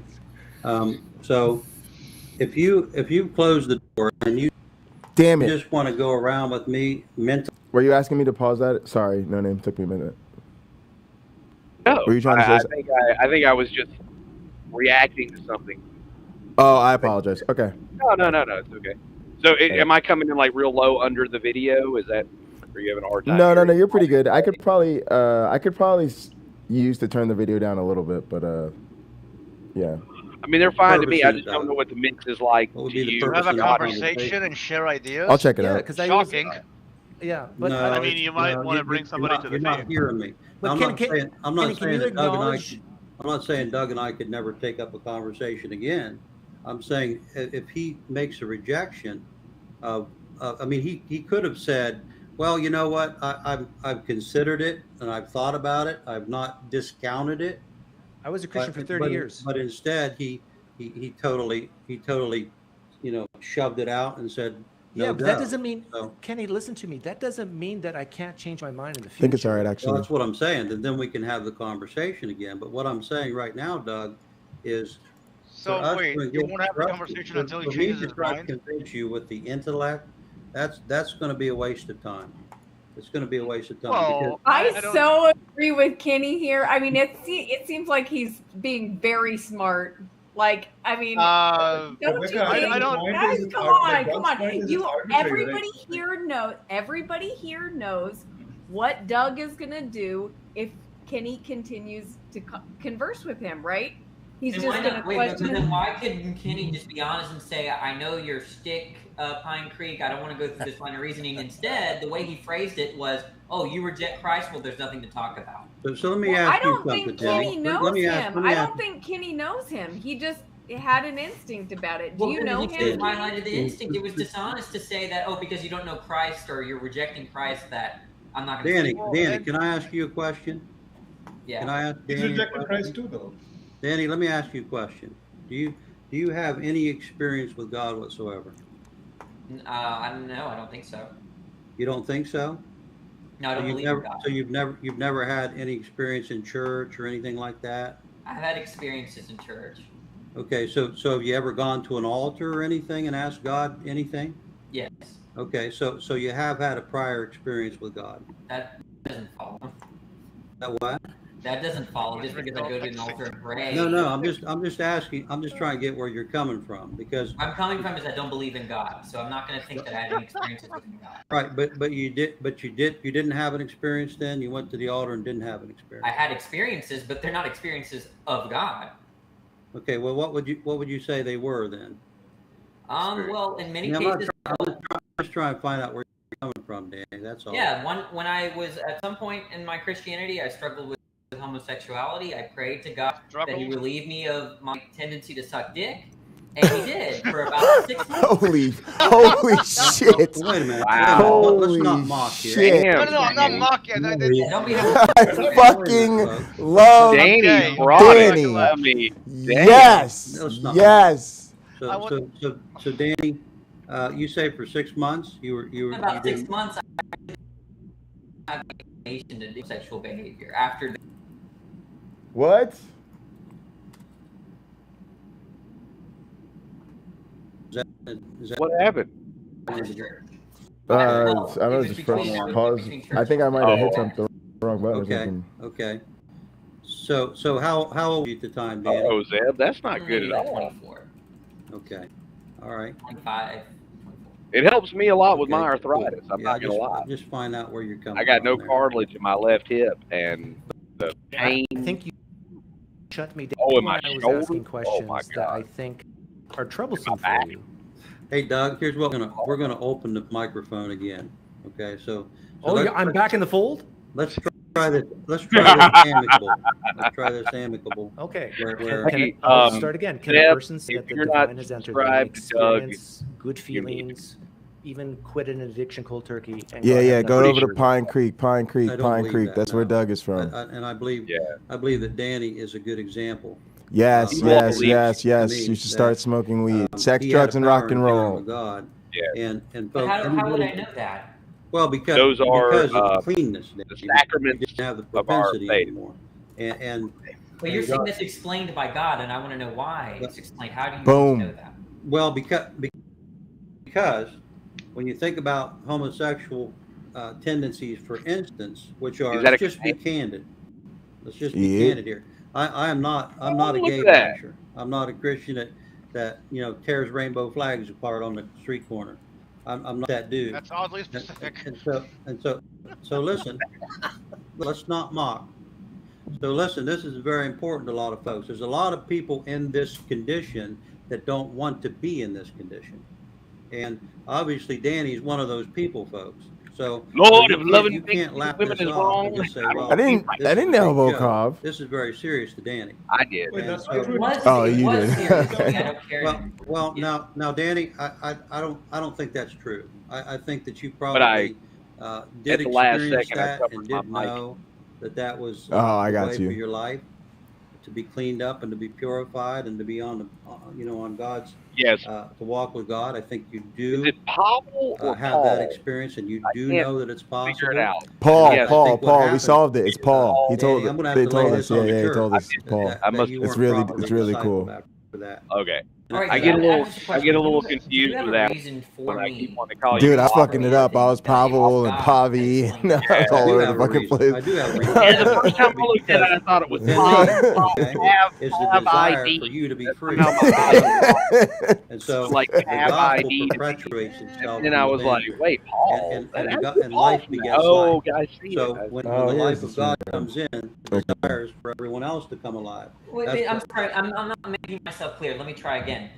I believe that my experiences were explained by God because, and you can complete the sentence. Well, because no one else fact, but God would remove that from you. Commonly used you all the way up until the answer. Why did it? It's no one else but God because.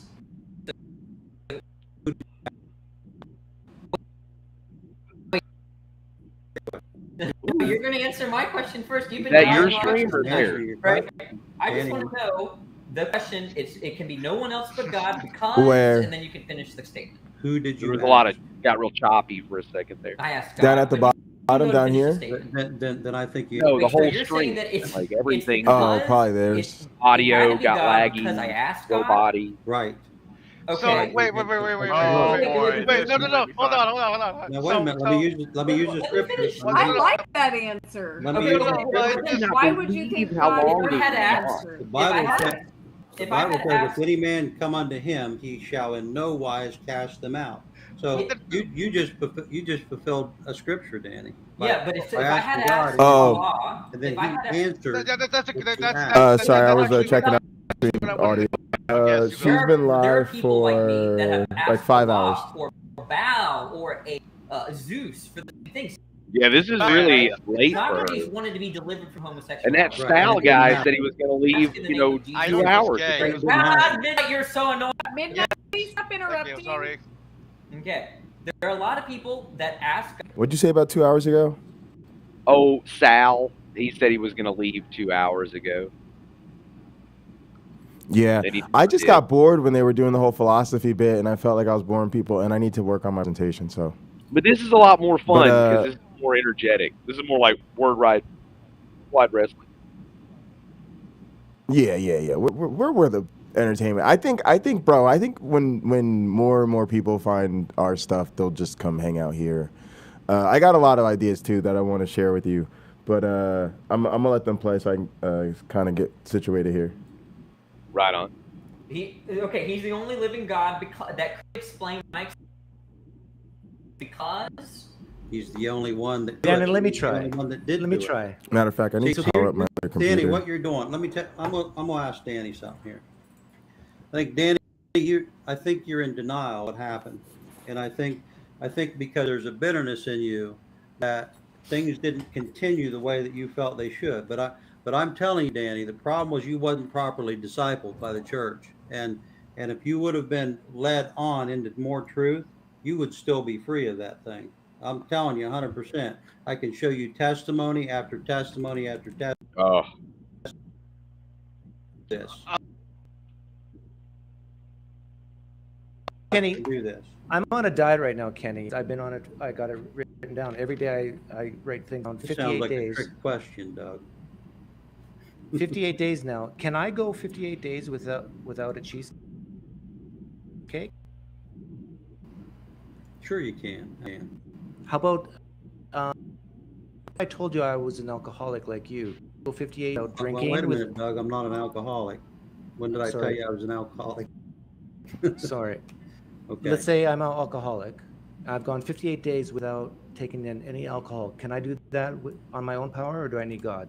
Sure you can. Okay. What if someone is practices homosexuality? Can they go 58 days on their own without God, with brain sex? No. Okay, so you draw the line. So cheesecake you can do on your own power. Alcohol you can do on your power. Right. Absolutely. But you can. No, let me explain. Wow. Okay. There are sins of the spirit. There are kinds of sin. The sins of the spirit are innate. The sins of the flesh are exterior. That's why alcoholics can quit drinking and can quit smoking, but you cannot change the inner propensities on your own. It's impossible. Okay, how about the practice of it though? Because the practice, sure, you can abstain from practice, but that does not cure the inner problem. You still will have the desire. You still will. In fact, most alcoholics will tell you that they constantly to try to stay off. A Christian who has been freed of those passions will not. Do you ever lust? No, there's a big difference. I mean, can't. No, I don't. No, I used to before I was, absolutely. So when you see a good-looking woman go by, there's nothing you. That's No. Really? Why do I need that? It sounds like you're lost. I don't need that. Boy, Danny, you've hit quite a place. First of all, I've been married. No name. Yo. Yeah. Celebrate how much channel. I want to celebrate how many I just gave you, but 0, so I don't even. I noticed. I was. So I don't know how much it is. It's a lot. It's a lot of zeros. I'm gonna need like Sean Carroll. Well, help me out. It's gonna be 10 to the power of something. I know. Of all the things I've asked people to do, I know how much you really, really didn't want to mess with the tech. So I appreciate your effort. Oh man, Absolutely, I would. I would really. Absolutely. I would love to see that too, because I mean, I've and I'll get run there with you. I mean, I've who've done that, but they're sanctified because they repent. They repent of those things, right? Right. Oh, right. Sanctified. Well, wait a minute.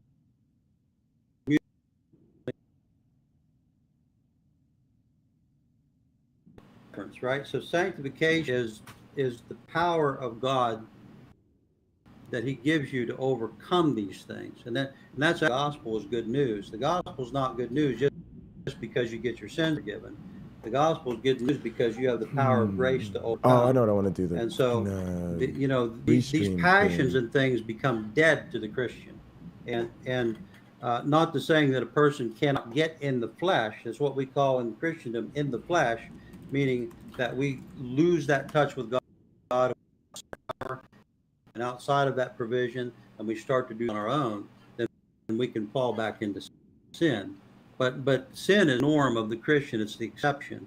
I think this is part of the problem with modern day Christianity, because people just call themselves sinners saved by grace, which is not biblical.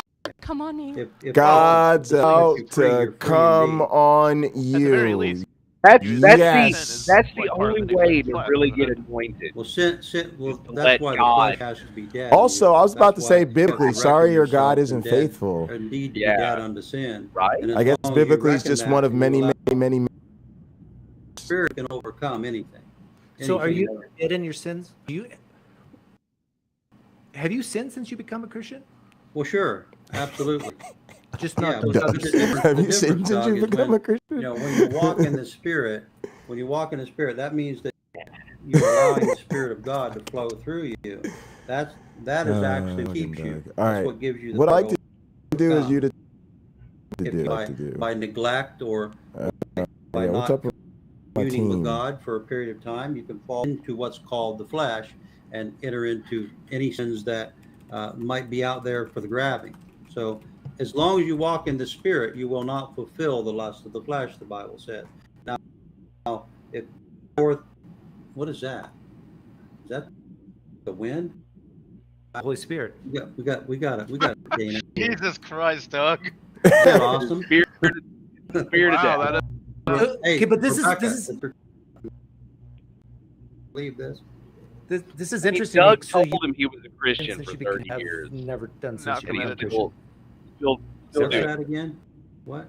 You have become a Christian, but there's certain sins you've done since you. Right. That's right. Yes. It's a good question. Do the other Christians like? It's a little bit. Though it's okay. Is there anything here? Doesn't mean anything one way or the other. I'm just curious. I totally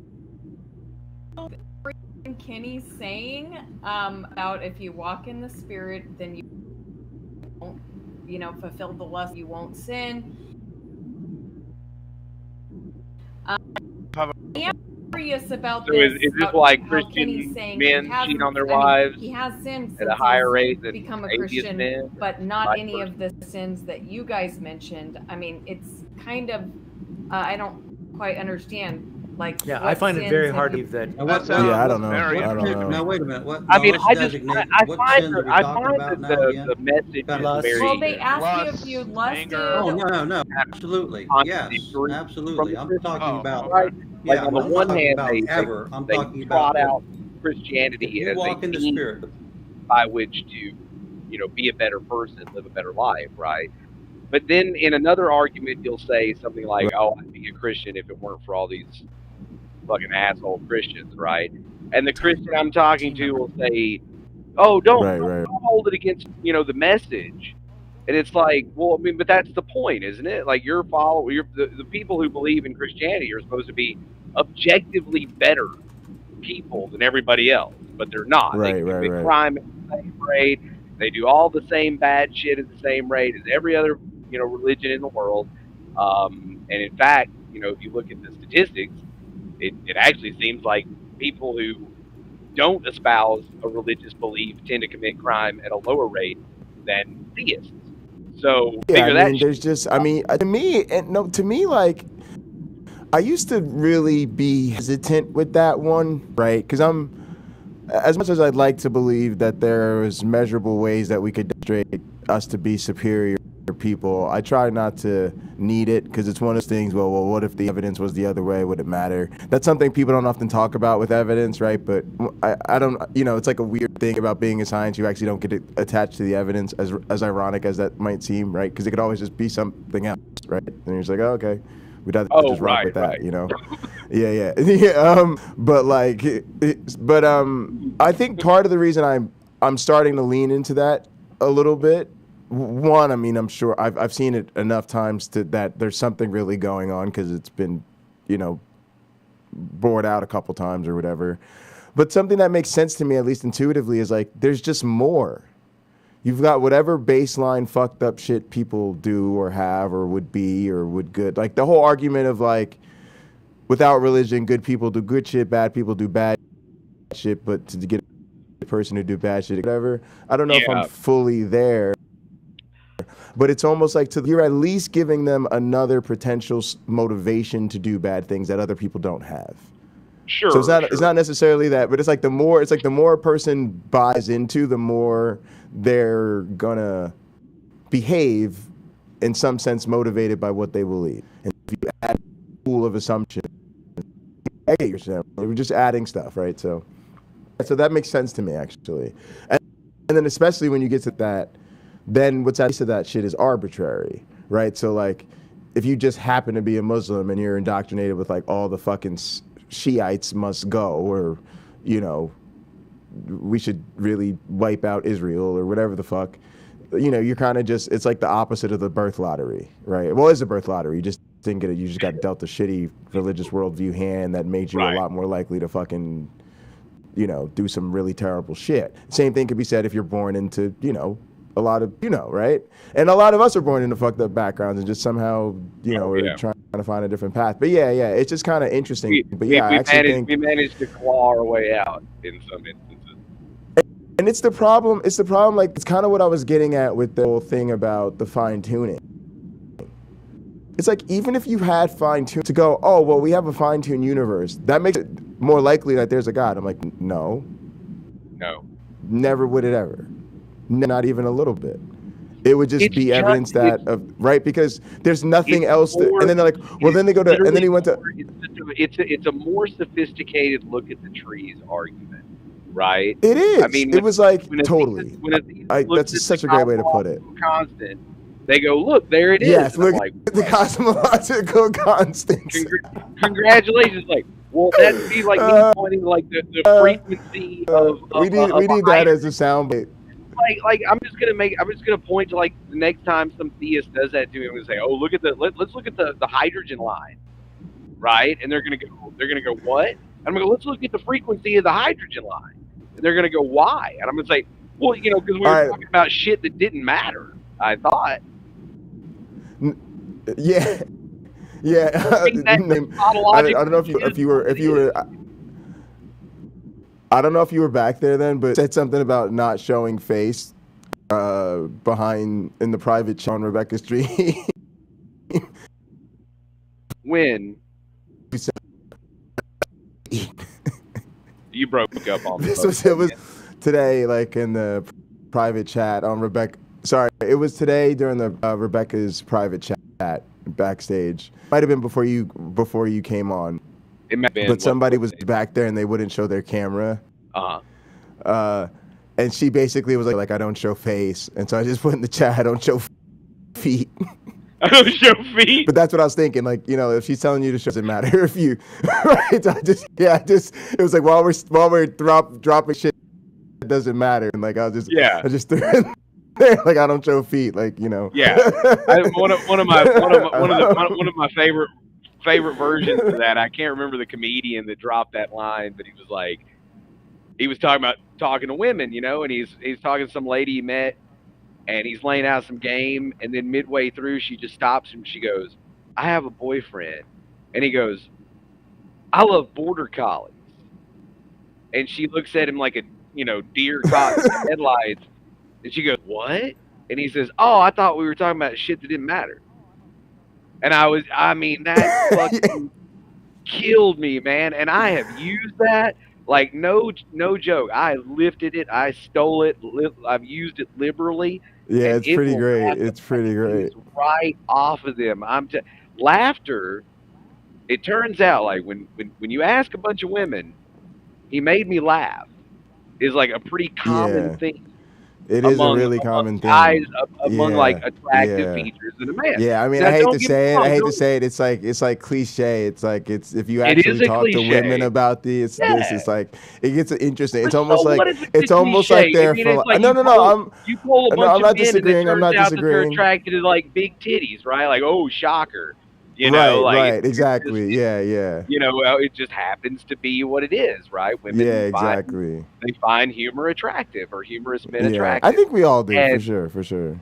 I do, but I mean, I don't necessarily require it so much out of Same. Same. I'm happy to take a boring bitch and put on a stand-up comedian to make us laugh together. Yes, exactly. But if she's got like zero sense of humor, right, like full autard, where you cannot joke around this bitch. Yeah. I can't. I will be so. She will, everything I say and do, she will find so offensive or take it the wrong way that we're just not gonna be able to relate. So we gotta watch this. I need to watch this video real quick. It's 2 minutes, but it shows what to do for this restream shit. Hit it. Hi. What are we trying to do for the restream shit? And the video is choppy. Randy from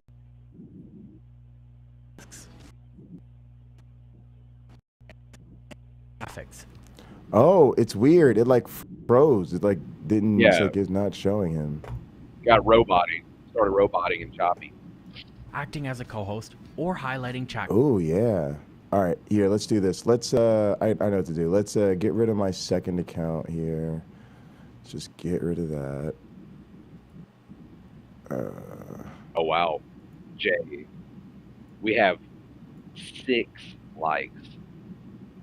On what, this video? Yes, already. That's dope. That's crazy. Good shit, y'all. GG's. I didn't know that. Woo! That is taking over. Yeah, I don't even really big up the likes and stuff. And then, I should start doing that. Matter of fact, what we should start doing is intermittently, we should just start throwing down like $1 million per like that's on a video. You know, just sort of like when I do like, if we get 10 viewers, I'll drop 10 mil, like just shit like that. But I'll do that when I get a second here. I'll look at the likes or ask you what it is, and I'll dispense accordingly. But yeah, appreciate that, everybody. Thanks so much. I'm trying to get this video straight here. All right, so what I'm gonna do, I logged off the second one.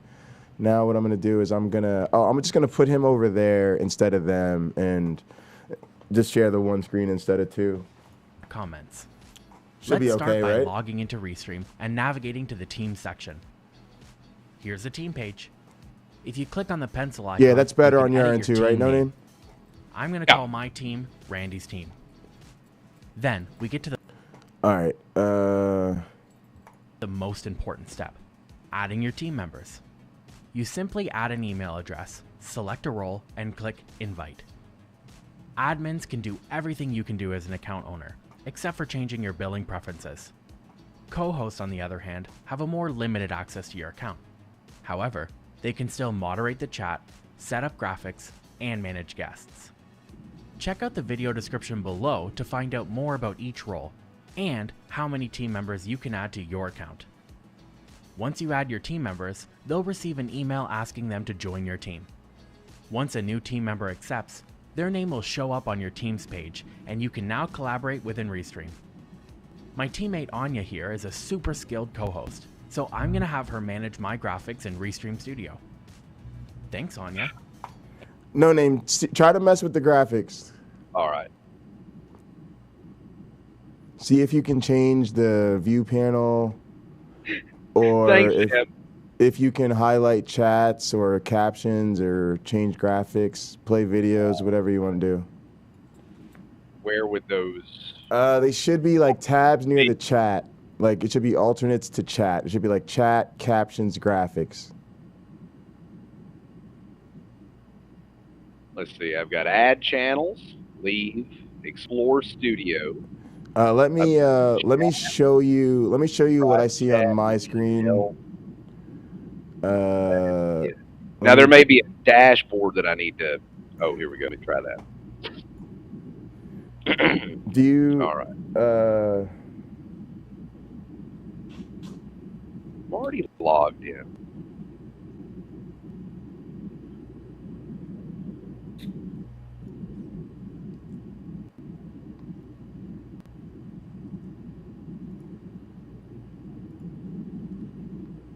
All right. Do you see my screen? No, you don't. No. Because I'm trying to switch over to the other studio account. I got to log in as a admin thing. All right, now how do I get rid of the infinity thing?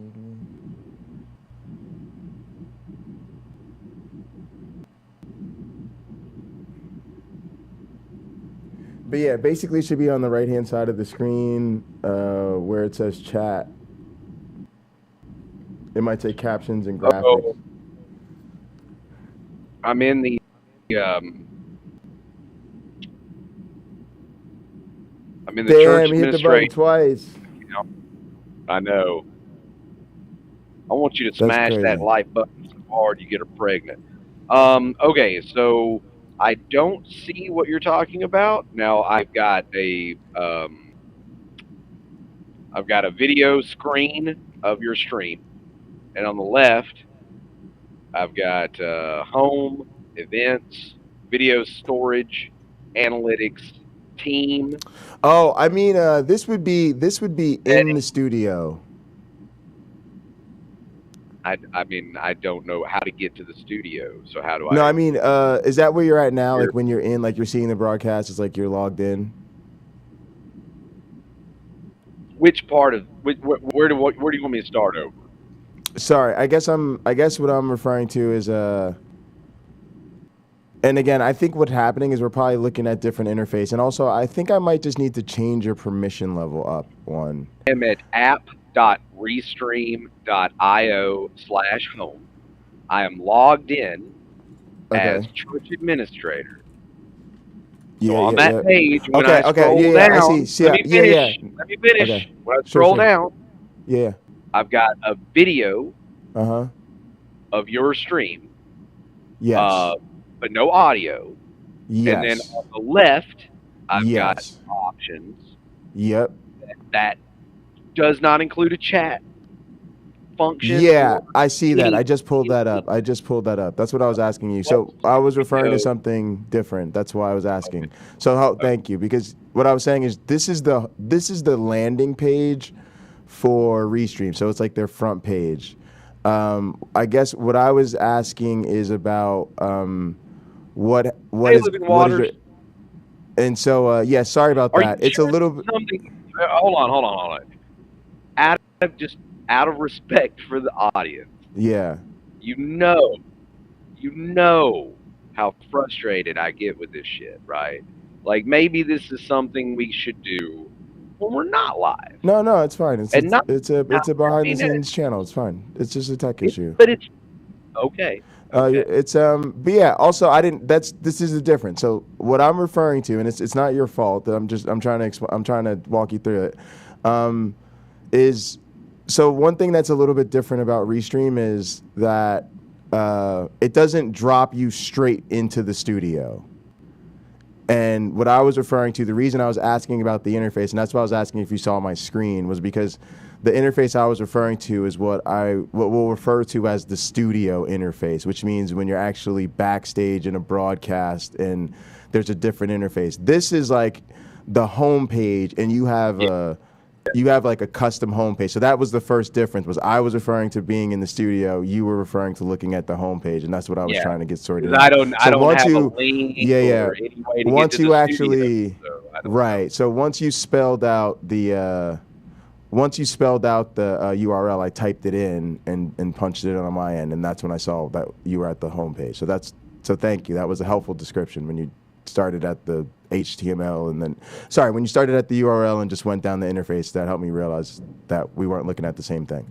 All right, so hang on a second, because I'm going to try to walk you through this, but I want to see what happens on my end. All right, so what happens on mine is if no, actually, you know what? Let me go all the way through for a second. Okay. All right, awful. All right, awful. All right. Now, don't worry about it, that's fine. But what on my end, I guess what I would do then. Fine. When you have headphones on and you're not expecting it. Oh, sorry. I mean, it's not something I control. It's an automatic thing they did. I had to try to join the stream, and it does that before you get a chance to mute it. So all right. So I think I want you to try start with studio. All right. And what's weird about that is I think it might make you join again. Like there might become two of you all of a sudden or something. I don't know. Let's see what happens. Like, is it asking you to sign in again?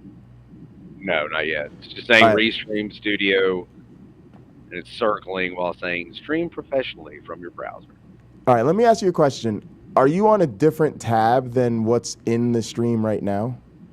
Yes. Okay, that's cool. Can you do me a favor? Just switch back to the tab. I had to so I could log in. All right, so now it says ready to join.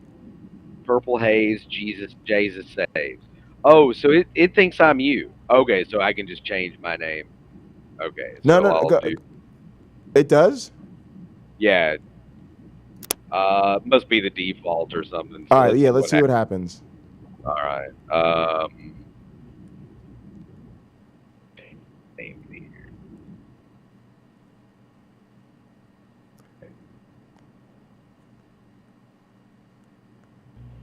So you know what? Close the other. I'm gonna close the other.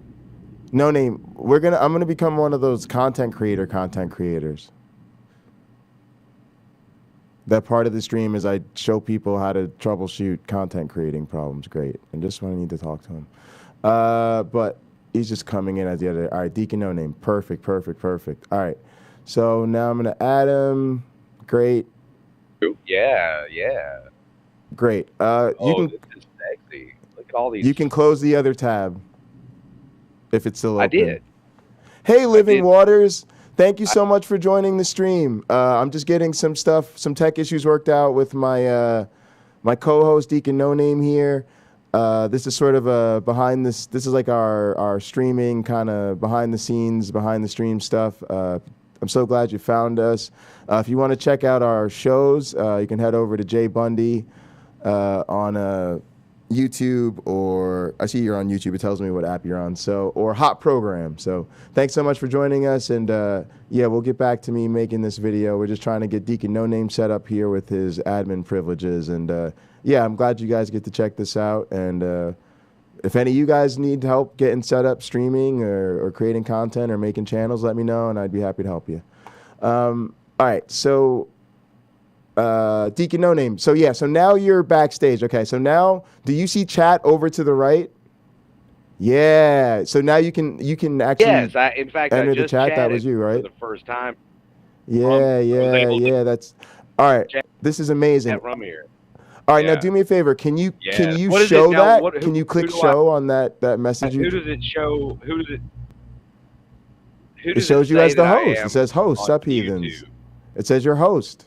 Host. Well, Just says it host. says host on my end, but I don't know if it says Yeah. Pocketlocker86. Oh, what it says on Right. YouTube? It says it says Watching on- Pocketlocker86. It says Pocketlocker86. YouTube. It says Pocketlocker86. Okay, that's what I was wondering. So right. So here's what I'd say. That's fine. I'm happy with you chatting as me. That's totally fine.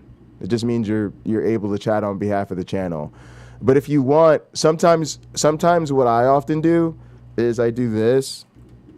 Oh, you might be able to change your name though. Is there a little chiclet down there by where you start typing messages that shows like a little R and a circle with the chiclet next to it? On my end, I can click on that, and then it on me a lot, and it says, "Oops, you're having." Oh, okay, yeah, no worries. Yeah, I just saw that. It might just give it a second. Just give it a second. Yeah, I can hear it. You might be having a connection thing. You might just drop out and drop back in. Oh, it looks like you're solid again. It looks like you're good again. Try say. Yeah, I can hear you.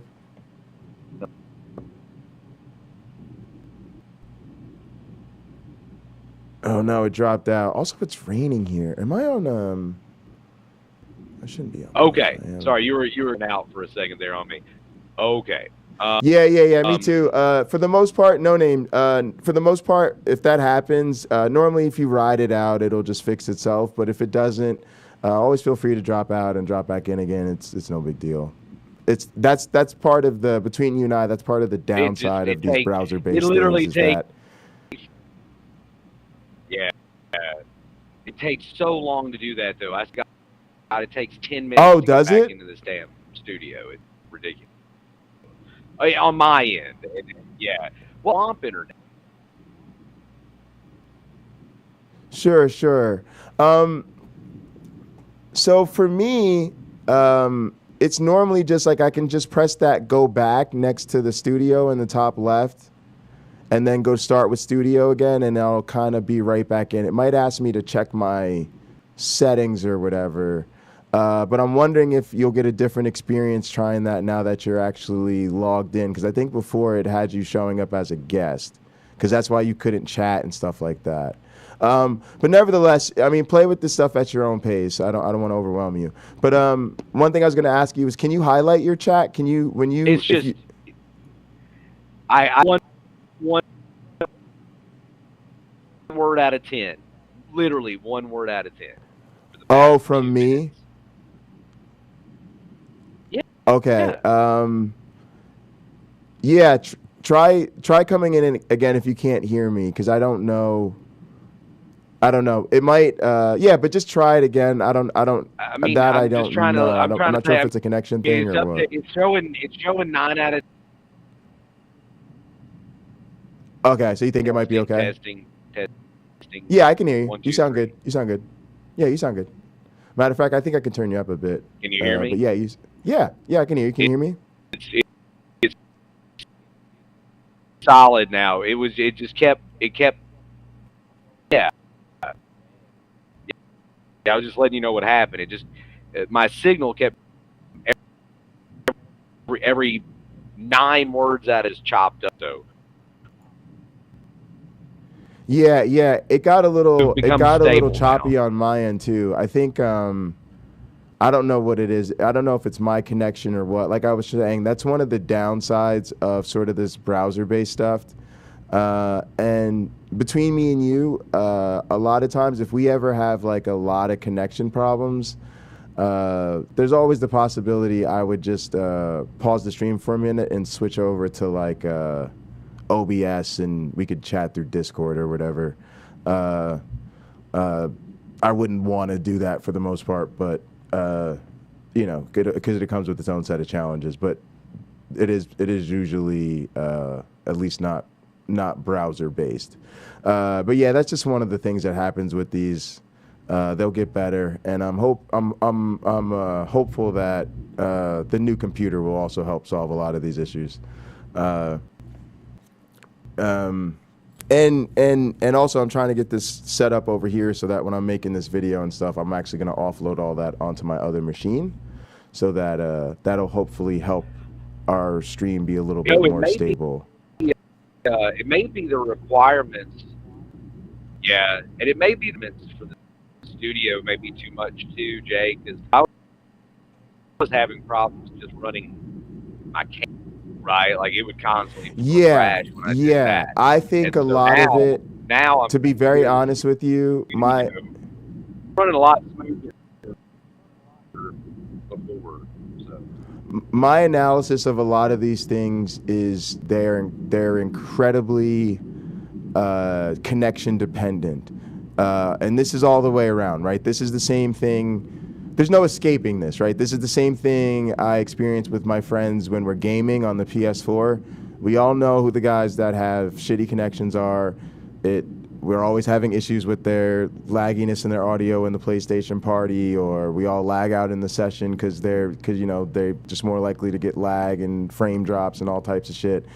And so it's kind of the nature of the beast, especially now that everything's going to, cloud-based and browser-based, and it's just everything is dependent on somebody's Wi-Fi. Yeah. So with that being said, if you ever get a chance to plug in, that might be the hugest upgrade. Do you have a chance to do that by any chance? Like, can you run a Ethernet cable to your router? Yeah. I may have. That usually actually makes a very, very big difference. Yeah. It might be something. But that's one thing to think about. That normally helps tremendously if you can. Just to let you know. Yeah. Give you much more secure. Yeah. I just don't want this to happen during like a real show. Yeah. Well, to be honest, that's why I told you it's okay. That's what this channel's for. If people watch this channel, there's no guarantees. I don't want people to shit either. Well, no, I think people. Well, I want people to, because for me, I want to get in. Like, part of what I want to get into is what the guy we're watching is doing. Right? He just threw up a 2-minute video on how to actually get StreamYard set up. There's a difference. Yeah. I understand, Jay, but there's a difference between saccharine, substanceless entertainment and something that's just unwatchable or unlistenable, right? Yeah, I mean, people are going to find a lot of my shit unwatchable. I'm fine with that. If Tool puts out a CD and it's got like jackhammer noises for an hour, I'm sorry, that's just unlistenable. Yeah. So, well, you got to remember, I'm going to spend hours editing videos, working on stream bots, customizing overlays, programming. I'm going to spend 10-hour streams coding. So I think I wouldn't watch most of my stuff. I think most people will find most of my content unwatchable. I'm not asking them to watch something that they've got. There's plenty of content out there on the internet. But yeah, I want to start. The more behind the scenes I show, the more I get people who do want that type of stuff. I'm more of the philosophy that I don't want to actively run people off either, right? So somebody. No, I don't. But you're not. You're not. I'm responsible for that. I'll take responsibility for that. I wanna work through the issues, and I like doing it live because everything changes. So this is the space to do it. That's why I decided this. Yeah, because otherwise you do it during sound check and then you go live and you have these issues anyway. So also you gotta get comfortable with it because this is going to be the same thing we got to go through with the regularity that it happens. You know what I'm saying? Like you watch other shows and they don't have like tons and tons of tech. They do. I see it all the time. I can show you clips of it. Oh yeah, I could show you. Yeah, I could show you clips on Derek's channel where he's got some super choppy stream with Richard Carrier. I've seen Richard Carrier streaming from his RAV4 where he has terrible reception. Yeah, I've seen all types of people calling Doug's channel with the echo, and I see these issues all the time. Now you don't see it a lot because a lot of people who do this regularly have worked through this, so they've got they're like Tux. They've got their plugged-in laptop and their stable connection and a good microphone going into a USB interface, and so it's stable as shit. But that's the that comes with time to people who realize, okay, I do this enough now that I'm gonna tackle these type of problems. But I mean, I have people calling all the YouTube shows, other than the ones where it's just like people calling in on StreamYard, for instance, tend to have like a Discord set up, and you'll have like half a dozen people in a Discord room, and they're broadcasting that live to YouTube. So if you just want to listen in on the conversation, and you're not now to me, like, I would do that a lot. It's just that and I always say, like I do all of it because I'm a tech guy. Yeah. But the truth is, it's like herding cats because there's no ideal solution. I'd love to go Discord, but it's just our community just isn't Discord friendly, and it's such a barrier that most of them wouldn't do it, because now, again, I hate to say it, but part of it is educating your audience. We're overlapping. So like, for instance, like one of the things that was great about this weekend was, even though there was a lot of sort of hills to climb during the week, when I got into this weekend, and this was the first weekend on this platform with my co-hosts and all of that stuff, I mean, they were excited about it because for them it was mostly the same, but gave us a lot more potential outreach. But immediately it was like super helpful because all of a sudden MyOneBlack Friend could read the comments of what people on Twitch were saying, right? And we had people getting in from Twitch and making comments like, and my Twitch people don't know nothing about fucking counter-apologetics. They were like, what the fuck is this? Oh, this is cool, right? But the YouTube community that we have is like, they're not Discord literate. So for Twitch folks, I'm like, yo, here's the Discord. They're on Discord a couple seconds later. That's how Twitch is. They expect you to have a banner down below your Twitch that has a clickable thing to your Discord, right? That's just common fare. Whereas like this YouTube community, they're like, you know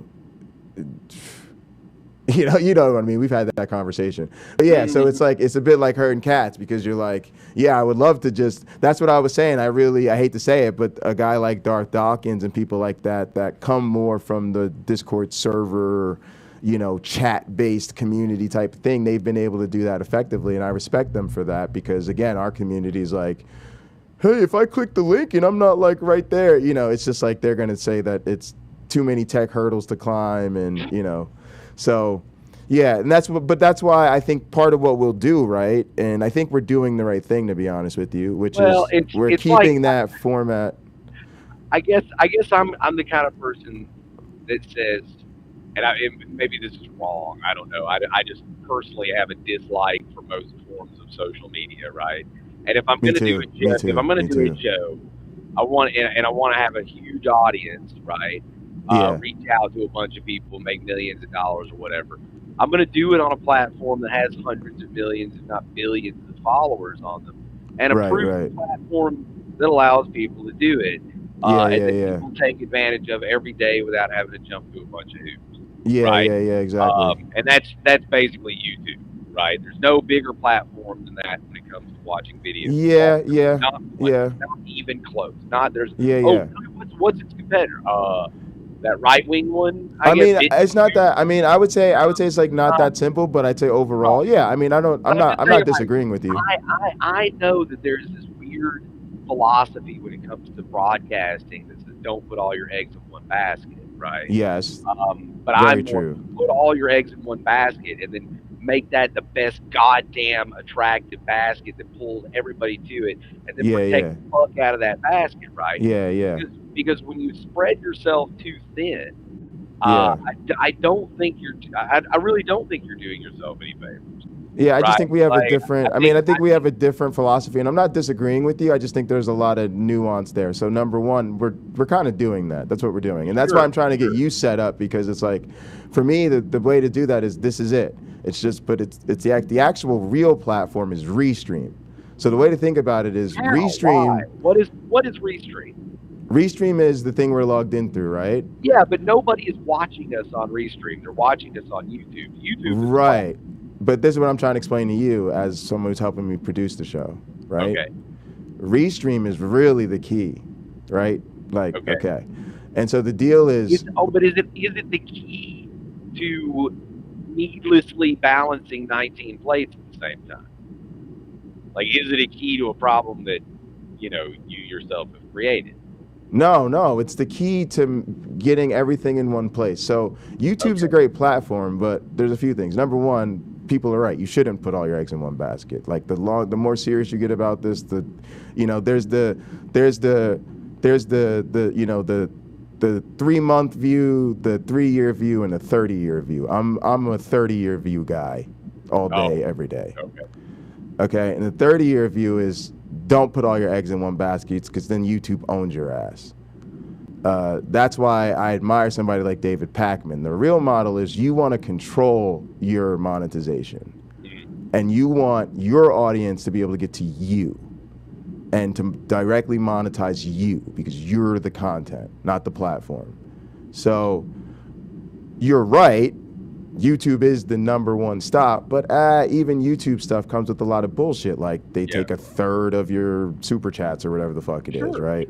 And I would 100% agree with you if you were, say, I don't know, a celebrity, right? Like you were a real, honest to goodness celebrity, and I was your media coach, and I was like, oh no, Jay, what you're gonna want to do is put yourself everywhere so that everybody who loves you knows where to find you. All right, here's what you should remember, though. Here's a better thing to remember about me. But nobody knows who you are. I know, but I'm gonna help you with that. Here's who I am. I'm a broadcast professional. I'm a multimedia techie, building my own multimedia empire just because I want to show people I can do it. Having fun building it, right? Yeah. And then part of that is it's building into my professional expertise, which is that I'm positioning myself not just as an expert experimental evolutionary biologist, but particular somebody who's all about this intersection of science and multimedia. Like if you go to here, I'll pull up, I'll share my screen here. This will actually be helpful. Let me think 1 second. Let me actually do something. I want to switch which screen I'm sharing. Sure. Here. Maybe it's a psychology thing with me. I don't know. I just think that it is. There's a lot of psychology there. Yeah. If somebody gives and I me get it. It's just I got to coach. It takes coaching. Sure. But I'm not.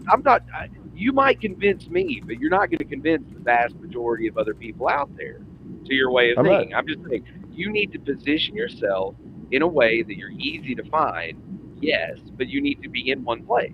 But I'm trying to explain this to you. You gotta hear me out though. All right, so see this is my website, right? First thing, Virtual Evolution Lab. Second thing, Science and Multimedia. So for some of us, it's for the tech of it. What? Do people still use websites? Yes. Matter of fact, this website is actually the key to the whole vision. Is going to be the website. Because the website is where you control your monetization. When somebody goes in that Cash App, they're just sending me money. Yeah. YouTube, nobody takes, you know what I'm saying? Whatever the processing is. So speaking of people being able to find me wherever they want, that's what they've been doing. People who want to donate through Cash App hit me up on Cash App. People who want to donate through PayPal, they hit me up through PayPal. People send me Venmo friend requests and then send me money through Venmo, right? What I'm creating is a place where the people who I want all have one place. You just get the Restream link, you jump in. Now with this, part of it is, I hate to say this, I'm just light years fucking ahead of the competition. Well, and so I'm building this. I mean, you may be so far ahead that your audience, you have, I think you have to create an audience first. But that's what I'm doing, right? I'm building, right, but I've got to build the empire before you're building your audience. And I think you're putting the cart before the horse first. I think you're not getting what I'm trying to build yet. And it's okay. It's going to take you a long time. It's not something I can explain in 5 minutes. No, I would expect that. But I am trying to piece it together for you. But part of it, you got to trust me, right? I know what I'm doing. I'm putting my dual PhDs on the line for this. I'm not fucking around. That's an argument from authority, sir. No. It's an argument from risk. I'm not saying I'm right because I'm expert. No. I'm saying I'm putting I could keep this separate as a hobby, and I'm letting this deliberately bleed strategically into what I'm doing with my career, meaning I have a lot at stake. So that's all I'm saying. I'm not saying, oh, I'm right because I have a PhD. I'm just saying, like, if I didn't think I knew what I was doing, I probably wouldn't, like, you know, go to lab meetings in costume. Let's put it that way. Fair. Right. And again, that's part of what I'm doing. I actually want to teach this way. I want to actually expand this platform. I think if I upgrade to the professional package, like the business class, like we're using Restream Pro, but there's like a Restream business class, basically like an enterprise version. And I think I can get the university to buy me that. And I think I could actually stream my class, like the way we did a virtual class. And so the idea would be to use something like this so that we could do like university education and public outreach at the same time. So like we could do a class where like we're offering a class at Michigan State for our students, but our students have agreed to like stream that class, and then we're actually able to like broadcast in that space and like take our community through a course. So trust me, there's gonna be shit going on in our community that's gonna blow people's minds. It's just gonna take time. Well, like I said, you got to build the community first. It's not Field of Dreams. You don't build your media empire and then people just come. Right, but here's the problem. You got to people struggle with change. And here's the thing, like, I'm trying to get to a place where I can produce and work rapidly. And I kind of know what that takes. And so for me, it's like I have to build it now because this is the time I have to build it because of where I'm at in my career. It's go time. I don't have time to fuck around. So I can't sit around and wait, oh, well, 6 months from now, maybe if my viewers, no. I'm doing shit now because then I'm going and then people find us. So anyway, look, check it out. Here's what happens. People can consume us wherever they want. Now, if somebody wants to complain that I have more than one YouTube channel, honestly, I'm not here for it. A lot of serious content creators have more than one YouTube channel. If you only want to watch one of my YouTube channels, then just watch one of my YouTube channels. I don't give a shit. Like, that's what they're there for. If you just want to watch what I put on Jay Bundy, then just watch that. If you want to watch Pocketlocker86 and you're not going to ever, but I mean, to me, that's ridiculous. If you're a Paulogia fan, you've subscribed to Paulogia and Paulogia Live, just like I did with David Pakman. I said, oh, David Pakman has a live channel. Who knew? Yeah. Click subscribe right away. Boom, done. Now I'll get alerts for that just like I get for the other channel. So it's like, and again, none of us watch one channel all day. Like, no, you bounce around from channel to channel. Somebody goes live for 2 hours. You watch. So what I'm doing is we're putting out shit on Jay Bundy, but I'm giving you, like you said, right? I'm giving people Pocketlocker86 as a fallback. Just, oh, you can log in, they'll be live every day, shooting the shit, doing whatever, giving you that hours and hours of content, like you said, that helps feed the machine, but keeping it in its own space where it's a little bit safer. But the bigger picture for me is like, why would you just be in one place when for the same cost, you could be everywhere? Like this is what Doug and a lot of those guys are missing. And I hate to say that, they're not trying to grow. Like when I see what they're doing, like they're not growth minded. They're complacent.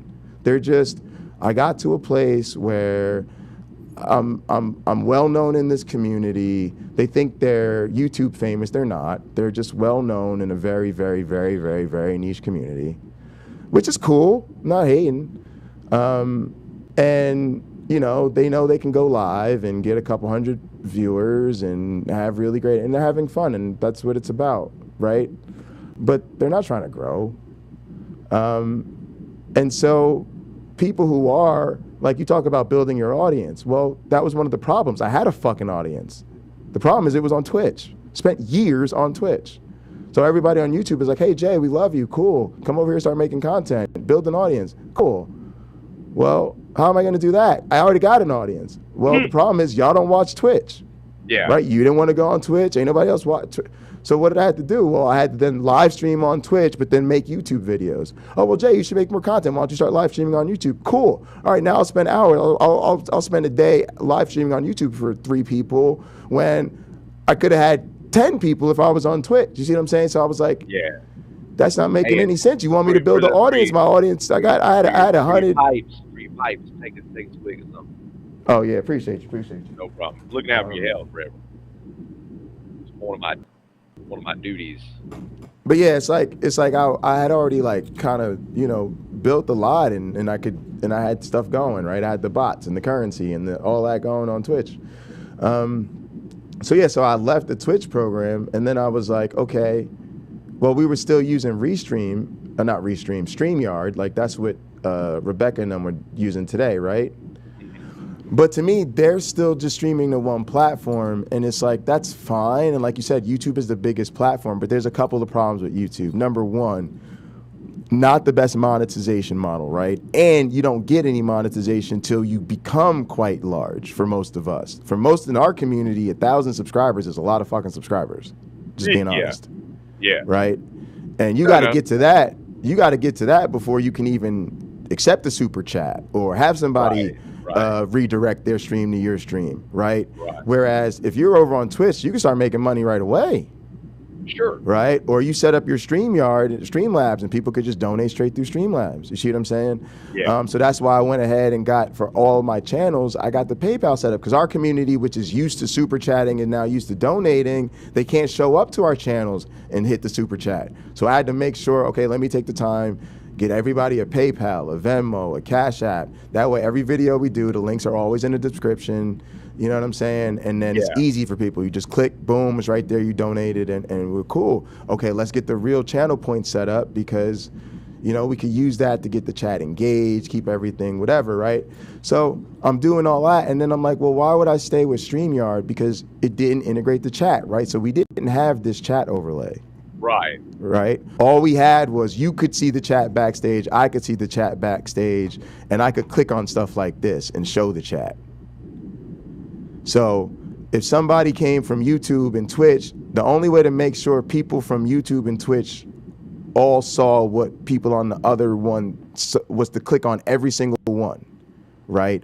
Or mention it. Hey, so-and-so on YouTube, you see what I'm saying?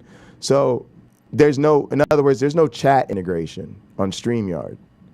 Now, the reason you see Doug and Nathan and none of them and Rebecca, all them use StreamYard, and Derek and all them, and they don't care. Well, it's because they're only streaming to one platform, right? But if they'd have had, you know, 50 viewers on Twitch before they started on YouTube, trust me, they'd be on Restream, right? Because they wouldn't have wanted to leave that behind. So I looked into it. I was like, what do people who are really multi-streaming do?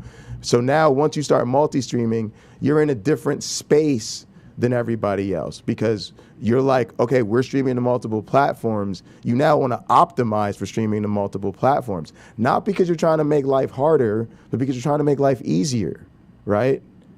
You want people who are already following you on Twitch to say, oh, Jay's live on Twitch, and now they're watching us. Yeah. Oh, he's live on YouTube. Cool. I'll follow that. It's the old like, how to grow your audience on Twitch conundrum, though, right? Because you know, you've got to kind of have some pull, right? Like, you've got to be somebody on Twitch, ironically enough, to, like, all the OGs on No, Twitch. let me get to that. There's a couple things that's different. One, it's a lot easier to get discovered on Twitch.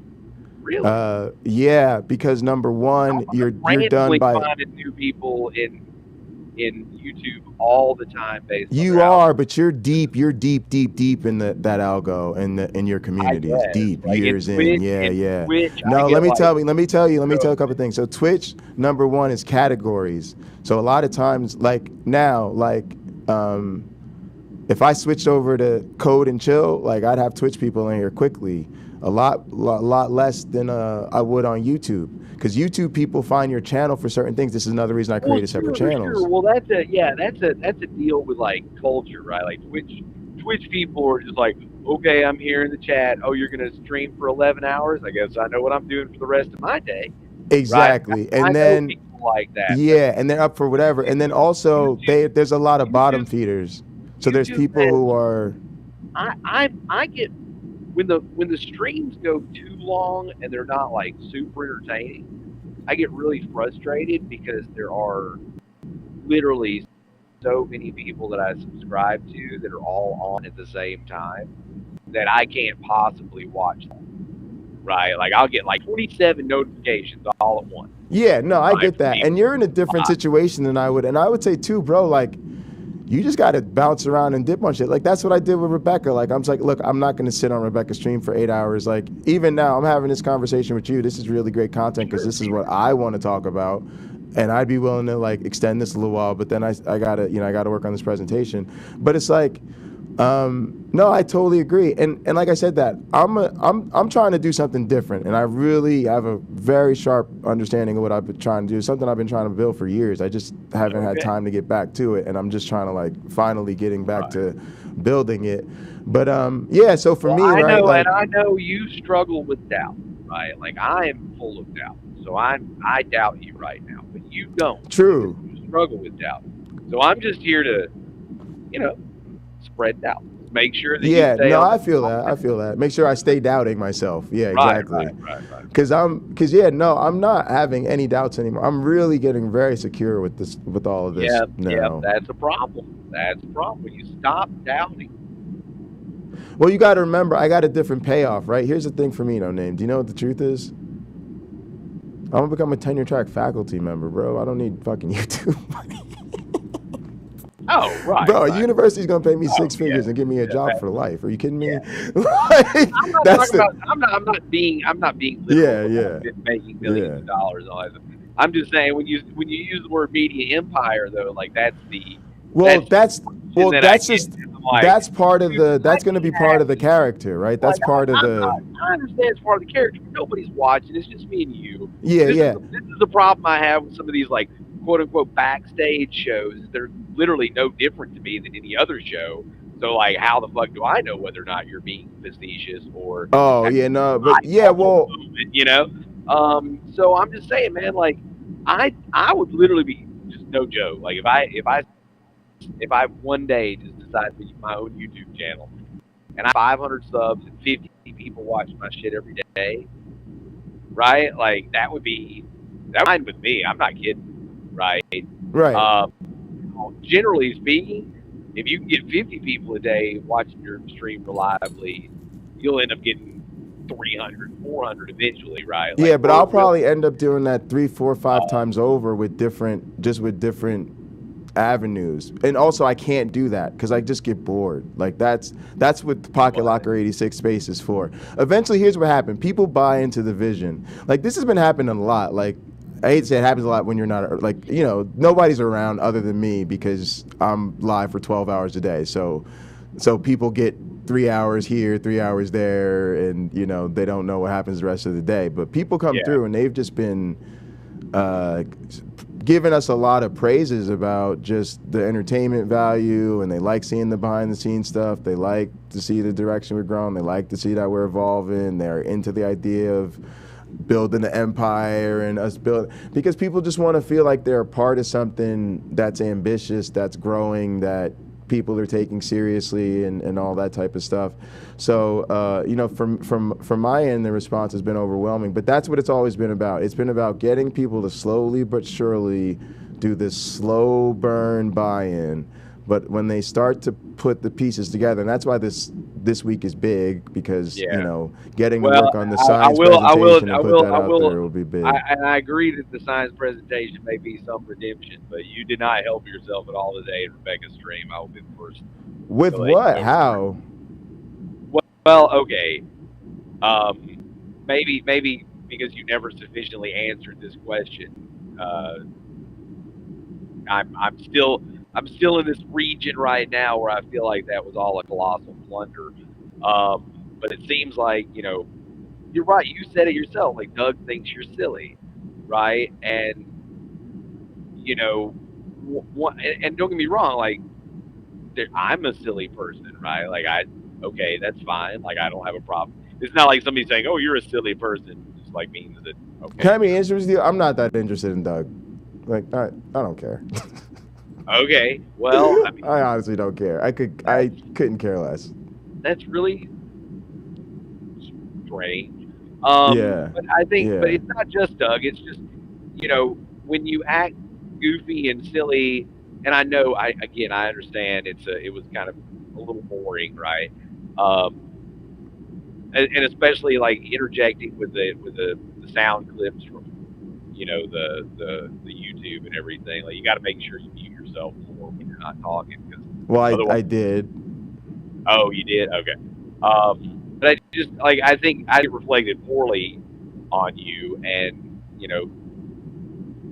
I think what would be more valuable personally, like to spread, to get people over here, is to be an authority, right? Like be a talking head. Like that's what people respect. But again, they didn't. I tried. As soon as I tried, I got booted from the studio. Like, and then she kept me backstage for a half hour talking about science. From the studio, with all the antics, and everybody thought you were high, and there were no antics at all. I literally was asking a dude how the argument from design gets us to God.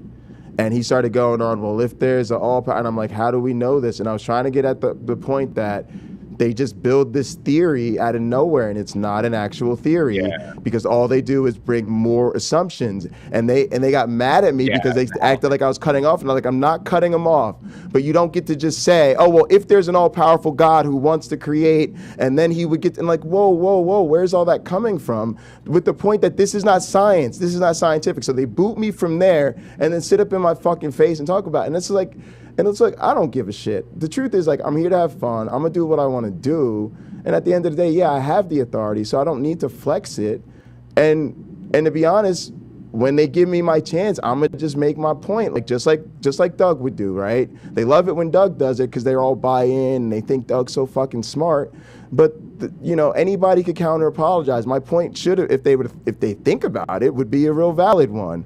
Like, what are we sitting here talking about the most? I was supposed to have what? Everybody, I played the game, right? They said we're playing a game. We're all pretending Rebecca's an atheist, and we're going to give her the best argument we have for God. What am I saying? I'm a scientist. I'm saying if I were in the position of being a theist and I were trying to convince Rebecca that God is real and she should not be an atheist anymore, beep, beep, beep, beep, beep, my spirit meter just went off, and I can detect the Holy Spirit.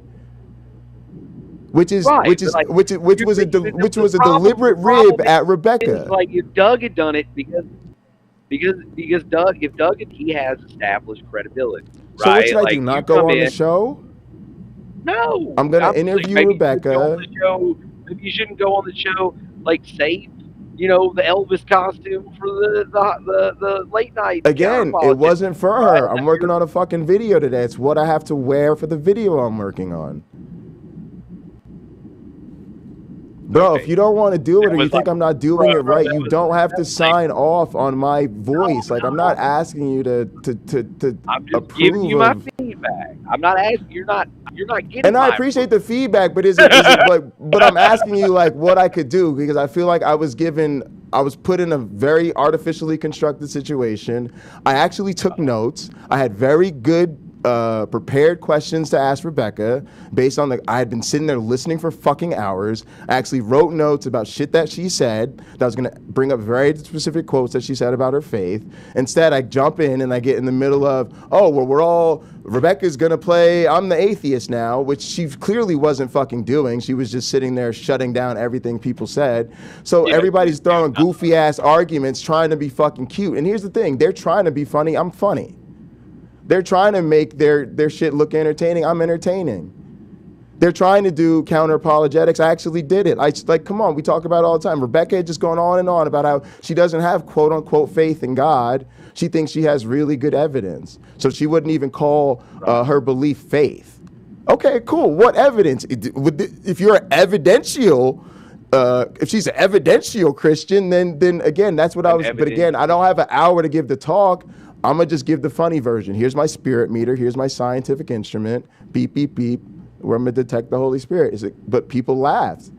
Danny laughed. They got it. It was cute. Like, saying, whatever. People, they laughed at the Jordan Peterson thing. If I were your agent, I'm just saying, man. Like, I got her coming on Hot Program. Agent, if you were my agent, I would have said,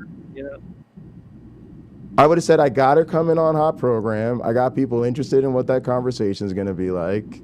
She said she's going to come on Hot Program. She'll probably have me on. Right. And that's the time. The thing is, you got to remember that's the whole thing with the campaign. That's how you get people. You want them to doubt you. You want them to think you're bombing. That's the sucker move. You want them to think you're too silly. Because then when you hit them with the substance, now you've got them. Because they thought you were making a joke out of the whole thing. Oh, and they didn't realize behind that was somebody very fucking serious. You give people serious, so what? I don't want to be, oh, Jay's so smart. He can talk about evolution. It doesn't matter. These people don't give a shit about the evidence.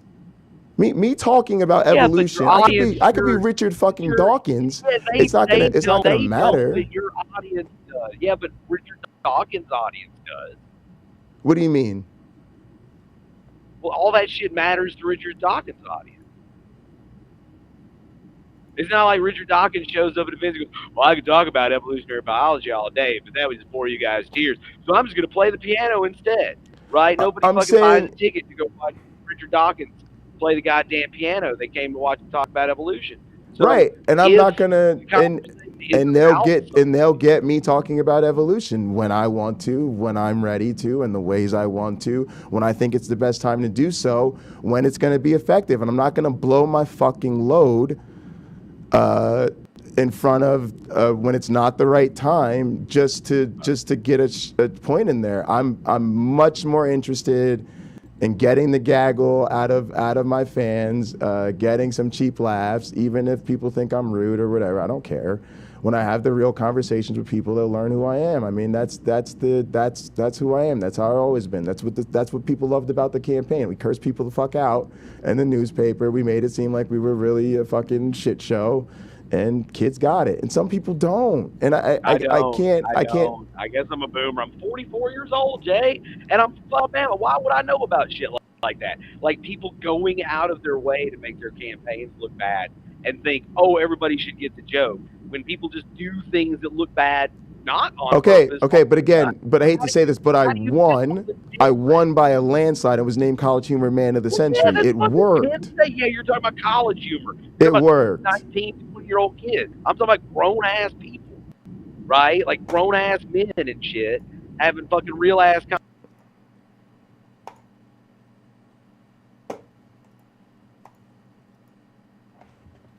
I don't need people who don't want to be a part of what I have going on. Like, if you're not a fan, don't be a fan. Like, it's all good.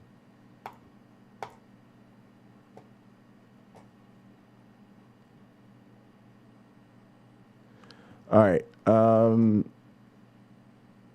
Let me think. Yeah, that's jbundy.com. Check out the website, y'all. 3 persons, he was not viewing the real God, right, Kenny? I would say as far as up to the point of the gospel. Now listen, Doug, this is what you got to understand. Now this is what you got to understand. Up until the point the gospel was revealed to the Jews through Jesus Christ, Judaism was the religion. And so that's why Paul said, I did it in ignorance. I didn't have any light yet. So whenever the gospel was revealed to him, he made the choice to accept it and work for the Lord the rest of his life. So you got to remember something, Doug. There's ignorance and then there's light. And so the more light we have, the more responsibility we have to have that light, to accept that light and walk in that light. So the more you know about God, you know more about God now, Doug, than probably far more than what the Apostle Paul knew about him when he on the road to Damascus, because you are 2,000 years removed from that, with all the epistles and all the writings and all the gospels. He had none of those things. So all he had was Judaism, and he felt he was exterminating the world of that which was coming against God. So I think we're in a slightly different predicament, though, because while it's true, while we have the writings of Paul and we also have writings of other epistles, it's very possible that those words, right, the original writings they have been modified or changed over the course of time, right, over the course of people telling and, spreading the news and proselytizing to people. So now we're also having to take account into what they said, but we're also having to ascertain whether or not if what is being written in the Bible can be attributed to those people and if it's accurate. I can answer. Right? What up? I can answer that, Immutable. I can answer that. And again, this is where what comes to play here is, I don't know if I can explain this right. Yeah, I'm here. Hang on a sec. Once you receive, I gotta find the screen and pause it. There's just this intrinsic knowing about the Word of God that when you read it, there's something you're connected to it with in such a supernatural way that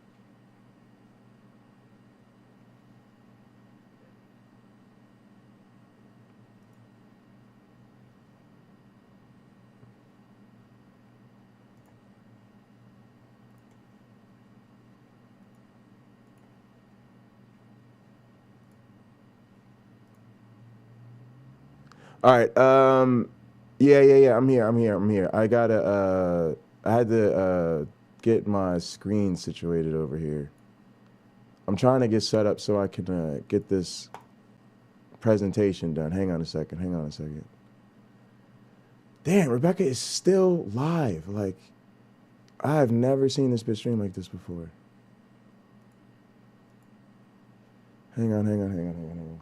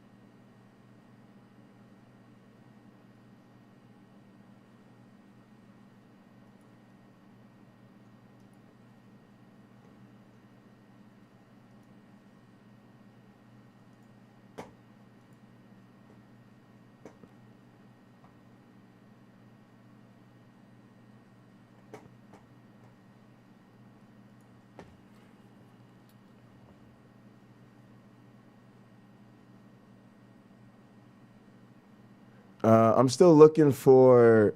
I'm looking for the StreamYard. I don't know where it went. I don't know where the StreamYard went.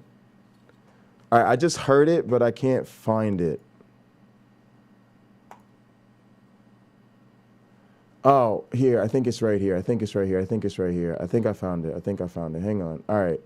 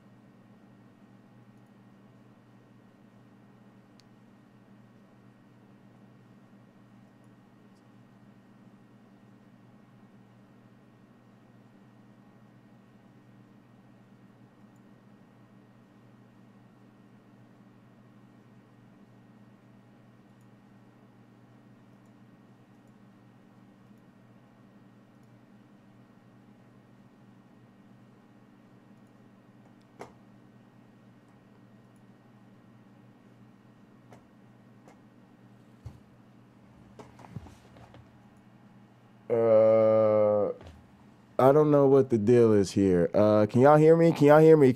Here's the thing. Let me see the.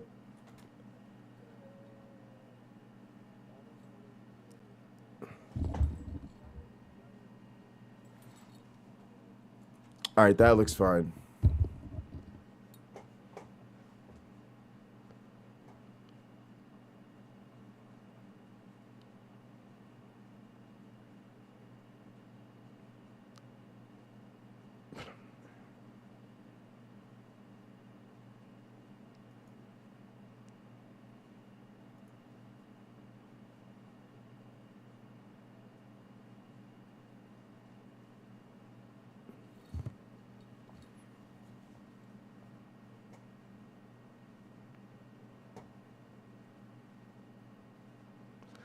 All right.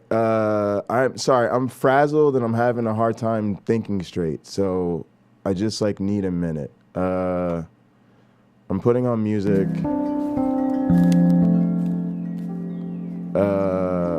I'm gonna send No Name. No Name, try to come back in through the studio.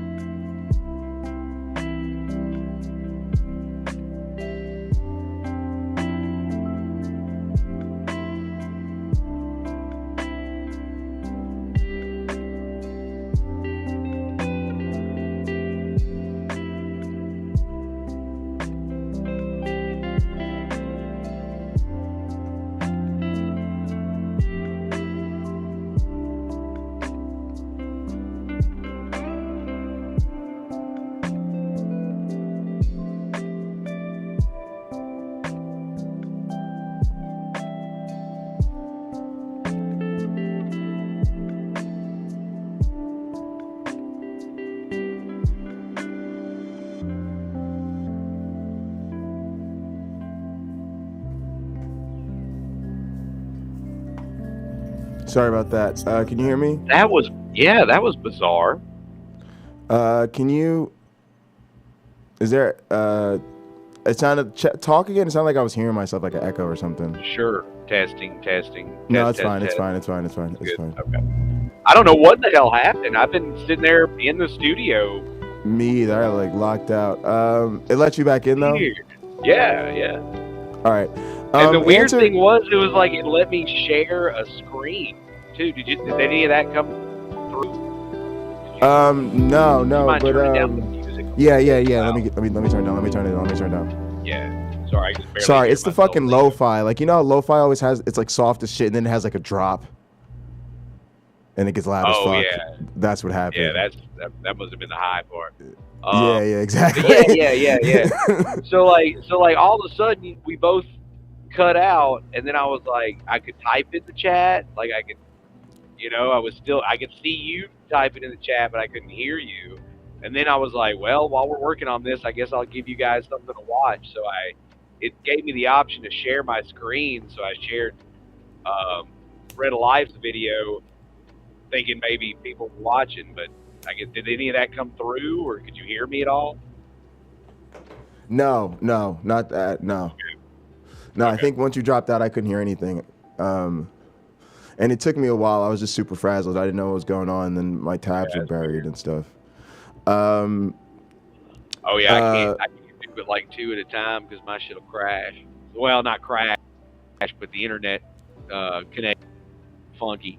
So yeah, let me say this though. I just need you to ride with me right now. Like, I would say the most important thing is the shows. Like if you want to just like, join me for Late-Night Counter-Apologetics or the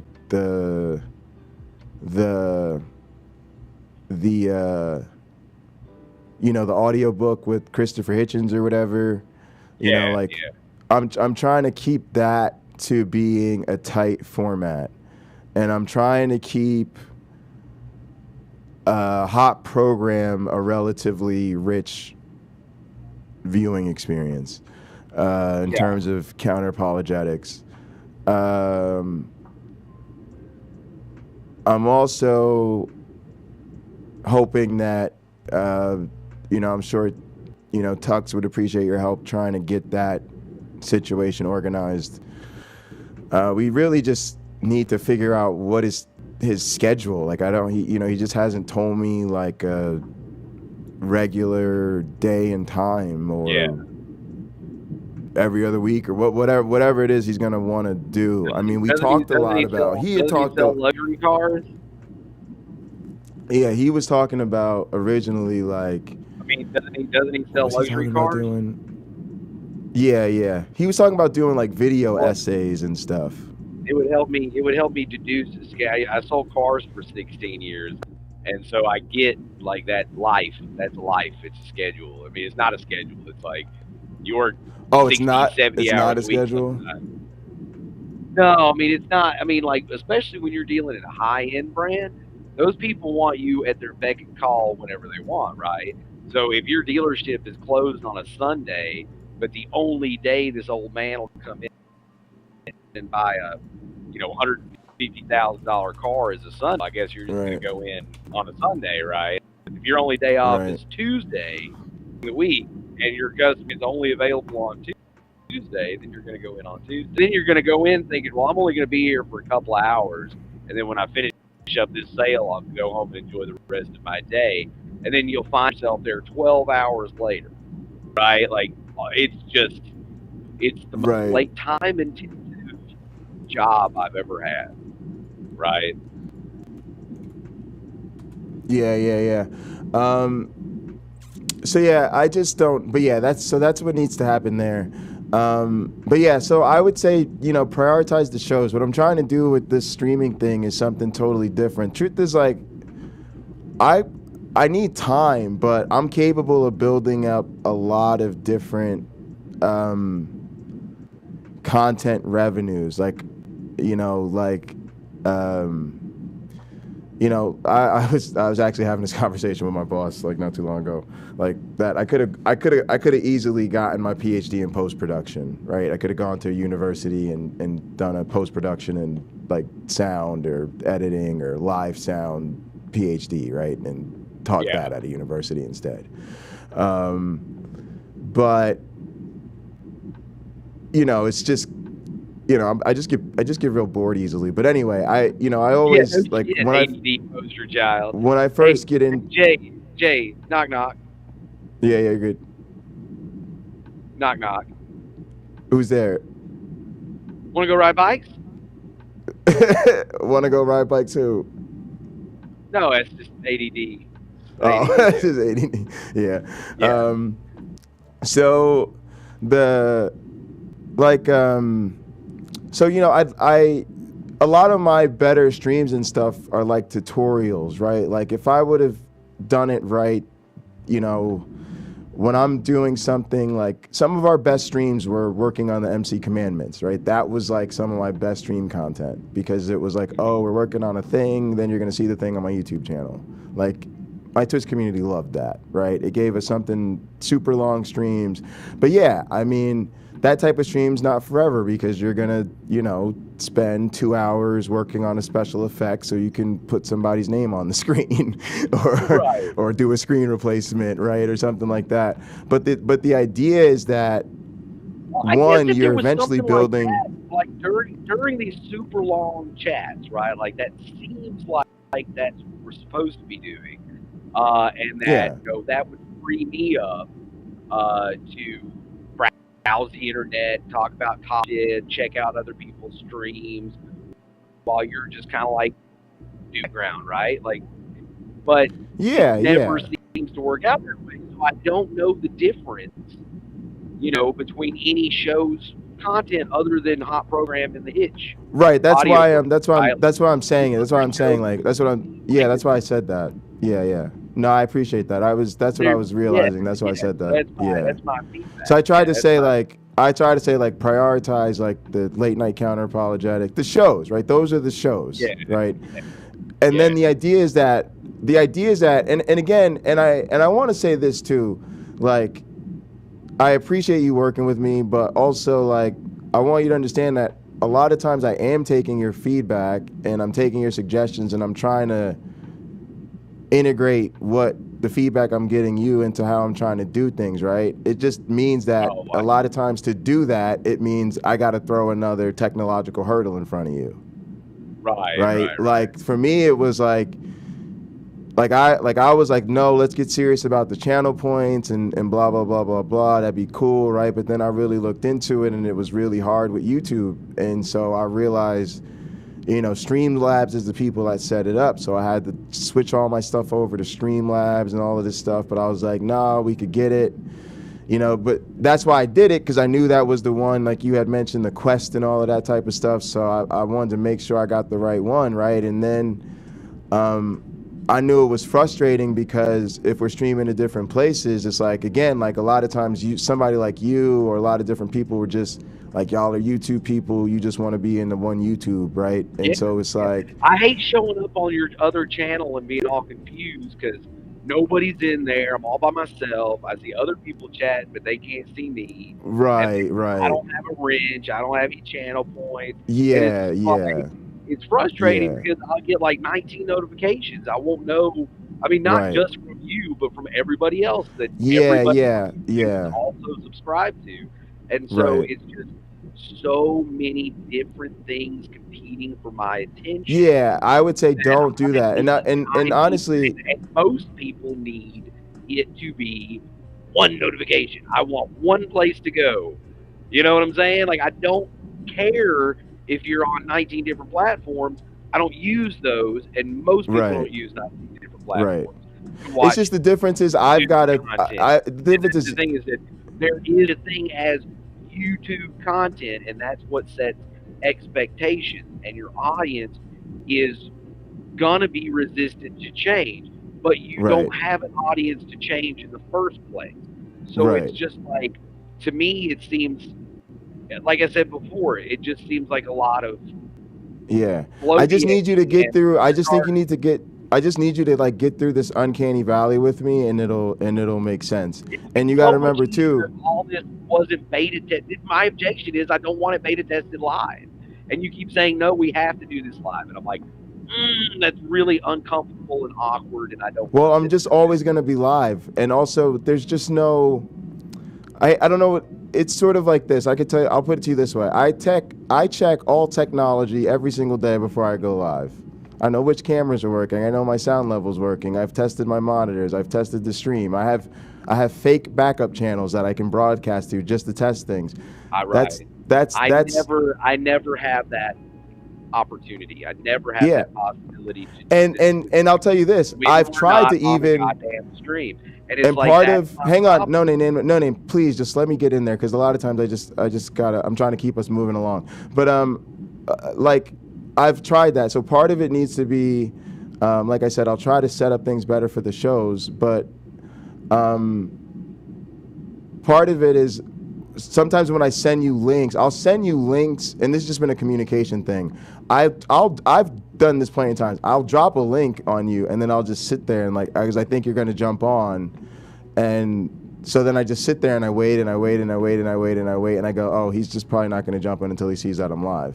So then I just go live, and then you jump in. Whereas it's like the reason I sent you that link was so that you would like when I send my OneBlack Friend a restream link, he's even if I go away to take a shit, I'll come back. He'll just be sitting in the backstage area, and then I bring him in, and then we sit there and chit chat and bullshit. And I'll say, all right, are you ready to go live? Let me use the bathroom real quick. All right, cool. I'll do the same thing. You know what I'm saying? And we have that time.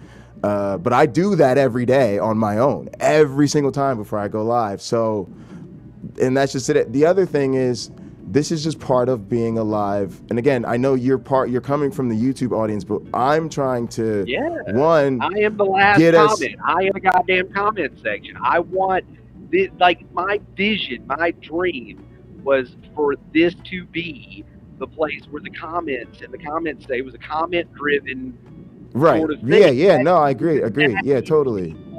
That gets people invested in the community, right? Yeah, like, totally. You gotta crawl. Like, you've got to crawl the shows. I've got to crawl the shows. You've got to crawl the fucking panels. I've got to crawl the panels. We got to crawl the live stream comments. And those are things that like we've got to be doing. If we're doing this, we can't be doing that. So that's what we. But I mean, but that's what we're getting, right? Like you want to, like that's what that. I mean, but that's what today was about, right? We started that last week. Like we did a call in, and we got people to come here after the debate, and we did the movie night. So play from that. We took none of zero of that audience. No, we did. We did well. Nobody came. I'm talking about Rebecca's stream today. What's going on right now? We have 0 people. Couldn't disagree more. Maybe you just didn't see it, but couldn't disagree more. We have people in the chat right now. Yeah, no. First off, when I was on Rebecca's stream, people liked it. At one point, we got up to I think there were 10 people in here. Really? And then, and the comment section was going crazy. Even the shit when the the accident with the soundboard. When that happened, when it accidentally went into Rebecca's stream. Yeah. They redeemed 15 more right away. I had to mute it right away. They thought that was the best fucking shit ever. Oh yeah, that's trolly, is it? Yeah, and then people came over here and followed after that. People left other streams to come. They thought that shit was. They thought my appearance was good. Even when I was just sitting there, people just because of the look and the way Rebecca reacted when she first saw my outfit and the way everybody giggled and even when I did the meter shit, people was putting shit in the chat. Spirit meter, it's people pop every time I do that shit. Easy. Well, I must say every time. That's why even when Tux got on, Tux was singing a whole new tune because he saw the chat going and he saw it. He was like, oh, I get it. He's like, I get it. It's just that's the thing now. That's who we are. We want the crazy clips like Nano's clips and shit. We're not, the thing to me is I want the seriousness to be that cherry filling that's way, and you just got frosting. You got little cookie crumbles, then sprinklings, then layers of frosting, then ounces of cake, and you were full. And then you finally thought you were just done. And then you're like, oh, what's that? Ooh. And it's just a little substance, just enough to make you think. It's the same thing with my colleagues. I hate to say it, they'll all get up there and they're gonna get their speeches. When this conference is over, everybody's gonna be talking about me. That's the dream. It's just the way it is. Now a lot of people will be mad. Right? They'll be like, oh, that was disrespectful. That's unprofessional. He shouldn't do that. He wasn't taking it seriously. They'll be mad as shit. But you know what? All the real powerful motherfuckers I feel gonna be laughing their asses off. And I already know because I've seen it. When I play shit from my clips, when I play clips from our streams to my bosses, and I show my boss the offering song or me doing the altering call, I'm showing this to Rob Pennock. Remember I was teaching with the guy who did the IDC trial. I showed this shit to Rob Pennock. He almost fell out his goddamn chair. Nice. He was almost crying laugh. He was, nice. I'd never seen him laugh this hard. He loved it because he gets it, right? He gets that I'm secretly jabbing at the shit just by making fun of it, right? But I'm being funny about it. And it even works. Even Otangelo came through and said we were his favorite stream today. He told Doug that I was his favorite atheist. Come on, bro. But that gets attention because we start and shit. Even if Doug comes at me, I'm like, no, I'm gonna use. If Doug thinks I'm silly, that's great. He's not gonna stop talking to me. And if he did, I could use, if I get blocked on Doug's channel, right? And then people are going on Doug's channel, why you blocked Jay? Gold. Right? Even when Rebecca kicked me in the backstage, you know what happened? You saw it. Danny started saying free Jay. Oh yeah. We were doing that in the private chat. That was cool. I told him Danny was free. Yo, that shit. So again, we're having fun, right? We weren't gonna win any souls today. We weren't gonna convert anybody to, But yeah, I get it. Every time you do it, it's it's your cachet, it's your credibility, and like I said, I get what you're saying about the spoonful of sugar helps the medicine go down, or making it attractive enough to where people will think about it, without being run off or whatever. But it did not to a lot of people watching, it just didn't think we come across that. Yeah, I mean, and I get that, and like I said, that's gonna be the same. That's the. How do I go about calling in? I'll drop a link for you. Thanks for coming by. I had the chat turned off. Like, you're gonna turn off a lot of people. I know that. Nah, me either. Hey, we're always finding some new folks. But see a new person masturbate in the yeah, exactly.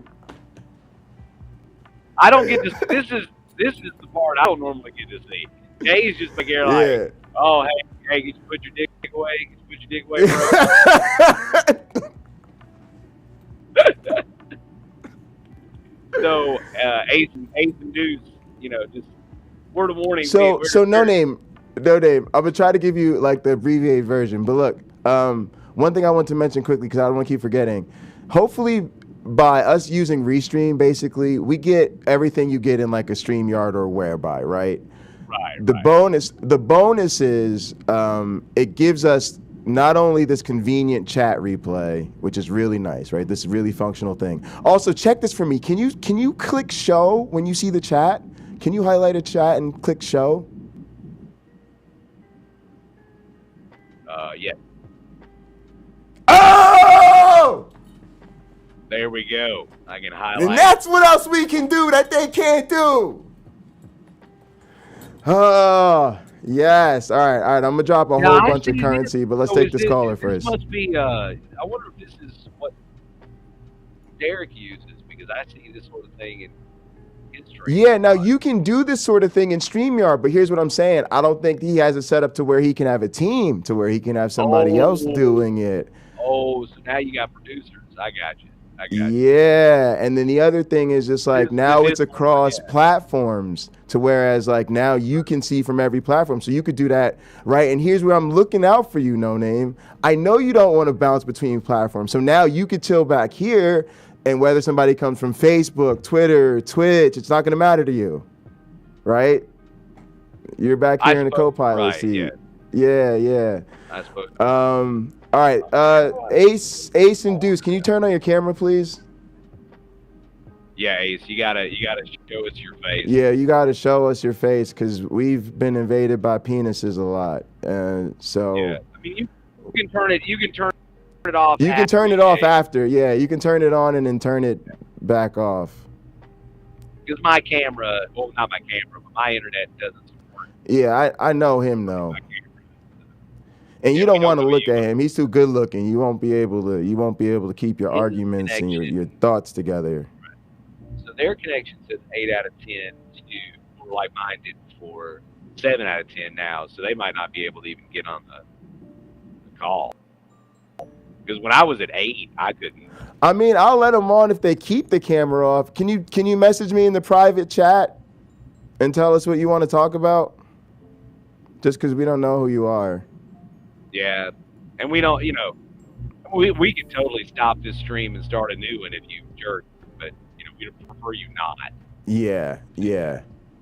Oh, No Name. That's another good benefit. So here's the thing that drove me crazy about StreamYard. Every time I ended the stream, I had to leave the studio to start another one. Oh, whereas, like, when you're in OBS, you could just, just go live. You just hit go live again. You could just end your stream, stop and start your stream, over and over again if you want, right? I got it. With StreamYard, every single time I had to set up a whole new stream, and then even like when we would like switch shows, I had to do a whole. It was a pain in the ass. Now I stay in this studio. I stayed in this one link like all weekend, right, and just switch shows behind scenes. Yeah, I'm telling you, when you start investing in this shit, you start to realize the features. I'll be seeing the features. I'm like, oh yeah, no, I'm paying for you. Yeah. Plus, you got to remember, I'm gonna get my boss to pay for it anyway. So there you go. So eventually, probably next year. This year, my co-host took care of it, and then next year, hopefully my job will start taking care of it. Hell yeah. So we got a 9 out of 10 connection now. So Ace, you should be able to hear us now. Hey, look, No Name. I'm chilling. I ain't going nowhere, so I could take my time. Look, talk to us in the private chat. You good? You could chill back there. We just not gonna bring you on until we see you or hear from you. We won't broadcast you to the YouTube feed first until you're. Yeah. Now here's a feature. Here's a missing feature. They should just make it so that I have audio only guests. Like, they should give me a control where I can lock somebody's camera and just say that person doesn't have my permission to turn their camera on. You see what I'm saying? Yeah. That would shut down the whole Jerker Stick, like right there, right? It'd be done. Sorry, you just. And then remember that one guy, and it was like we made him talk for a while, and then I said, okay, now you can turn your camera on. It'd be like that. Like it'd just be like, all right, cool. Tell us what you got to say. You could call in. We could talk to you. Now, here's another thing we're gonna do that me and you could think about doing is we could kind of do that our own way through Discord. It's kind of interesting how this works. Number one, it'll help us get people into the Discord. Like, oh, you got to join the Discord to get the StreamYard link. You see what I'm saying? Yeah. But then we could have somebody in the Discord on the voice chat before we give them the StreamYard link to call in. Now, I don't love that, but it's a workaround for the fact that none of these platforms give us control over somebody's camera. Can't they just stream it in Discord? You can share your camera in Discord. Yeah, they can. Yeah, they can. And we would want them to. I'm just saying when we get to the point that people are really motivated to call in and we don't know, we can use Discord as like a backstage. Right. And then once we're like, yeah. But I mean, this is a backstage too, right? Yeah, no, this is fine. I'm just saying the only thing that sucks with this is that I can't I can't have them audio only. Thanks, Ace. We said please, welcome back. Turn on your camera, please. Yes. Let us see your face. All right, no name. Answer me some questions for me real quick. Do you have a tab back there called captions next to chat now? Yes, I see that. That's what I was asking about before.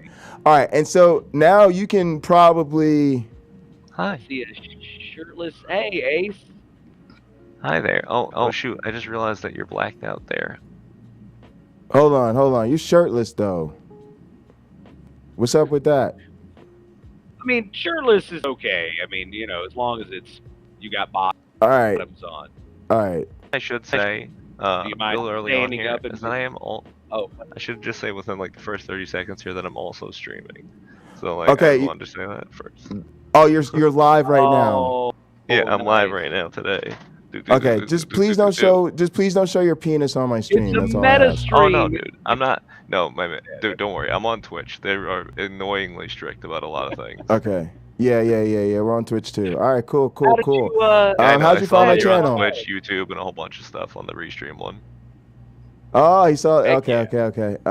Where'd you find my channel though? Is one of those ones that like I've tried to use in the past. Oh, let me turn this stupid thing off so it lags less. But I've tried Restream before, and the thing is that like it's a weird trade-off, isn't it? Because then you have always. to deal Go ahead. with like I love this conversation. Because you're dealing with the trade-off of do you build specifically on one platform and then have a sizable number of people there and like one thing that will like always be there and working, right? Or do you like decide, okay, all these platforms I'll be on at once, people have to accept that like they're gonna have to speak to one another through like the Restream bot, which is honestly a bit cumbersome. But it's the best option that we have. I've actually just looked into this, and I'm completely 100% where you are, where I've been dealing with this trade-offs. This is one of my primary co-hosts here, Deacon No Name, and he is not a technology lover. He is someone who just wants it to work and be simple. I don't say that as in any sort of derogatory way. I just mean you're a normal person, and you're not a freak of nature like me who thinks tech problems are an interesting creative activity. I apologize, but would you mind repeating what made you a freak of nature? Because I fix robots. You're right. No, in your defense, you're right. I misspoke. You're 100%. I was actually thinking about that the other day. I said, no name fix it right. He just doesn't like this technology. Fix robots really big. He don't like broadcast technology. These applications are less user friendly to me than rewiring a PL patch. I'm just saying, like it's not. All right, so Ace, is Ace cool? Can I call you Ace? Yeah, call me whatever you like. As long as I know you're referring to me, that's all that matters. Yeah, appreciate you, man. Are you blazing? I might light up too. So wait, what was I saying? Oh yeah, I was asking you. What was making? I missed that for a moment there because my headphones. You're good. You're good. Go ahead. Struggle. Ask your You were question saying again. Go something ahead. that made you crazy about your opinion about this, and I was very confused. Yeah. So yeah, because I've just gone through all of them, right? I use, just to give you a little bit of background, I used OBS for a really long time. I used Streamlabs OBS for a long time, and so coming from that background, I OBS miss. is the right way to go. Yeah. OBS Studio. Yeah. And how did you get this set up? Are you using StreamYard or are you using OBS right now? I'm using OBS Studio. That's like the only option is OBS Studio, frankly, because like I'm the same way. But can you do call-ins? You don't have a call-in like this, though, do you? Good if you're like, frankly, I don't even think it's necessarily good for that. Because like the only thing that the argument is there for is that it's slightly more user-friendly. Yeah, so, it's just an easier onboard. As a new person, you might have a very slightly more easier time with it. To be honest with you, I set up both. Personally, like the difference between Streamlabs OBS and just OBS Studio is so minor that who gives a shit, really? I'm with you. What I think I'm with is you. that what people need to do is just, if you really need to have like a simple program, use something like Twitch Studio. Twitch Studio will just still like be able to push. Yeah, YouTube Studio's trying to do the same thing. I noticed. Yeah, I agree actually. And to be honest, I think that's very smart for them, because it's kind of like when I first started. This might be funny, but when I first started, I streamed with a PlayStation camera. Well, because dude, that's much more common than you would think. I know like a lot of people will stream. I didn't know any better. Fucking like PlayStation or Xbox, and that's the way that they stream. Yeah, I didn't know any better at all. And so what happened was like, do you stand up and walk around because you sit in the chair too much too? I started that lately. I started moving around and streaming through my speakers. I just realized I'm not even showing you on my screen because it was lagging me out. You're good. Oh shoot! Also, by the way, shout out to your stream, man. I only got a couple viewers, so appreciate you coming through and they're literally bringing some attention. Were watching you until my thing decided to be laggy as all hell. Oh no, it's all good, man. It's all good. No, I actually like talking to you, so you don't have to put me on there. It's all good. But yeah, like, so I agree with you about OBS. What I did was I had OBS and wait, what was that? Was that a tech thing? Sorry. Go ahead, No Name. Oh, no I name. was What'd you say? I'm also on a laptop. I'm in the same boat.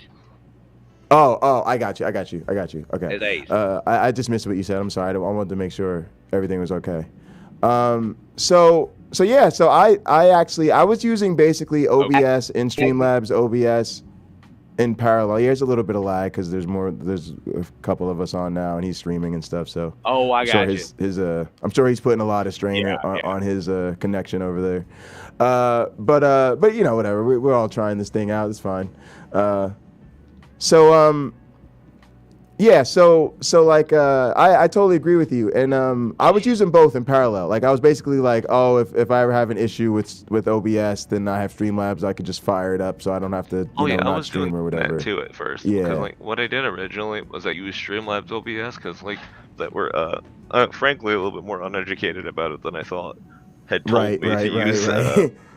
Well, that's how they got started, and it was easy. So that's what happened. They told you the best they knew at the time. I said that. Yeah, I've been there. All right, so cool. Like, frankly, the people I was speaking to at the time were also new streamers. So I mean, it's not like anything that was really weird. They were either new streamers or people that don't do anything like too technically difficult as far as streaming is concerned. Yeah. Like, that's not a bad thing. It's just they don't need to do things. You know what I mean? Yeah.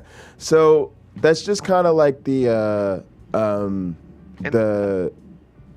ahead. Just question for you: is all this stuff that you do visually run through Restream Studio? Because like that's one thing that I've seen on other YouTube streams is that people have like this similar box setup that smoothly changes from like scene to scene like that. Yes, that's one of the things I really like. It's one of the things I really like is that yes, all of the transitions are built in between the different views, And then it's really easy always to looks manage the smooth, graphics behind the scenes. Okay, so I'm gonna tell you something else. I'm gonna tell you a big part of it, and it's ironic. And when Deacon No Name hears me say this, he's probably not even gonna believe me, but it's actually true. A big part of the reason I switched to this was because I don't host my shows by myself anymore. I had to kill the whole OBS thing because I stream with other people. If I was just doing my stream like this and it was just gonna be me all night, I would be on OBS in a heartbeat. I have all my transitions. I used to run 4 or 5 cameras, 2 and 3 computers, pull my tablet up on the screen. So to a lot of people, they look at my stream now and they think I'm dealing with a lot of it was. That's what I'm into. I'm hardcore. I'm in a studio. I'm not playing around. Like I'm not sitting at a laptop or something with a look. I will tell you, like, despite being on a laptop, I've been streaming for 18 days straight. Like, bro, look, I'm in a studio. I just wanted to be sure that you though? understand that this is not like a difference here. Like, I've literally been doing a subathon for 18 days. I've been streaming for $4 an hour, even less than that, because I've been pausing it a shitload. Yeah. So it's been a fun time. Yeah, I love streaming. You know, it's a lot of different motivations. Some people do it for money. Some people do it to make friends. Some of us do it for the love of streaming. I think I want that to be one of the hashtags in my community. Everything is for the love of streaming. Oh God. Yeah. 1 second, my computer's struggling because. Oh, you're good. You could jump out and come back. Yeah, hang on. I might have to do that. But hang on. Let me do this. That'll make it easier. All right. I'm still here. I just feel I can't. Do that. You good. Do that. Actually, I prefer that. Just you can keep us on your stream and then I can hear you. You're good. Yes, I know. You put on media share, you fucks. God damn it. Like I was saying, don't do it, and then you did it. Yeah, I know. Don't fucking do it. When your stream takes over your stream, and it's fucking crazy. God damn it. Yeah, I was a guest on the show today, and I wasn't ready for my viewers to fire the bot, and it did. We just call this. I am so laggy right now. What the fuck? I can't even. It's so hard. It's all right. Let me take my screen off of here. It's not. Take it off of here. Okay. That should help. It's so fucked. All right, I had my camera off. I stopped my. Let me do this. Yeah. I mean, we can hear you. No Name. Great. That's another thing in this. That's another thing. No Name is that this stuff. It strains your computer and it strains your connection both. Really taxing. Yeah. All right, but here's the interesting thing. A big part of the reason I switched to this was actually the co-host. Because when you're trying to co-host a show with somebody, believe it or not, this is way easier than like something like OBS or whatever like that. That would be a nightmare. No. OBS is like an actual. It makes sense. Yeah. This is way easier, right? You get logged in, and all of a sudden you can just click. Now, tell me something. Can you change the camera view? Do you see the little maximize icon on the left where you see everybody that's in the studio? What options does it give you there? Yeah, like to the left of the screen, like because the chat should be over to the right of the screen. I can maximize. I can. All right, so try maximizing yourself.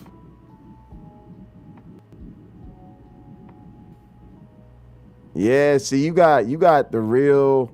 Yeah, see you got real control now, like real control. You see what I'm saying? Like, real deal. Yeah. All right, so let me show you this. Here's another workaround. Yeah. No Name. Here's another workaround I came up with. So you'll notice how at one point he like stood up and started walking around, and I was like, I'm about to see some dick. Right? One of the things we can do, remember, because I was saying it won't give us the option to lock somebody's camera. Mm-hmm. Well, if you put a screen, like if I'm sharing a screen or you're sharing a screen, matter of fact, let's check your screen sharing. But if one of us is sharing a screen, and even if not, just go full size. Like if I let somebody on and we don't trust them, and I don't think to, one of the safety mechanisms is just make either myself or yourself full screen. Right? That's what I did. Right on. So it's like we can still hear him. It's like the workaround for audio only. It's like I can't do audio only. I'll just make myself full screen. Now it takes you off the screen, but your camera's not on anyway. Do you see what I'm saying? And then now he's off the screen. And now we can still hear him. And then when I'm comfortable with what I see on camera, we can add his camera back. You see what I'm saying? And try this out. Do you see those little boxes below the main stream window? Those are the different layouts, right? Now, here's how this works. And this is something that you'll take a little bit of practice with, but once you get it, not only will you probably find it easy, but you'll like it. Can you still hear me? Sorry, you just flopped in from another window.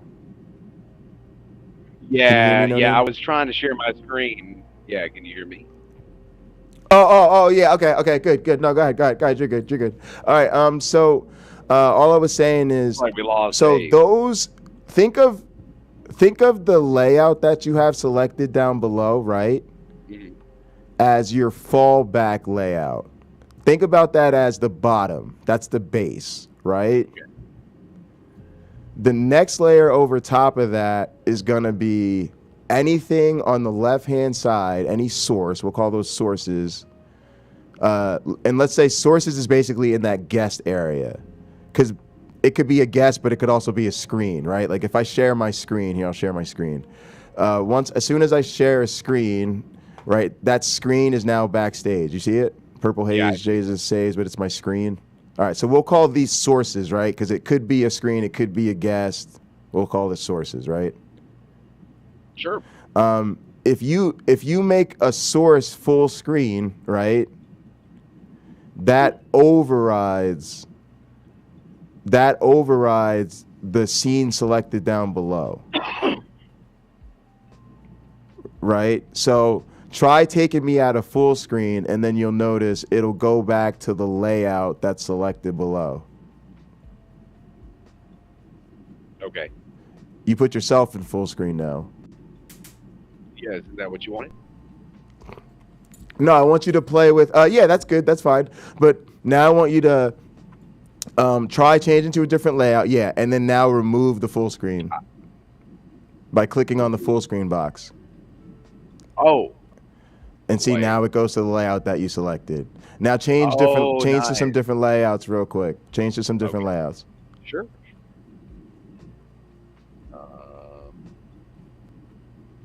All right. Oh. So. Oops. Fine. Yep, all fine. All right.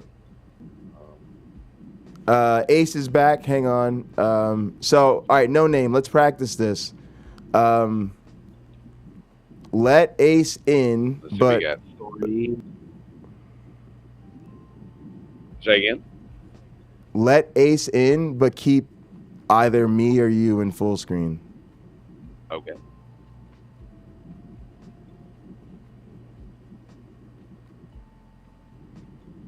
Like that? But go over to the sources and click the full screen button for either me or you.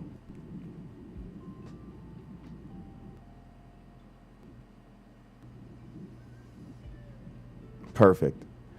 So now if you a little bit of lag there though. I'd like to speed that. I think I'm back. Hello. Yeah, it was, but it's okay. It's all right. Welcome back. Welcome back. Welcome back, Ace. How you doing? I muted it for a second. I apologize. It's okay. Yeah, Can you hear us? I also forgot to say, I love your outfit, dude. Oh, thank you. I really appreciate that. Thank you. I appreciate hearing that from another streamer. Can you hear me okay? Yeah, I can hear you beautifully. I just had All right. like my shit was just super laggy for a minute there. I was getting real stressed, dude. It's okay. Everything Also, was crashing, and then like someone literally just like requested a YouTube video, and it was enough to break everything. Ace, if you don't mind, like if it gets laggy, go ahead, turn your camera off. We don't care. You can turn your camera off. Okay, cool. Yeah. Matter of fact, if it makes, I was like, I realized that would help. If it makes the audio, yeah, go ahead, turn it off. You can turn it off. It's fine. There you go. Yeah, you're good. So yeah, part of what I was just telling you before is that I was just saying that a big part of the reason I switched to these services was because when I moved over to YouTube, it was because I was asked to co-host a show with people, and I realized that OBS wasn't going to work with the co-host because my co-host was just like a guy who just kind of wanted to be able to show up, grab a link, pull it up in his browser, and and be on air with me 5 minutes later, trying to integrate co-hosting capabilities in OBS to me was just not gonna cut it. I've learned from other YouTube streams, weirdly, that there's this program called StreamYard that's pretty good for that. Yeah, this is basically this is like StreamYard, but I think it's a lot better than StreamYard. Oh yeah, this is like StreamYard, but also you're streaming to 3 different platforms, Exactly. And that's my thing about StreamYard. The long and short of it is, I think it's a great program. They all, to me, they work the same. Okay, here's something people don't realize too. If you're talking about something like Zoom or Whereby, they're not all meant to do the same thing. Zoom and Whereby are actually for meetings. You can use them for streaming, but they're really for meetings. And if you really pay attention to their interface, especially backstage, it shows with Whereby. So for instance, you don't have a private chat. You don't have a lot of the different, graphical options and stuff like that. So it's very limited. When you go to something like even like a Discord, people don't realize this. Discord's great, but Discord isn't really meant to be streaming. It's really meant to be like a super server, instant messenger with Discord is meant to be for a lot of things, to be quite frank. A lot of things, right? Exactly. That's the point. They're literally intending for it to be used for all of these things. Yeah, anything you can think of that you could use Discord for is what they want you to be using it for. Exactly, but your community's got to be game for it, and in our community, it's like seen as a big what you're barrier. Saying is you've already made the point that I was gonna make. Is that the advantage of doing this or StreamYard is that you can do just that, where you just send someone a link and then they're in. With Discord, they have to make an account, or they at least have to go into browser and enter in a whole name and be like, oh, do I have to make an account? Right. And then you don't want just anybody, so you got to give them permissions and. Yeah, then it's just then it's then they got to navigate to the right channel and make sure they and then they still got to do their audio video settings after they do all that. You click the thing and then it just shows you the thing. It just immediately is like audio, video. You're done. Do this and then click the button. It gives you a very straightforward pop-up. That's all you have to do is put name here, make camera work here. Done. Yeah. That's it. And I can tell you that in the last 3 weeks, I've literally, or month or so, I've gone from Whereby to StreamYard to Restream, and No Name's been through it all with me. But for my other co-hosts that I just do my shows with once a week, for them it's been like, oh, it's just a different link this week, cool, and they jump in and everything works the same. And then this week I was like, oh yeah, we're live on 4 platforms at once, and they were like, oh really, cool. I was like, yep, that's what I was looking for. Something that I've been considering doing personally is doing occasional streams on other platforms like you're doing with Restream here. Because, technically you're not allowed to restream once you get Twitch affiliate. I quit just to do it. I'm so glad you brought that up. I quit. I did it a week ago. That's why I switched to this. I quit just to do it. It's just I wasn't giving up shit. I mean, if it's more worthwhile, then go for it. Yeah. Yeah, absolutely. But then, frankly, I don't know if it will be for me personally. Cause, are you making money through the affiliate program? I mean, I've been going for 18 days, so I mean, not a sizable amount, but still, I mean, it's a lot more than anyone should expect to be getting from doing the things that I'm doing. Okay. What I would do. Oh, camera froze? Oh no, on my end. I'm sorry. Are you able to have a? Okay, No Name. Thanks. Are you able to have a? How much interaction do you have with the viewers that donate to you? I mean, I have 3 people there, and I know each of them and love them. Because I think they would probably be happy to support you changing, and so for me, I've just gone to oh yeah, I mean that's keeping PayPal right? and Cash App and Venmo, and I've found that actually I think it's better. Because I figured out that dude, you would not believe how often I spread that information to people now. because I could even send you the spreadsheet that I made. I made this whole spreadsheet out of just like for streamers and viewers to understand. Cause like I made this whole thing. I looked into like all the different like payment service platforms and stuff. I literally called my bank to narrow down the list so I didn't have to look at all of them. You know what I mean? Jesus, yeah. I literally yeah. was just like, I had So like, a list of like 10 of them. What'd and you I was like, this is decide? gonna take fucking forever. What'd you learn? I'm just gonna call my bank and ask them which ones are like shitty. And then they were just like, they just said, okay, these are like the top 3 that we would suggest. And then they were just like, all right.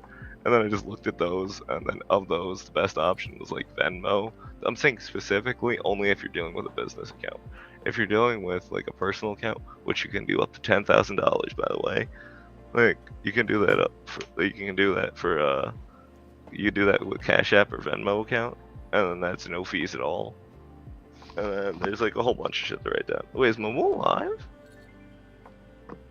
Momo is live? Hell yeah, dude. I gotta hop over there. Thank you very much, Jawbreaker.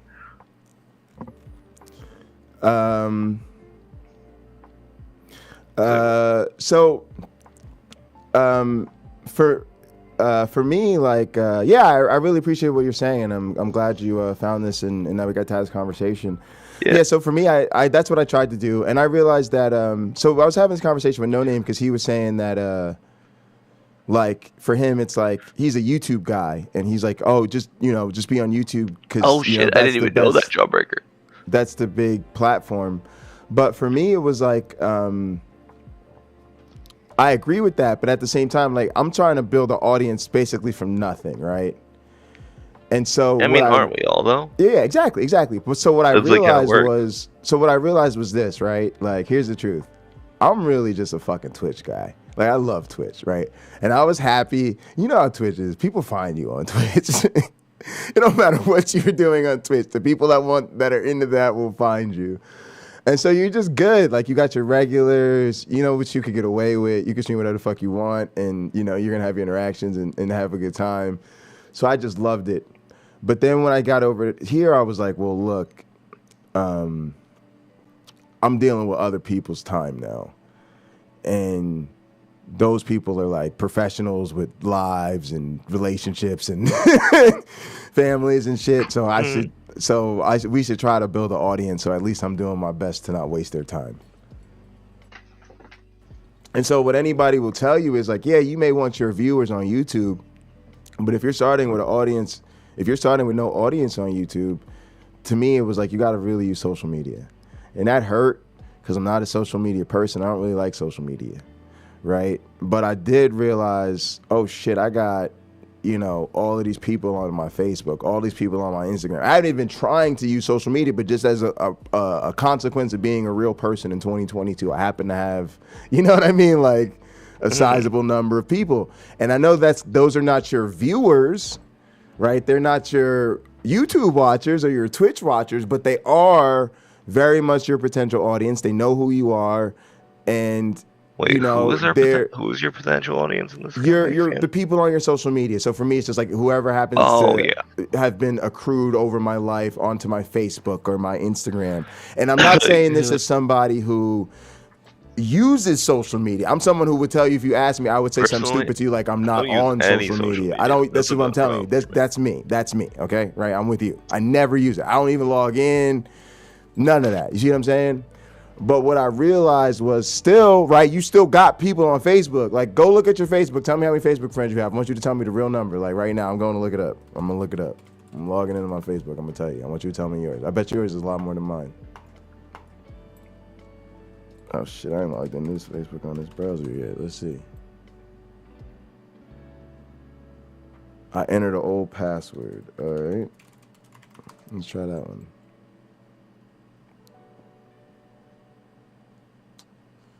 And that worked.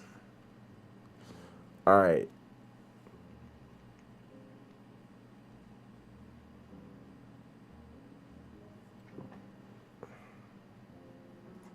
All right. So I have. What do I have? Friends. Do I have friends? I don't got no friends, y'all.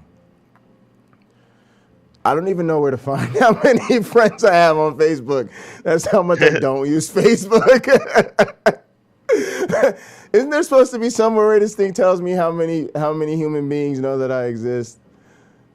So I could feel terrible I don't about even myself. know. Like, oh, I that have number is always 1.4 silly, 'cause, thousand like, friends on Facebook. Because if Apparently, you ever think about it, every time like you're like, oh wait, I'm huge. Like so every time they're like, oh yeah, this is the amount of people that know me. Listen, I'm gonna You're tell like, you that's two the amount of facts people about that me. that's the amount of, in quotes, people that clicked a button. You know what I mean? Because it doesn't have to be people. It could very well Cameron, you just be said my bots. Like, I got profile. What 200 about my follow bots within the profile? last 2 days. Cameron, my profile's bad. Is that what you? Get rid of Is that what you saying, Cameron? Cameron, you making fun of my profile? Cameron, my profile's sexy. This is the Honestly, Steve Urkel. Jawbreaker, you might This is not the be real wrong. life still. I'm the real life still Steve Urkel. Look at that. Look at that. Look at that. Look at that. Look at that science sex meat right there. Dude, I'm on that recreational Venmo. Baby, baby. Yeah, that's what I'm Oh, into. yeah, that's that a good question. recreational What do you Venmo. use to accept your donations? Everything. I have all the links in my YouTube descriptions. Everything. I mean, like, when you say everything, what does that entail? What did you consider PayPal, worthwhile to be considered a Venmo, part of that Cash everything? App. PayPal, Venmo, Cash App. Okay, yeah, that's basically the 3 that I got set up, yeah. And I now I don't set up, gotta. like, my PayPal I just fucking avoided because they're horrible. Like, I gave up. All right, but no name. Check it. I just checked this, right? So here's part of the point I was making. Remember how you were saying like, yeah. hang on. No name. Do you remember how you were saying that we want everybody to come to like the one place, like the one place, right? So I'm trying to show you like this is the one place, right? So part of what I was telling him is, right, I said I don't use social media like you said, right? Like I don't use social media, like I don't log into Facebook. Literally, I just logged in and I didn't even know where to go to find out how many friends I have on Facebook. That's how much I never use Facebook. Right. But I just haven't out of had a curiosity. Oh yeah, that's true. Right. But no name, check this out. Just out of curiosity, I happen to have 1.4 thousand friends on Facebook. Right? Yeah. It's a weird way to say it, but okay. Yeah, it's weird. Also, I was gonna tell him this story, but there's 2 true facts about me that are somehow both true. I once logged into Facebook and the number next to my friend's request was actually an infinity symbol. Wait, am I on? And somehow I get some radio now. I now, way later in life, in 2022, have 1.4 thousand friends on Facebook. A number it is definitely not struggling to display. Facebook has come a long way, and I apparently have exponentially gone in the opposite direction over that time. Right. So,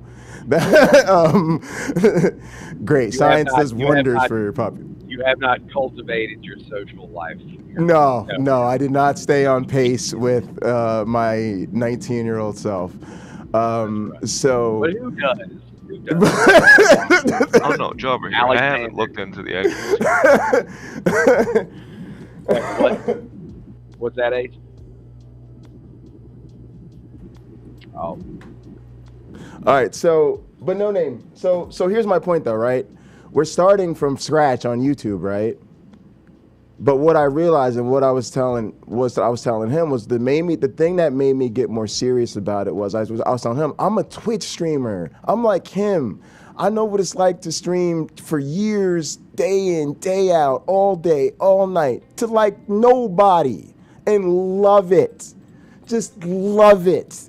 For the love of streaming, like I cannot tell you how much fun I've had on Twitch. Or when I make a video and 12 people watch it, it's amazing because I know those 12 people and they come in the fucking PlayStation party singing my goddamn song and I'm like, yep, that's a banger, that's a hit.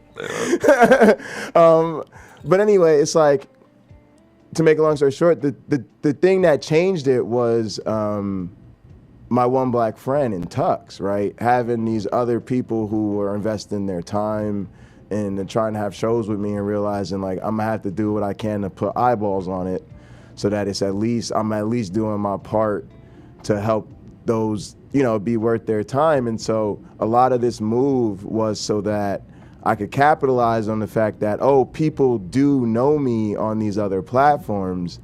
And this particular platform, Restream, comes with social media integration. So like when I go live, it drops notices on all my social media pages, and it'll eventually allow me to just play every single broadcast right directly to jbundy.com and right directly to No Good and Evil and hotprogram.com. So that way when we want to drive people to those sites, so that we can monetize directly the way the real advanced pro people do through their own memberships and subscriptions. That's what we're trying to build on the back end. Is we want to build and so this is going to allow us. Hey, I mean, just because you just recently found us, we're actually building a church.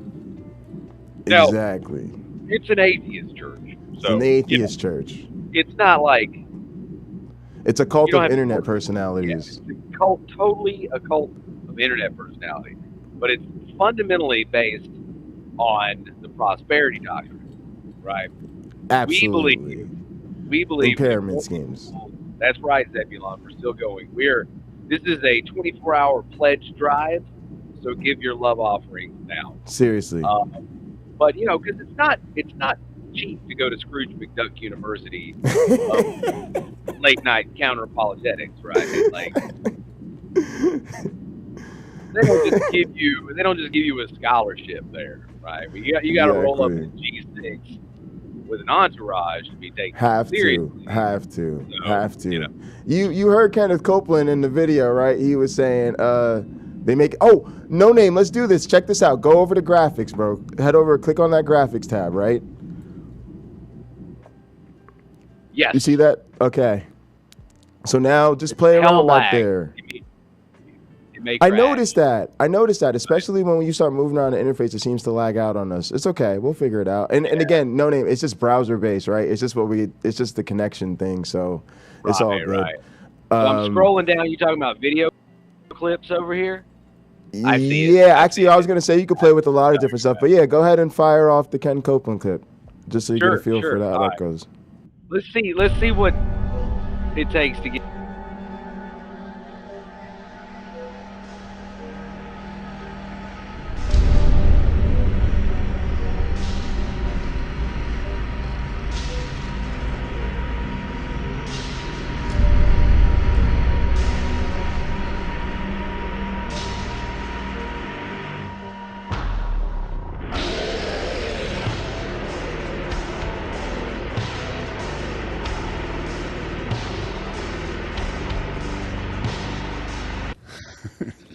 You kind of caught me off guard here. Okay. Now, thank you, Lord. Let me put it very simple. It takes a lot of money to do that. Oh, yeah. Well, for example, that's really none of your business. But, hey, you listening to me? Let me give you another example. And I prayed about it, and I thought, back when, and I might add another thing, too. It's a misunderstanding. I'm talking about the Bible. God, I get excited talking about it because I love it. I had to learn this, the demons. Abraham was very, very well. I learned it from him, from the Bible. There's a foundation in the Bible. Wait a minute now. The blessing of Abraham.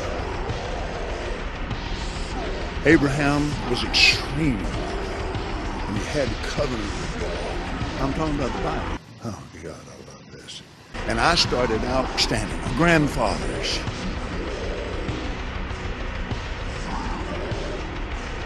I love the people.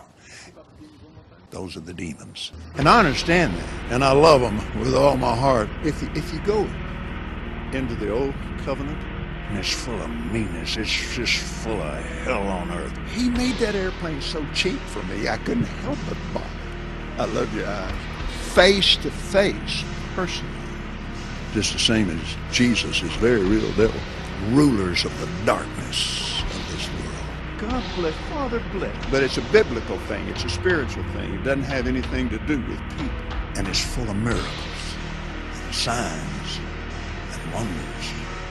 It's full of unseen things. Jesus, people, I love people. Dragging some woman down an aisle, it made me so mad I wanted to punch the guy out myself. We wrestle not with people, and I have a lot of natural gas.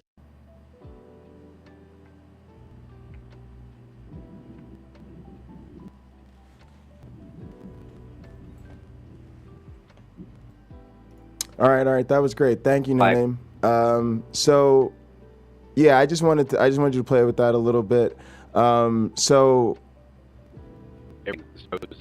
I also think, do you have the option to add a video clip down there if you go to like the last square down in the bottom right?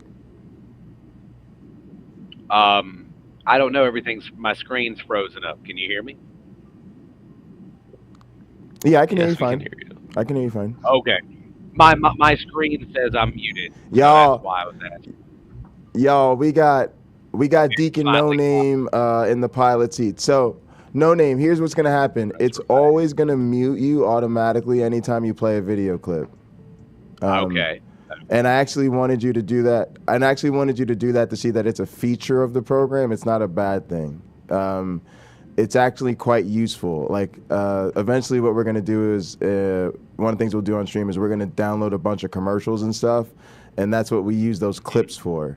And so, it's great for making it easy to do, like the intro and the outro, where you can just fire off clips, which, by the way, are going to start to serve a very important purpose in our community.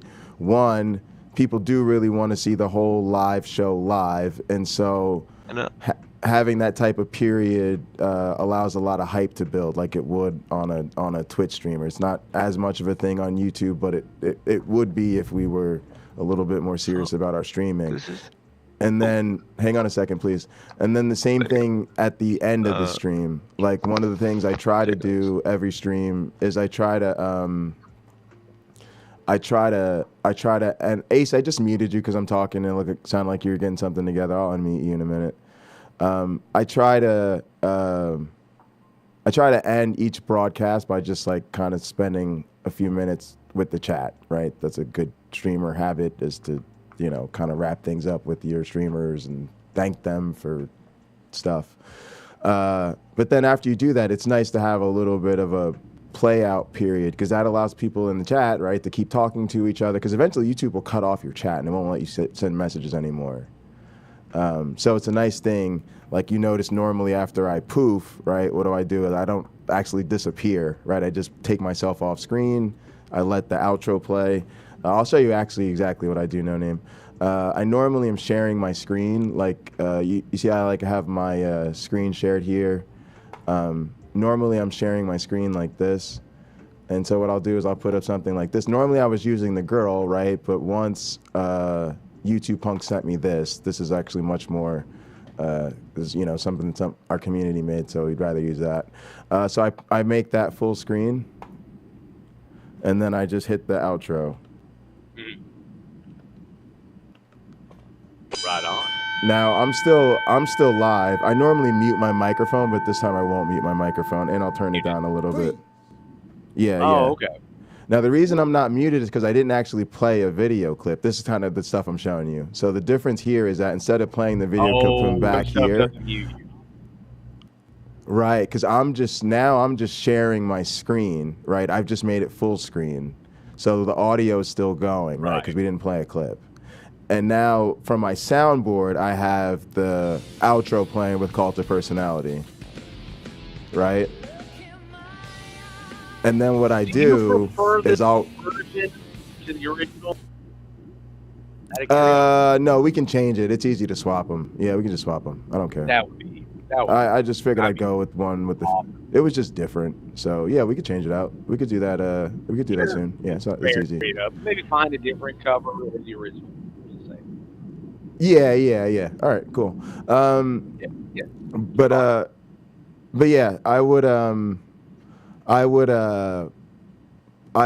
So I do that, and then while this is playing, I normally sit back here and I'll still like talk to the chat, right? So, so I'll like start pulling different stuff up, pulling up different chats, and yeah, Cameron, I don't know if we're going 24 hours, but we've been on for quite a while, and I've still got a lot of work to do tonight, so we'll definitely be on for a while. I might use this as an opportunity to like. what and the thing that we're gonna try to build, especially during the shows, No Name, that you could help with, is that. Hang on a second. I'm trying to. Let me stop that. I'm trying to like. One of the things that Tux noticed right away. Fortunately, for some reason, Tux was either watching live. I think the first time I did the offering song, right, and he was on with me after that, right, and like whatever platform I was on, he had called in or whatever, right, and like before we even ended the call, he was like, "That's it right there. Like if you just." Make that, and I don't even know where that thing came from. It just came to me one day. If you're happy, put your money in the plate. I was just fucking around one day, and it came to me, and I was like, "That's pretty good." And he was like, "No, if you just, you know, if everybody just learns that that's the cue, right? Just like a real church, that's the cue that it's time to donate, you know, and you just kind of go with that regularly." And it's really helpful too because you know people know and they go with it. So. Even if it's not the actual donating, it helps so much just to have those things where people know it's time to hype something up and have fun, right? So they're pre-built hype moments. And so you want those to be the beginning, the middle, and the end, right? So it's like the idea is you want that entrance music. That all that time is really hype. It's the purpose of it really is to get time for the chat to get there, start building some hype, start making the bot go around, start talking to each other. That way you get the audience going, and then when you start your broadcast, your audience is there with plenty of stuff on your screen back here for you to interact with. There's already stuff in the chats. You've already got to drop, you know, pocket change on people. You got to introduce your people, and it just gets it, kind of kickstarts it. And then you kind of want to give it that jolt in the middle, and that's usually what they use the offering song or the communion for. And then same thing at the end. All right, now it's time to poof, right? And so and then we've done the same thing with the bot where we've tried to add stuff like, you know, lurk, so you can show up, and if you're not even going to be active in the chat, you can say lurk. You can, when I come in and do the airplane mode in the beginning, or if you decide you're going to smoke with me, you can do the mode when you're leaving, or when I leave, I can say poof with me, and then everybody can put poof in the chat. Right, and so you'll have sort of these things popping up. So I'm just showing you around. I'm just enjoying this. I know you're probably about to fall asleep, but yeah. Ace and Deuce question. Yeah. Sorry, go ahead, Ace. Yeah. Oh, there we go. Thanks, No. Oh yeah, I just wanted to ask you something. This is kind of an interesting, weird one. But this is have you by chance banned in your Twitch chat the Commander Root bot? Because I think so. There's a bot in Twitch that is run by a Twitch partner that's literally there just to index Twitch, and it just sits in people's chats. So if you're like one of those kind of people that just like bans people that were just like sitting there and not seemed like they weren't they were like robots or something. Right. Like you might want to unban Commander Root specifically. Because that one is literally meant to index Twitch. And I know there's a couple other ones, but I don't remember. Let me check it out. Would it be on like my dashboard or whatever to check that? Oh no, you just have to like be able to get into Twitch and then unban the thing. Yeah, hang on. I can literally type the thing's name in chat so you can look it up. Yeah. Let me pull it up right now. But yeah, so it's super helpful because like what's funny is that I realized that I didn't find your Twitch stream via that, despite it having the title that I was looking for in the Commander Root bot. You know what I mean? Oh, that's weird. All right, let me. Yeah, I just realized that, but when I was sitting there, I was I was looking through it again. Wait, no, he does have colon in the title. Why am I not seeing it? Let me see. I don't know if it's blocked. I just know I've seen the name before. So how would I check to see if it's blocked? Oh, just click the little button in the top right, and then you see if it's there. Like you see like the little people icon. That can bring up the list of chat members. Yeah. Yeah, I don't see it. It's like, yeah, I think you might have banned it because like I was looking. The way I searched for it is that I searched under just chatting, and then I search the word call, which you haven't also, I think I twice. need to make stream. Do I need to make? I think I need to make Stream Elements a moderator here too, because I think my Stream Elements bot hasn't been working on. Oh yeah, that's probably why. Cause like Yeah, it needs mod to do a bunch of yeah, stuff. I think my Twitch needs some TLC. I've been paying a little too much attention to YouTube lately. I mean, it's how it goes. Well, every time I personally, like, I'm really looking, like, I've been talking. Oh no, I've definitely had a lot of Twitch activity. I love Twitch. Yeah. It's insane that like that. Yeah, my Twitch few audience is days- built in. They always find me. like, Where's the No Name? I think part of it is that a lot of my Twitch viewers don't watch my counter-apologetic stuff, so for them that shit's weird. So they probably don't tune in for that stuff. But when I'm dicking around doing other stuff, they pop up. I need although more of them have been coming into that stuff. I've been seeing similar names. But yeah, where do I go to figure out who's banned? I haven't done this in a while. I mean, you could literally just like do /user commander root and then see if it's banned or not. It's the easiest way I can think of. I was gonna do. All right, do I typed it in chat, /user commander root. Yeah, commander root, spelled the same way that you would think, just one word. 2 R's. Yeah, 2 R's, yeah, because commander, then root. Yeah. All right, it says account created, whisper follow. Is it banned? No, it's not Does it say blocked. any- It's not does blocked. it say 0 bans? I can't read it. 0 ban. Yeah, then that's weird, huh? Yeah, no, it's not banned. Maybe commander root has some weirdness going on. Maybe I should add it as. Should I give it mod access?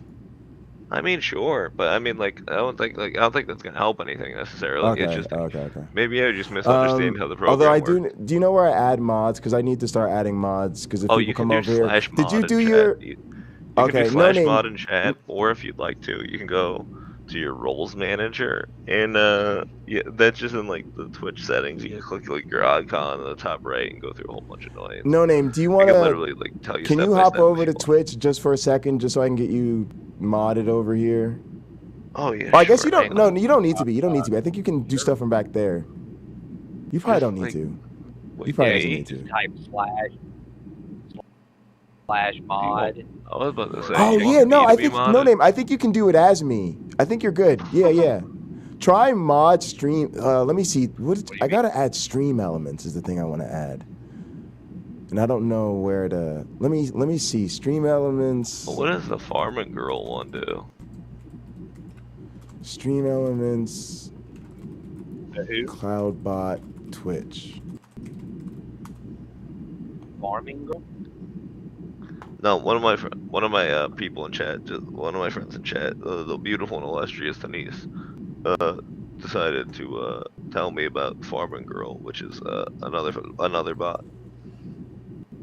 Oh, as an Alabamian, I heard And also- Farmer Girl immediately perked up. I say hi, Technology. Hi, Technology. There's lots of magnets. All right.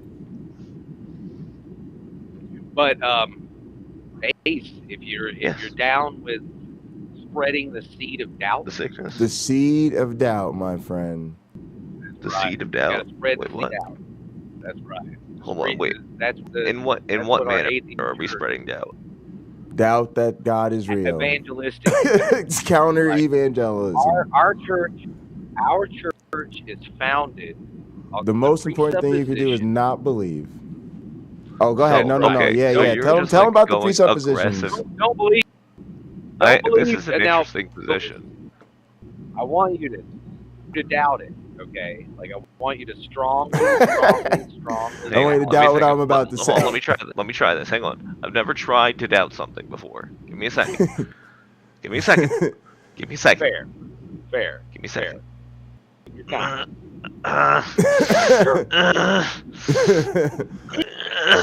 Fuck, dude, that hurts my brain. Yeah, I know.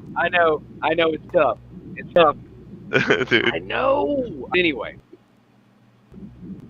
so we have the scriptures, which are the eyewitness testimony of 513 people who witnessed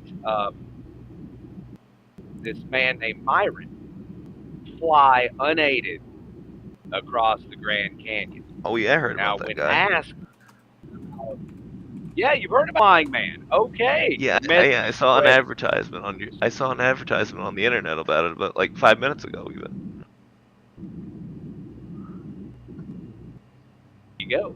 He fought for our sin. Right? And that's very important because he didn't just fly.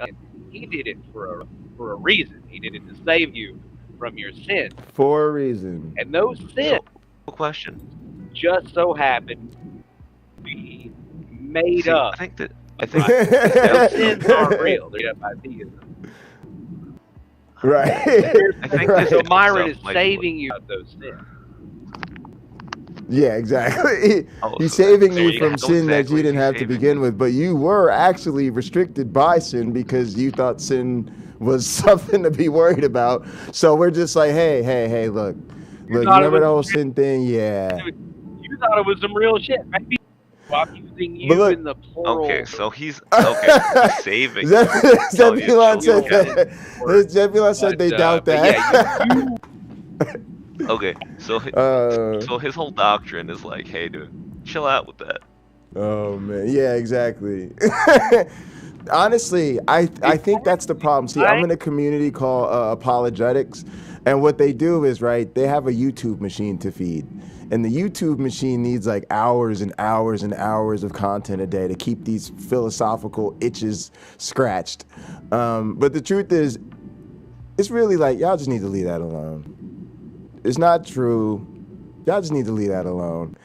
But, you know, they got the YouTube machine must be fed, so here we are. So, jeez Louise. Like, may I recruit you to my internet cult? Is that a thing I can do here? Like, yeah, that's what we're doing. That's what we're trying. Two gentlemen are fine, pliable gentlemen. Right? Although I will tell you this, that I'm not allowed to join any other cults because part of being like a ordained minister is like not being formally. Oh yeah, no, don't worry. We have strictures for that. It's totally allowed. Oh, okay. Yeah, totally. Don't worry about it. Yeah, it's an ecumenical cult. That's my favorite. The ecumenical council. We can join a council of other cults of internet personalities. That we are allowed to do. That's how Mormonism started. Okay. Right? Like, but Deacon No Name, check this out. Hang on, check this out. If we got to the point, right, where let's say we had 3,000 loyal followers who, oh God, if we just said to them, hey, we'd really appreciate it if you would. I know where this is going already. If you would go over to this channel, subscribe to this channel, and come back here. If you go over to this channel, subscribe to this channel, and come back here, we'll enter your name into a raffle, right? And with that raffle, like, we'll give away a T-shirt to the winner of the raffle, right? All right. Let's say, hang on a second. I have a thought. It's a thought experiment. I'm not done yet. All right. So let's say there was somebody that we really like my man Ace and Deuce here, right? No name. And he came to us and he said, hey man, I've been streaming on Twitch for a while. And I said, yeah, I saw your stuff. I like your stuff. I think you got the chops. You know, you can really, I've seen you stream for like, 18 days in a row. I think we're looking for somebody like you who's just going to be in the studio all day and pump out content for our network, right? So check this out. Then we do a big stream and he like co-hosts Late-Night Counter-Apologetics with us one night, right?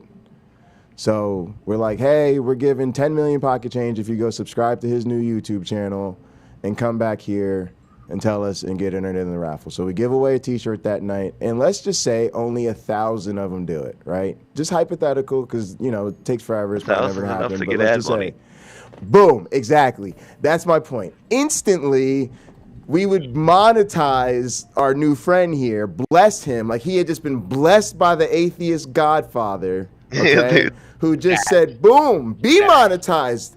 Be monetized. It's funny, it's funny that you say that, because we've been doing one of my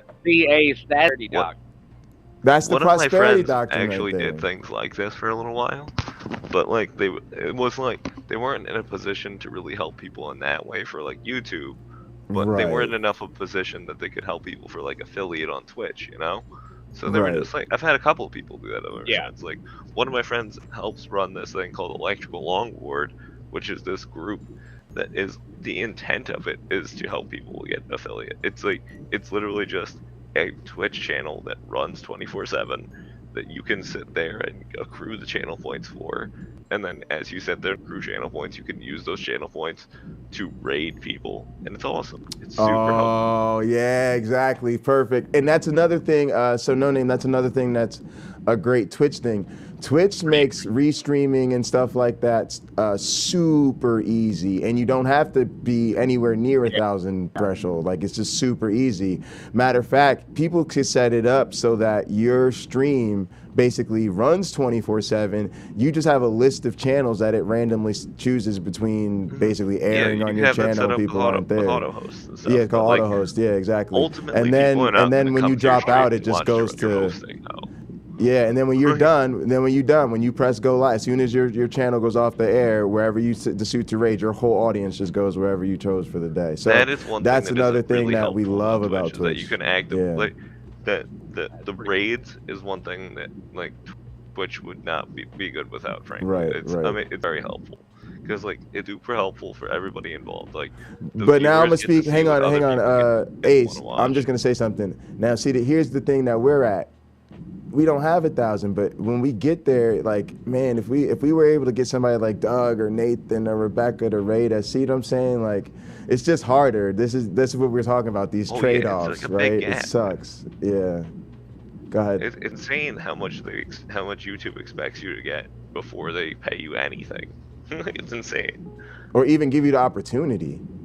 Yeah.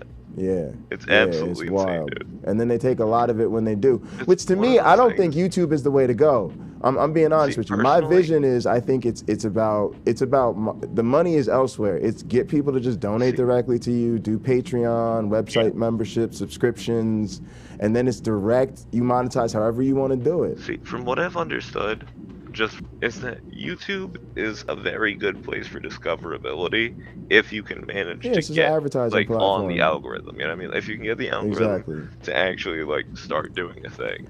So like the thing is, like, I personally have kind of a plan to just I'm gonna just do a big YouTube push for like a good month, month probably. I'm just gonna do a shitload of like YouTube videos. I'm gonna live stream them, record them, and prepare them. That's what I'm getting set up to do. That's exactly what I'm getting set up to do right now.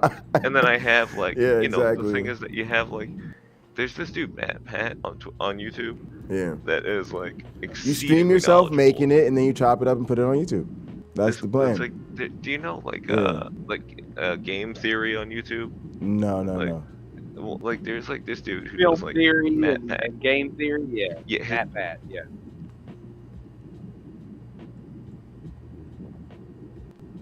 Go ahead. I think it's a flag. Yeah, me too. Me too. Yeah, I can hear you. Can you hear me? Shoot, am I still here? Hey. Yeah, you're good. Go ahead. Oh, cool. It looked like I was disconnected there for a moment. But yeah, so what I was saying is that he's exceedingly knowledgeable, and he's put out YouTube videos out there to explain how to start a channel, which is very, very helpful. It's just the manner of like, there's so many like little Zebulon knows who you're talking about that you never would have thought of, like the fact that like apparently it really matters what your actual like not video title, but it's all about the thumbnail. I did a whole deep dive on thumbnails and you weirdly said the file name matters a lot. Weirdly, like the actual like file that title you're of the file. Yeah. I've had to get better about that. Yeah, the file name. And the fact that the algorithm wants like a specific kind of like pattern to be shown, you know, like that there's like. So like you feel like what the trick is, like you set up like a whole bunch of videos in advance, set them up on a schedule, and then they're just gonna go out, and they're gonna go out, and they're gonna go out. Yeah, that's the other thing I love about these softwares is that in our community, a lot of the people who made YouTube videos that have now got into these live streams, they've taken advantage of the fact that these platforms allow them to schedule the viewers ahead of time. So No Name, remember I told you I'd like you to, like when I send you the link to jump in, I realized that that was just a communication thing, because you were doing something which is even better, which is you wanted me to drop the links on you, particularly to the stream, because then you wanted to go promote the stream before we went live, so people could like actively be like, oh, I could click this link right now, and then they'll be there when we go live. So we were both trying to do good things. We were just trying to do the same. We were just trying to do them at the same time. Yeah. What we should do is we should jump here, get together, make sure everything's working. Then we could say, okay, where do we want to drop links or whatever like that, and make a push, and then when we're ready, we'll go live. But I do appreciate you trying to promote the stream before I go live. I noticed that there is a feature in here that says schedule an event, and I'm wondering if we do that, will that send out notifications on Yes, I believe so. Yes, and what we want to, you know how YouTube notifications, they'll give you like, you can set it up days in advance. Yeah, that's what I was gonna say. I was gonna say we'll probably end up setting them up. You know, we'll set them up. Really, we should have them set up, like you said. Like I could make one for the next 2 or 3 hot programs, because I roughly know what the schedule starts to look like. So that's part of the features I wanted to add about this. Hang on, one more thing. Yeah, I'm sorry, I just wanted to say, No Name. Part of the reason we want to do that too, though, is you'll notice that, like, even today, Rebecca's stream, part of the reason I was a little wild on Rebecca's stream today is because I'm getting comfortable with Rebecca. Part of that is I was at her stream very early today. I was like the 3rd person in the chat. And so I had a whole conversation with her and James Apperson before I even called in. And I had a whole back and forth with the chat about should I even call in. And some people in the chat were like, no, don't waste your time. But other people were like, yeah, why not? Call in, Jay, call in, Jay. And I was like, all right, y'all, I'm gonna get dressed and call in. Everyone's like, all right, and then I can't. So that's why I was like, look, we good. Even like when people in our stream, like after she booted me right in the stream, I was laughing the whole time. And I was like, y'all, it's not that serious. Like, she didn't kick me out the studio. She didn't ban me. She just muted me, put me backstage, right? I sat backstage and then she let me back on. It was fun. Like I did that shit to MyOneBlack Friend this week on Hot Program. He made me look stupid because he corrected me on air, and I just put him backstage. I said, "Don't be making me feel dumb." Is there? And then I brought him back. You know. Yeah, that's just but whatever. Like, yeah. That's such a fun name, dude. Yeah, his name is MyOneBlack Friend. Yeah. I know. I find it so funny because like one of my friends is that one black guy. Yeah, exactly. It's like. And it's just like, it's so great. Funny that I have to call him that. Yeah, and it takes and he really wants people to call him that. I don't want to call you Black Steve. I'm just gonna call him. Yeah. A lot of times people don't know he's a real person. They think I'm just saying that, and then they eventually will realize that we're referring to a specific person. No Name. When we do that though, like, so let's say we're back here, right? And then we like schedule the event. Sometimes it could even just be like you said. It could just be like a lot of times it could be earlier in the week, or a lot like that's something I'll get set up. I didn't do it mostly this week because there's just been so much going on. I was just trying to get everything going. But yeah, that was one of the things I had started to do on StreamYard. You'll probably notice I had started to schedule stuff, and you'd see streams pop up a little early and stuff. But what that allows us to do is then we can be back here, and even if it's like a 5-minute or 10-minute warning type of situation, we'll be here. And so as people come in, we could already be giving them pocket change. We could already be starting a conversation. We could already be talking about, what's coming up or getting the hype going. You see what I'm saying? And then we'll just kind of be here sort of sitting duck as people file in, right? And then again, you can help us stay on schedule because a lot of times it's just that I've been doing everything. And so honestly, a lot of times I'm kind of falling behind just because I'm taking care of last minute stuff. But if you were to say like, say it's a Late-Night Counter-Apologetics, hey Jay, we're just going live at 1, and I say, oh man, I got a last minute pee, you could say, well, fine, I'm just gonna start the show, right? Because I got a minute countdown, I got a 2-minute audio introduction with a full screen image on it, and then I'm gonna fire a few clips as people come in and talk to the chat, and then worst came to worst, I'm just gonna sit here, start talking, and I'll start playing YouTube clips, and this will just be the No Name show till Jay, and then you'll see me kind of backstage, and then say, and here's your host, and then I'll do the entrance, like, yeah. But you see how you could like help us stay on schedule and stuff like that if I need to run around or take a break and all that type of stuff. So yeah, that's why I'm trying to help you get comfortable back here. And that's something I gotta do. Yeah. But yeah, man, I definitely recommend this. Well, the hot program, but gentlemen, I do have to head out. Oh, okay. Yeah, I mean, I've just really been hanging out like quite a while, and I really appreciated speaking to you. Oh wait, just realized that my camera's backwards. But yeah, I've really appreciated speaking to you. I just want to say thank you very much for having me on, and I will most assuredly be back in the future. All right, thank you so much, and yeah, I'd love to chat more and hit me up anytime. Thanks so much for coming in. Yeah, appreciate you. Thank you very much for having me. Have a great day. Thanks, Ace. Thanks, bud. Cool. Good stuff. So yeah, no name. So feel free to mess around back there. Make yourself at home. Sure. The graphics part, I think, is a good problem. Yeah. Let's play around with it. So let me show you around. Oh yeah, no problem. Well, do you want me to turn it off? Is that better? Whenever I try to click on anything, no, just turn it down. Oh, okay. One sec. I clicked off. Let me see. I always forget that I put it on the same window. Okay, here. No, this is good. I did the right thing. I'm just getting used to it. All right. So Don't turn it off. But yeah, it's got a little loud. Yeah, I can hear you. I can hear you really nicely. Yeah, you sound good.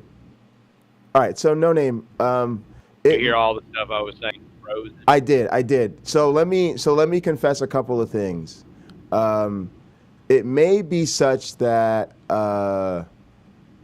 like you said, maybe because of all the graphical work and all the files and previews and stuff over there, that graphics tab performs differently.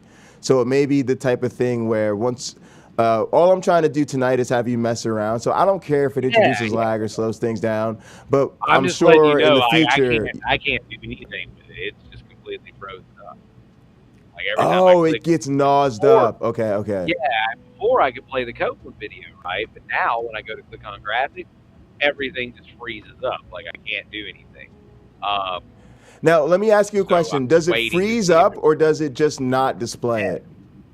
It doesn't display it, and it freezes up, right? Like I can't interact with anything. I can't click on anything. Okay. But now, because I think what might happen. Hang on. Let me check something real quick. Like I can't scroll up right now. I can't interact with the screen. You have lost your. Okay. So here's what I want to check. No name. There's a layering system, and this is kind of where our conversation before was headed.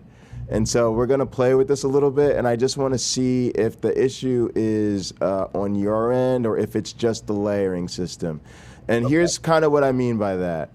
As I said before, I'll kind of show you around, and then it's me because I keep getting the this Chrome pop-up that says this page isn't responding. Okay. That's helpful. That's helpful. So, yeah, that is helpful. That's helpful. Gotta be me. And it's funny because that is very helpful. Night, Cameron. I only have this open, and I can play that that's video. Also helpful. So I know what's changed. All right, that's great. So, no name. I'll flip over to the graphics tab. I'll walk around some stuff with you. Just talk me through it. If I can't. I'm telling you, it's all frozen up. I see. Okay. My screen is I can't interact with the screen at all. I'm trying. It froze. Okay, I get you. The only way to do it is just click on chat until eventually I get off the graphics tab. Because whenever I go to that's helpful. All right, so then I guess you just leave it alone. Okay, that's fine. That's fine. I'll take care of the graphics. That's totally fine. All right. I don't know what it is. Yeah. I'm trying to figure it out because, like I said, it worked before. And hell, at the time, I had 4 or 5 tabs open. Yeah. So sometimes it's just a traffic thing. Sometimes refreshing the browser helps. It's like weird because sometimes computers do weird thing with basically prioritizing your data, right? So if it's because maybe to your network it's sitting at the same address for long and you haven't changed it, right? So it's trying to prioritize some of the other shit. And so sometimes refreshing Well, helps, a lot of sometimes times, pop out, pop back in. And go ahead. A lot of times too, it's just this. Like I said, this is just Gene. It's from like Yes. And also, this is the type of stuff that the plugging in might help with as well, right? Because a juicier connection could help it a little bit too. That could help. But I think this seems more to be more like processor problem. Yeah, I just can't Like, tell it just can't because with handle this situation, it's easier. Like if we were using OBS, for instance, it would tell us. It would tell us, oh, here's your bandwidth, here's your frames, are you dropping frames, here's your connection speed. So you'd be able to tell, oh, it's the connection. Oh, it's the CPU, right? It'll give you a CPU meter. Here's how much so you'd say, oh, it's using 97% of my CPU, so my CPU's over. You see what I'm saying? Like this doesn't tell us. It's just it could be the performance. It could be this. It could be that. Right now, that's the beauty of it, right? The beauty of it is that it takes all that worry and hassle and interface and consideration away from you. The bad news is, from a technical perspective, is it just doesn't give you any good information. So you're stuck kind of just, beefing your shit up until it works smoothly, or so to speak, right? And then it's a lot of other stuff because you got to remember it's juggling a lot of shit. So it's dealing with my connection and whatever I'm doing and the call in, and his connection probably wasn't the best and all this other shit. And now it looks like he dropped out the studio altogether. So that may have been a connection issue. All right, cool. So I'm going to work on getting to work here. Let me pull up my presentation so I can start working on that. I want to stop the screen share and start this screen share. All right, now let's go into PowerPoint. Oh, I pulled up my PowerPoint before. Here, now I need to work on this. Let me go to, I think this view's better.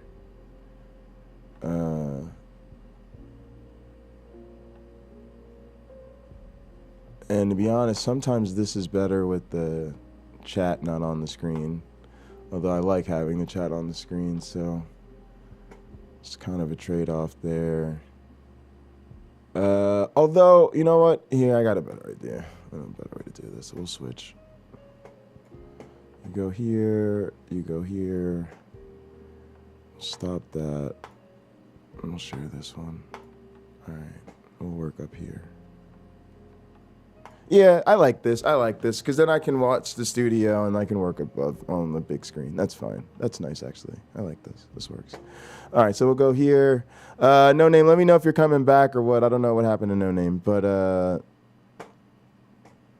yeah, let me try. Let me get as much of this done as I can.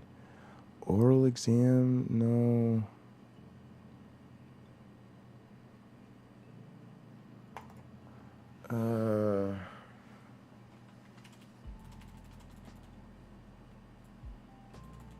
I don't like the theme.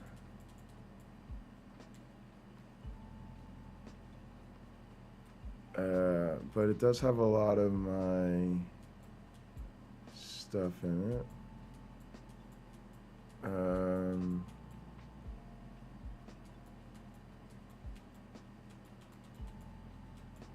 No, I think I want to go, yeah, and then I want, what are these videos? Yeah, I think these are like showing Avita clips. So these should be files somewhere on my computer. Oh, you guys can't see the screen, hang on. Sorry about that. I got into it though. I got into that work groove real quick. I was like, hang on, let's get it. All right. Yeah, let me get a couple hours of this in because I gotta get this shit done. All right. Oh, and I gotta check that timing on this thing. When does this thing due? I think it's tomorrow.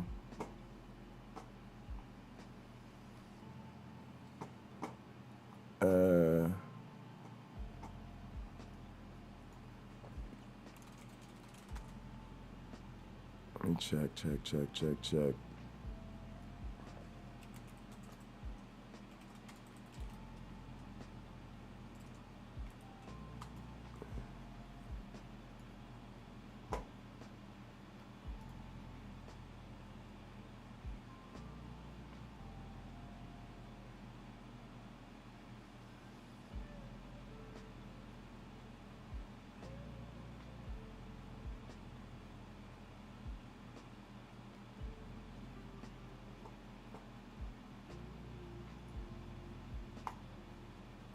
shit, fuck me. Damn it, can No Name let himself back in? Oh, it's down here. It sounded like No Name came back in, but then, yeah, okay.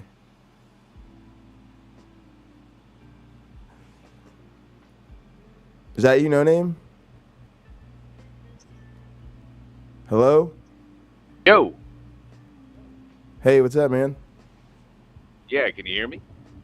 Yeah. What'd you do? You're logged in as me now? Well, ooh. That's probably good. What? I said that's probably good. Can you hear me? Oh, that's a lot better now. Oh, yeah. What? You say I'm logged in as you. How did that happen? Just hit refresh. I don't know, but try it out. Move around. See. Check out the dick. See how things are working for you. Do what? Whatever you want. Just move. Just see if the graphics thing is any better, I guess. Oh, is it any different than? Okay, well, definitely. No, I don't know. You just said it was video freezing on you. I don't clip know. thing Is it still frozen? Moving a lot smoother. I can scroll through it now. It's moving, but it's moving Okay, smooth. that's great. Like I can great. actually get it's into it now, so I can take me through something you wanted me to try or play. But I mean, I didn't realize. yeah. All right. So here's what I'm gonna do. Shut everything. Here's what I'm gonna. Shut everything down. Close some extensions, Chrome extensions. Okay. Cleared my cache. Okay. And reframe, and then somehow I ended up at you. I don't know how that happened, but anyway. What do we? Okay. So You sound a lot better too. Oh, cool. That's good to know. All right. All right. Okay. So yeah. So something pulled up here. What is that? All right. So this is me working on my presentation. Don't worry about that. What I was gonna say. Well, I will ask you about that. I'll ask you about that in a second. Trying to share. Yeah. Well, it is. I'm sure it's hard to read right now, but just not worry about that for now. Yeah. There we go. That's what I want you to do. Try it out. Try some stuff out. Change up the vibe. Yeah. There you go. Flex the muscles. All right, now No Name. Here's what I'm gonna do. I'm gonna switch over to my graphics tab. I want you to tell me if it affects like how you move around there or whatever. I didn't know if maybe part of what you were experiencing before was like if us both being over there makes the graphics tab slower. So we're just gonna try it out because I have no other way of knowing. Yeah. All right. Also, So I'm gonna go ahead. I should be able to move whatever it said. Move the screen that you have currently displayed, but it's not letting me. Say that again. Oh, it's like I'm having connection issues again. Can you hear me? Yeah, it's okay. I can hear you. It's just coming in and out a little bit. That's fine. Normally what you can do is you can click on a source on the screen and you can drag it and swap them. So if you... Right. Yeah, I'm just saying, like, that works. It shows... What changed? You're changing the layout. That's weird. All I did was maximize what was already on the screen, and it doesn't look so here's all right. So this is what I was. Yeah, it did. It took me off the bottom. See, I'm at the bottom, and then when you maximize it, I go away. Oh, I see. You're so small. All right. Yeah, I didn't. Yeah. All right. So No Name, check this out. This is what I'm trying to show you about the layering system. Okay. Sure. See the buttons below the screen that show the different layouts. Yeah. Right? Think of that as being the base, like the bottom, okay? Think of like the canvas, so to speak. Yeah, you told me. Yeah. All right, now think of the sources over here as the next level, right? So anytime you do that, anytime you press one of those, like anytime you maximize a source, like if I maximize me, it's gonna override that layout. It's automatically gonna just make that full screen. And then Like Right right on. now, I made you maximize, right? And then when I let go of this maximize, it's gonna be whatever's underneath, right? So Oh, yeah. so now here's where this gets slick. Let's say we're watching something and we're talking about it and we're off doing the side thing where we're commenting on something. And then what you might want to do is say, okay, well now we're going to go to a point where we're going to let the panel talk, and you might have this, right? And so something you might do is like, let's say we're doing this, and as we're about to get into the discussion, let's say we're doing a real thing, and let's say we're sitting here, we're chit chatting, and you say, all right, Jay, cool, we just checked out that clip. Let's pause here and talk about it for a little bit. I'll be like, all right, no name. What do you say? And then you say, what about blah blah blah blah blah? Pretend you're asking a question right now, right? Now, while I've got you in full screen, I'm gonna change the layout over to the first layout, right? I was at the last layout. Now I'm over at the first layout. They have names if you hover over them. The last one is called thumbnails. If you hover over it, it'll say thumbnails, shift 6. Yeah. So while you're full screen, I'm gonna switch from thumbnails to contain, which is the first one. And then when I take you off of full screen, now we're at the panel view. So I'm just showing you that's how you think of like the layers, right? Like it's like the layout is, okay. Now, so, and that's another security thing, like I said earlier, where you might want to do this so that we can talk to a new guest, right? But let's say a new person comes in and I'm like, all right, let's let them in, but I'm still iffy on the camera thing, right? You just do something like this. Be like, okay, Jay, blah, blah, blah. We talking to him. He's here for 5 minutes. And I say, all right, we could let him, show his camera or whatever. And then you just unfull screen and we go back. Yeah. That keeps us dick safe, so to speak. I think I'm going to enjoy this a lot more now that I've got my computer working. It's just the limitations of the machine are what they are. Yeah. But you know what? No name. It's at least getting you. So I'm getting ready. Yeah. Oh, you're ready to go to bed? Okay, great. Thanks, no name. Yeah, I'm. For sure. I think I learned a lot. Yeah, you're tired. I get it. Yeah. That's great, actually. I need to get some work done. So. Yeah. Been on here for about 6 hours now, I think. So yeah. Damn, that's crazy. Thank you so much. I really appreciate it. Yeah, seriously. Anyway, you have fun with the rest of your evening, and I'll holler at you manana. All right, see you later. Have a good night. I'm over here. All right, awesome. That was great. Wanted to no names put a lot of time onto the just log out. Oh, you know what? I think if you go back, top of the. Hang on. No name. I'm just getting out. No. Don't. No name. Do you see at the top left of your screen where it says Studio Pro? Go back. Just click the back arrow. Yeah. Click the go back. Go back. Yeah. All right. And that's good. Leave site. Changes you made may not be saved. Okay. Well, in case this ends the call. All right, brother. Talk to you later. Yeah, it will. That'll end it. Yep. Later, bro. Thank you so much. Bye. Yep. Perfect. All right, guys. That's great. Like I said, No Name puts a ton of time into these streams, and it was just kind of harder for him to deal with all the platforms and stuff without being able to sort of get backstage. And so don't let No Name show his camera. I think he's still sus. Nah, I've seen No Name plenty of times on camera.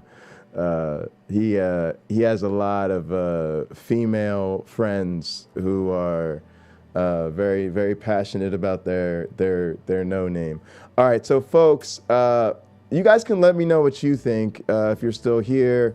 Personally, I like having this because you guys on the screen, but it's going to make it almost impossible for you to actually see what I'm doing in any meaningful way.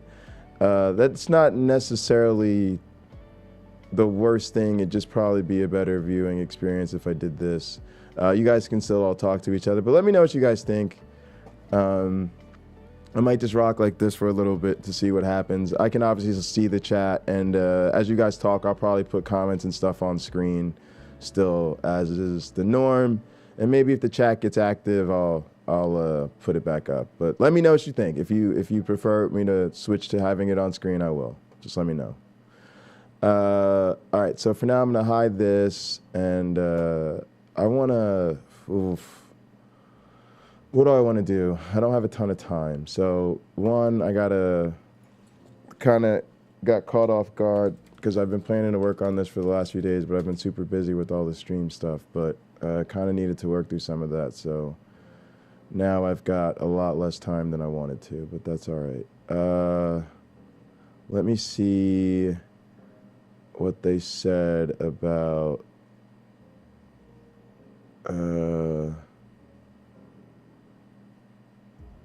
virtual talk.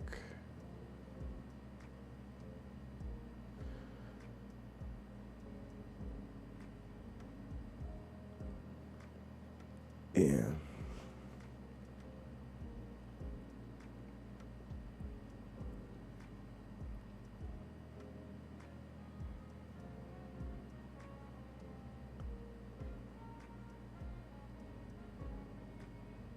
"14-minute maximum in length to leave time for discussion talks.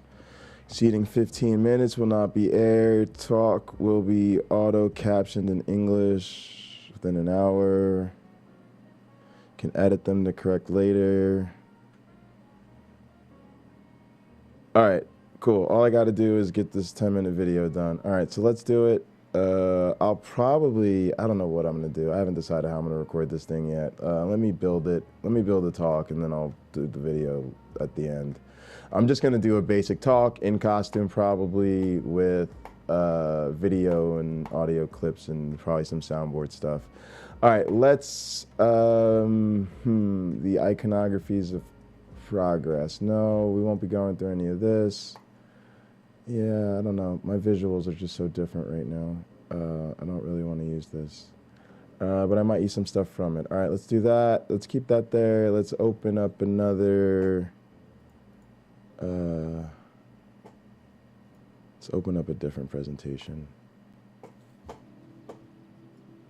don't know why this thing moved around on me. Stop moving. Commander root. All right. Yeah, I think this is actually probably the best view to use for the presentation, because I could give the presentation like this in slideshow mode.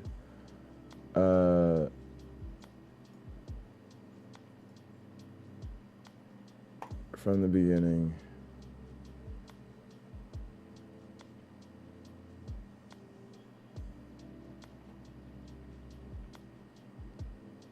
Yeah, because you can see me. I'm full screen, so I'd have to move the overlay, so I'll have to relay the graphics, because at least this particular graphic has me in a sort of nebulous part of the screen.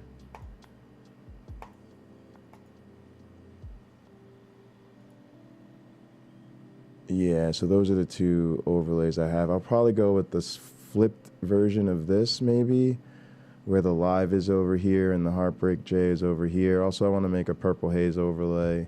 But yeah, I think what I'll do is I'll do a nice entrance, a full screen entrance video, something fun, something funky I'll work on tomorrow, but it'll have to be quick. And then I'll do something fun at the end. And then in the middle, I'll just do this and do my presentation. And so let's just then make sure we make us a fine little presentation here. Oh, and this is actually perfect. I'm kind of doing this like I would do a real PowerPoint. So I don't know if I was gonna make this live. I kind of want to do it live, because if I do it live and you guys are like active and shit, and I could do it like this and actually like show comments and shit on the screen, even if I fake them later, that'd be harder to do, but it'd be great if I could do it live. I might schedule something and try to see if I get people to show up, and then I'll record me doing it live, and then use that. Oh, that'd be dope. Let me see if I could pull that off. And I got to go to bed at like maybe I'll make myself get off at like 6. It's already 3. God damn it! Do I have food in this house? I'm supposed to order food and I forgot. All right, let me think about food for a second. I might have to order breakfast. I'm going to put something on real quick.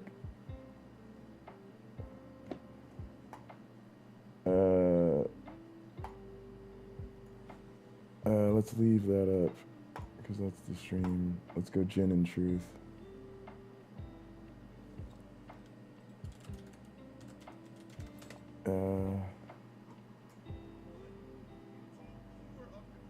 Force be with you.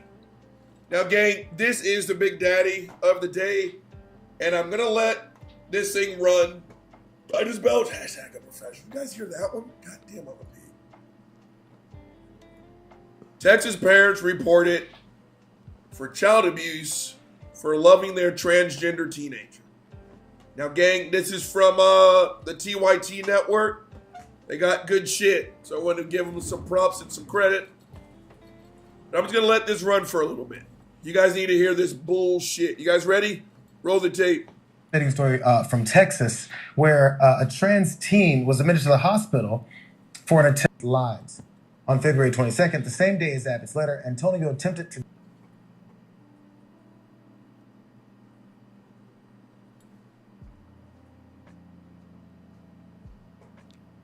die by suicide by ingesting a bottle of aspirin.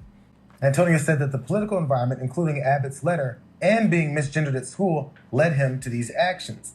So again, following that attempt, Antonio was admitted to that hospital, and that's when he was referred to an outpatient psychiatric facility, and then he was transported to that facility on February 24th. While at that outpatient facility, the staff there learned that he had been prescribed hormone therapy for the treatment of gender dysphoria. That's when these things were all breaking down. They go to this next step and they're like, oh my God, this is the worst thing ever in the world. So on March 11th, an investigator from CPS visited the family's home to interview Antonio and his mother, Mirabelle. She assumed that the investigator was there for the suicide attempt, but the investigator told her that she was only there because Mirabelle was, quote, an alleged perpetrator of child abuse as the parent of a transgender adolescent who had been reported for allegedly providing her son with treatment for gender dysphoria. So as of today, she's still under investigation by the state's Department of Family and Protective Services for child abuse. Again, your son just went through this whole thing, attempting to kill himself. The police show up and say, hey, is he okay? Because what we're trying to find out is how we can arrest you and charge you with child abuse. Because pause the tape. Uh-oh. Gang, that's 2 minutes and 37 seconds of fucked upness. So again, quick recap. Antonio was assigned female at birth. After a diagnosis of gender dysphoria, the professional said, we need to go ahead and go forward with gender affirming care. Y'all guys heard it. Straight A student, involved, good kid. And because of Greg Abbott and this fucked up ass witch hunt on trans kids, Sorry, Antonio tried to take Antonio's life. After being released, CPS showed up at the parents' door to arrest the parents for helping their kid live a happy, healthy life. Gang, I know parents. And again, there was just last month, a friend of mine always goes to Maine for the summer. Get the fuck out of this heat.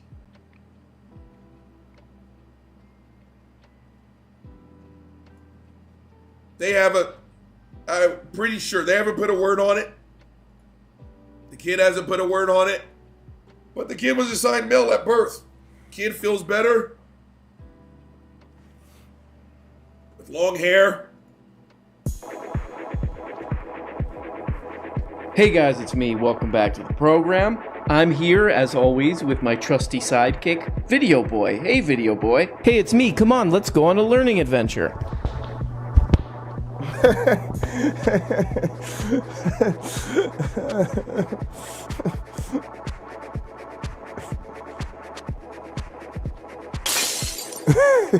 All right, guys. Well, today we're going to look at a video by the famous Joseph Rogan. Okay, Joseph Rogan. You may remember him from his famous quote, Chinese people look Chinese. But before we get to that, okay, the night I'm recording this, there was a basketball game, all right? And people are really doing this.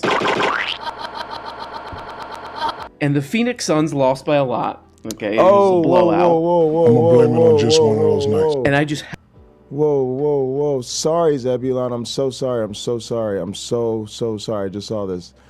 I'm going to tell you all, you're going to learn all about digital organisms over the next 2 days. Digital organisms are computer programs that self-replicate, mutate, and compete for limited resources inside of a computer, aka they are literally organisms that evolve in virtual environments. And we use them to study evolution because they evolve rapidly, many thousands of generations in minutes through the power of the supercomputer. I didn't even need any special sound effects for that, you know? Because just the fact that I genuinely literally do digital evolution on a supercomputer is motherfucking badass. Which is why I don't have to sit up here on these goddamn apologetics channels philosophizing, because I got a real job that's badass.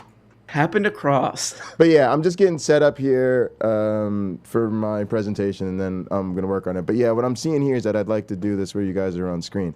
Now, what I don't understand is why did that not show up on screen? Maybe because it was older. Let's see if I go poof. Show me poof. There we go. All right, there's the bot. There we go. It's because I had taken the overlay off. Okay, so it refreshed it.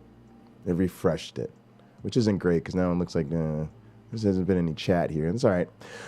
It's been a great stream. We've got Deacon No Name, first-class citizen status, finally. Which means we're about to take off because now Deacon No Name can actually help me stay on point during my shows.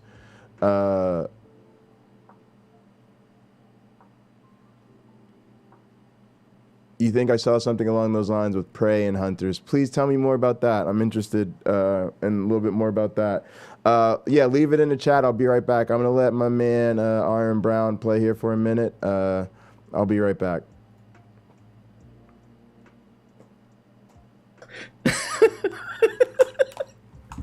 I happened across what I think is my new favorite guy. Unfortunately, the team did not meet fans' expectations. This was the worst the Suns have played the entire season, and I've been to damn near every game. It's embarrassing. This was the worst the Suns have played the entire season, and I've been to damn near every game. It's embarrassing. We're a little sad. It's an embarrassment. These guys are embarrassing. I can't even look them in the eye anymore. Even though technically I couldn't look them in the eye because I was in row triple F on level 3, floor 3 of the arena. I'm giving this guy a little bit of a hard time, but I like this guy. Maybe he's embarrassed because he has all Phoenix Suns merch on. And then in that case, I get it. You know, if I was out there in Phoenix and I was wearing a Phoenix Suns hat, shirt, probably sweatpants, Chris Paul signature shoes or whatever, what I would do is I would switch to the other team. I would switch to Mavericks. I'll be like, yeah, right, guys. And they're like, hey, we saw you earlier. You were cheering for the Suns. I'd be like, no, those other guy. Let's go. Come on, let's go. Let's get shots. So big shout out to this guy of the week, the Phoenix Suns embarrassment guy. Look, guys, let's just have fun with the sports, okay? These guys are going to make millions of dollars no matter what, so don't feel bad. Don't feel bad. You know, just try to enjoy it. That's what all the big jumbotrons and all this crap, you know, some furry doing flips and then doing a flip dunk at halftime and all this crap. It's supposed to be fun, guys. All right, so here we go. I wanted to look at the video of this guy. Joe has fallen down the rabbit hole a little bit. he's fallen down the content rabbit hole. He seems to have kind of, I guess, bought in to all this like groomer talk from, I don't even know who these people are anymore. So I wasted precious hours of my fleeting time on this planet watching. I watched this entire thing. It's 3 hours. I mean, at least on this one, they didn't get so high. Like that Tony Hinchcliffe video that I watched. At least on this one, they didn't get so high that they're just like looking at a video. They're just like... So it's Joe Rogan has this guy on his channel. This guy he's like Jordan Peterson. He's like a Jordan Peterson kind of guy. His name is Gad Saad. He's a professor, I think, of a psychology of some kind. Who gives a crap? Who gives a crap? I'm not saying there's anything wrong with them pursuing whatever sexual identity they have and living their life. But I'm saying you should not be the person that talks to children about this, especially if you're a fucking history teacher. Chinese people look Chinese. Sorry. So you're supposed to be teaching them about fucking Native Americans. So when I have students in my consumer behavior class, I tell them, what age is it moral, ethical, if not legal, to target children through advertising? And the typical answer that we get from academic research is that you should only target children with advertising when they know that the intent of the advertisement is to persuade them of something. Yes. Because once they know that, they can build the cognitive barriers against your persuasive intent. Yes. So from this side of our mouth, we tell companies you can't sell cereals to an 11-year-old child because they're too young to protect themselves against the persuasive intent. But from this side of the mouth, we tell people, teachers, that it is when they're 7 years old or 6 years old that we should tell them about LGBTQ stuff. Those two things are inconsistent. If I can't target your child... How's that? How can we at the same time want to protect kids from advertising but not want to protect kids from learning that LGBTQ people exist? And I think he thinks this is a slam dunk. This seems a little nefarious. This seems like what we call nefarious shit to me. It's embarrassing. It's embarrassing. So, I mean, isn't the reason that we try to protect, which we don't, which we can't, try to protect, which we can't, kids from advertising, it's because the advertisers are trying to sell them something, and are usually trying to sell them something that they don't need, or in the case of like cereal, little sweet treat candies is actually bad for them. So if there's some kind of like sex ed going on, like age-appropriate sex ed that includes, hey, there's gay people exist. That's the same. Like, hey, y'all, gay people exist. Like LGBTQ people that's a thing. are the same as like Reese's cereal. This guy's a professor. And I think, like, we're right off the bat. I mean, actually it's like on and this on. view Like, a lot, this culture. y'all. See, I'm playing around and I'm noticing the pros and the cons, and it's like, I always like this type of thing because you could see the whole screen and you could see me in full aspect ratio. But the problem is now the screen real estate is like divided, you know, where you got the chat taking up, I don't know, a quarter to a third of it. Then you've got me down a slice, and now he's over in some window. So if I'm doing a presentation like this, it's not too bad, right? Especially if I'm doing PowerPoint and I'm in like slideshow mode. I say play the slideshow from the beginning, right? This isn't too bad. It's not the greatest. I don't think it's the easiest to read, you know, and I'd have to do it differently. I could make it readable and make it work. I could definitely make it work, but I think I always like this because, right? And I'm just showing y'all. Give me some feedback if y'all don't mind. You don't have to, but if you have thoughts, let me know what they are. I think this is nice. I like this because it gives you more room for the full screen. It makes it easier to see what's really going on. Keeps the full aspect ratio. I think it makes better use of the screen real estate. But I'm starting to lean towards this. Now, obviously, this covers up the bottom corner.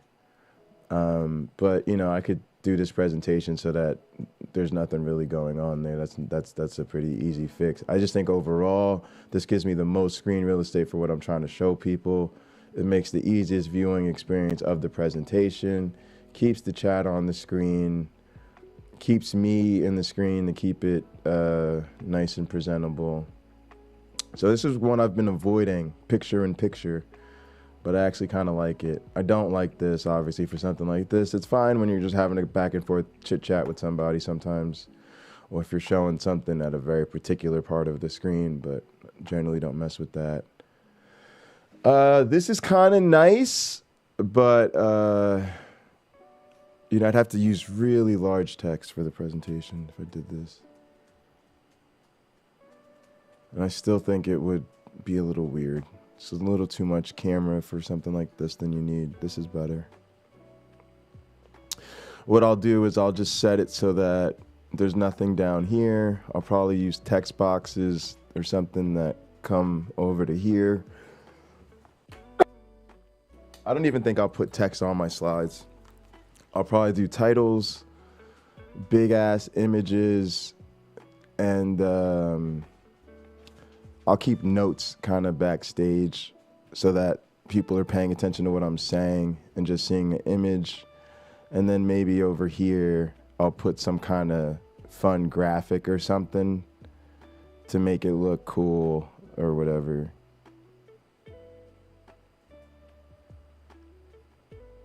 Yeah, it's hard to say on a phone. Yeah, I appreciate that. And some people will be watching this on a phone, but most people are going to be in front of a laptop. So taking into account what I think the audience is going to be dealing with. Although, to be honest with you, I appreciate you watching from a phone. And so please give me your feedback on what you think about it from a phone perspective. Because to be honest, that was kind of my thinking when I said that I might do it something like this, because I think on a small screen, this is a lot easier to see. And I'm kind of solving my own problem because I'm realizing over here that I have it pulled up on my tablet, and so I can see what's going on in my tablet. But yeah, based on what I see in my tablet, this makes it a lot better. So I might do this for the talk. I'll probably do this for the conference presentation. Although what I would love to do is to capture some chat to put up some dope chat. But what I might do is just fake some chat at some point or something. And but I don't know. I'm also might shoot a version of it where I just go through the presentation live. I should probably do that a couple times to make practice recordings anyway. And so maybe I'll see what kind of feedback I get in chat during that. But yeah, that was my initial thinking with taking the chat off the screen. Now, just to quickly tell you, I'm making a video for a science conference. Matter of fact, I'm seeing I should do this too because it actually fills out the screen better. But I like feedback for the stream in general. I'm just saying that for the purpose of this video, I might make different decisions than I'll make in general for the stream. So just keep that in mind. But thank you all for watching with me. I know this isn't everybody's cup of tea as far as content is concerned, so appreciate those of you that do take an interest. And, you know, hey, I don't expect people to enjoy everything I do. So I'm just over here trying to set myself up over here with my tablet so I can watch the stream in HD. I've been watching it in like really super low res for some reason. Okay, now I've got it in HD. Let me reorient to my screen too so I can get it going in portrait mode. This will be a lot better. All right, and say full screen here. It must be locked in vertical. Yeah, it is. All right, unlock it. Hopefully it rotates. It does. All right, I might also give you guys a second camera just so you guys can see what I'm doing. I did have my second camera working. It kind of slows things down, like No Name was kind of experiencing. Sometimes the second camera will kind of slow things down. But I'm really happy the way things worked out with Deacon No Name today. Very thrilled about that. Worth all of the time. And then some. And then some. Let's see. And I was really happy that he said he was a lot more comfortable with things now that he was on his laptop. I was hoping he'd feel that way. Let's see. I think maybe I stopped the camera over here. All right, yeah, I'll try to give you guys a second camera, whichever one works. All right, let's see. Who wants to turn on for me today? All of a sudden.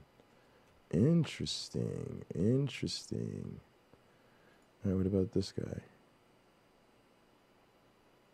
No?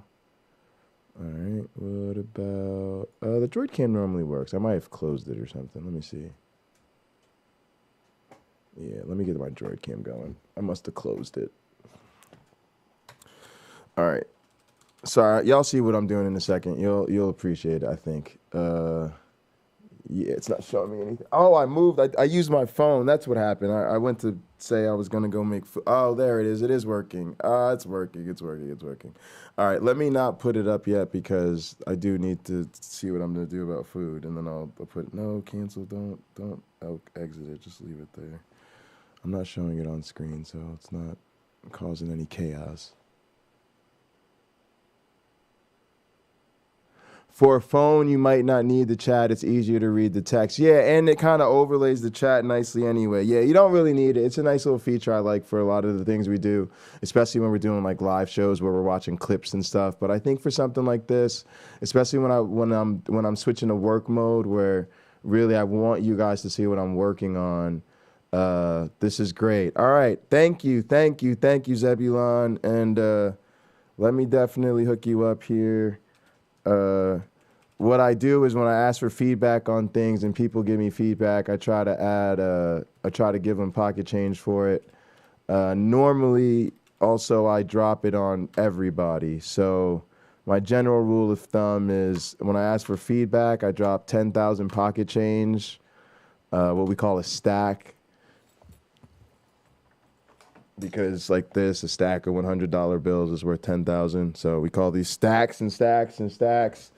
So I drop a stack on everybody in the chat. So I'll show you that real quick. I just head over to my little Streamlabs bot, which, let me see, I've got a couple things going full screen here, but it's right here.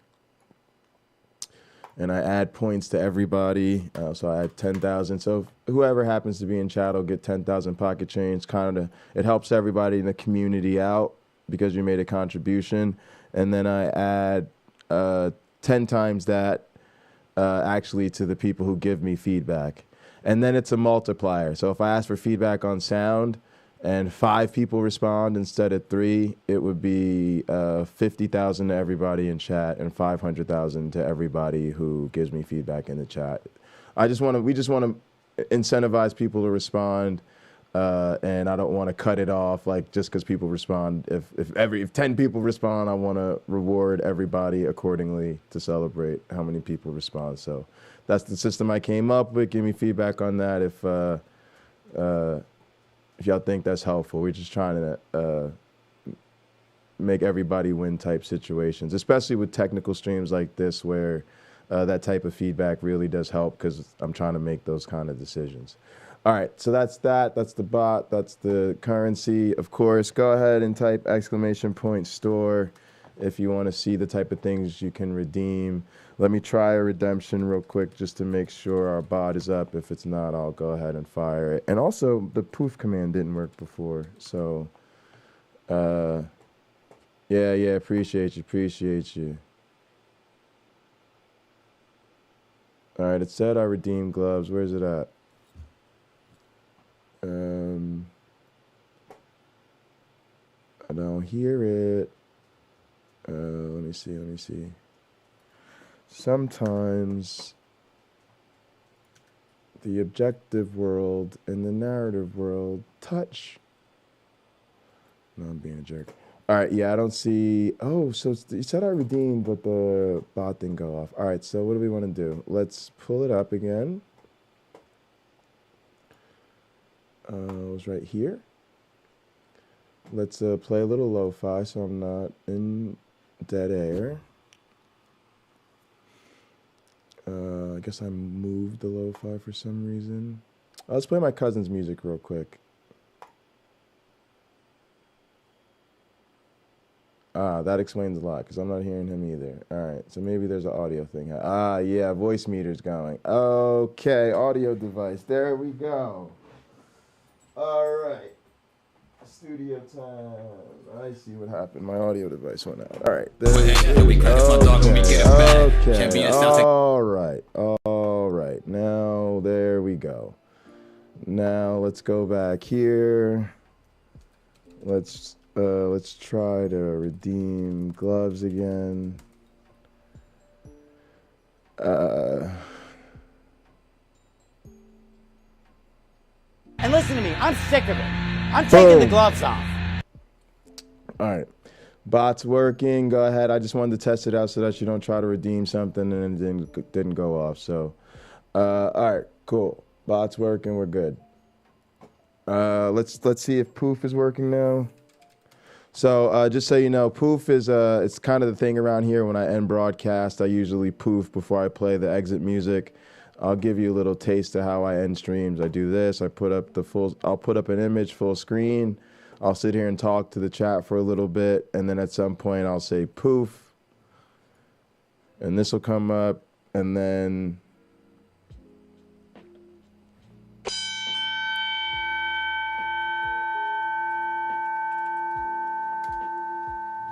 Please, may I have your attention for a very important announcement. Pocketlocker has left the building!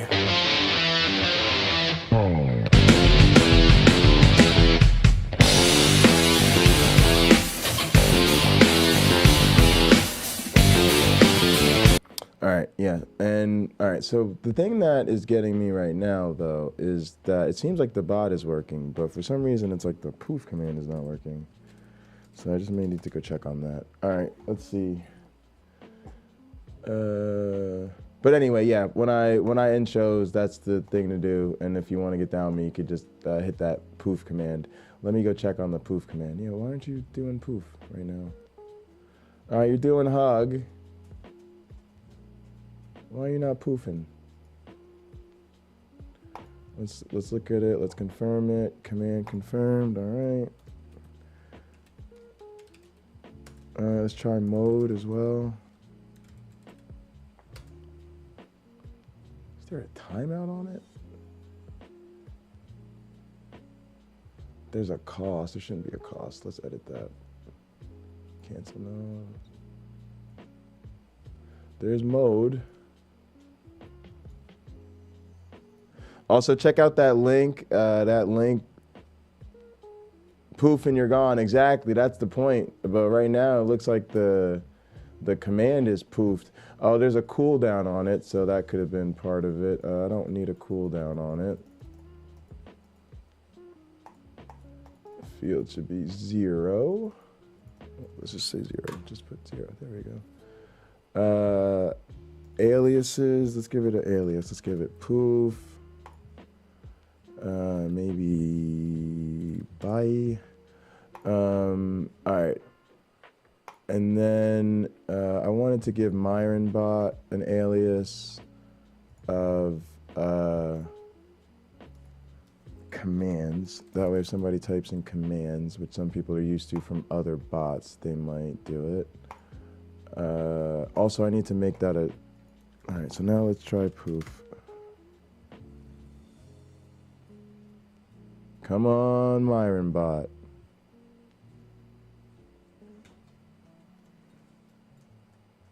Also, my live chat is not updating on my phone, on my tablet. Yo, MyOneBlack is really not fucking with poof tonight. He's like, nah, poof is not happening. He's not down with the poofing. All right, close the stream. I don't need to see the stream right now. Just, yeah, there you go. All right. This is so weird. He will literally do every other command but poof for some reason.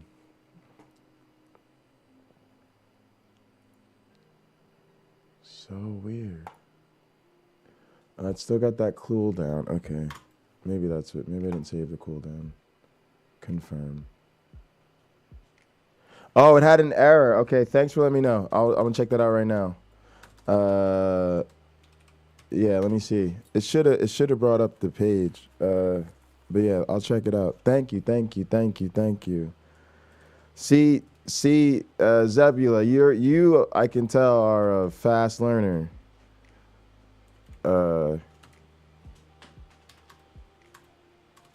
Please have 10 stacks for letting me know about the error you experienced. All right, let me see if I can get poof, and then I'll work on mode. All right, this is helpful. What is going on? All right, let's just copy it, close it, and then delete it. Yep, confirm, just delete it. All right, now let's add a command. I'm gonna call it poof. There's the body of it. Everyone can do it. All right, hang on, let's check it again. Let's check the advanced. Nothing. Great. All right.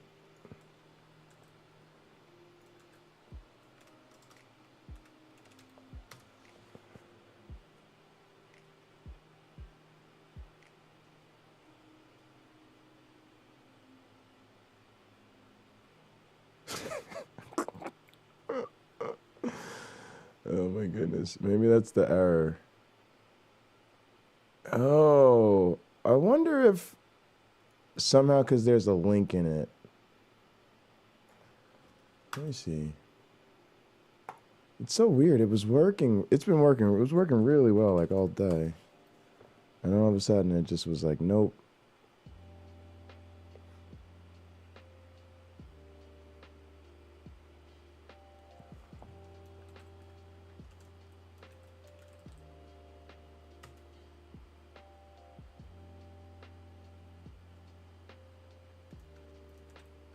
This is so odd.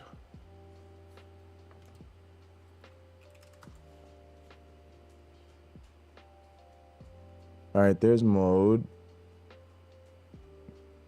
Hugs. Boom. Still no poof. Myron Bot is on like a poofing strike. Oh my goodness.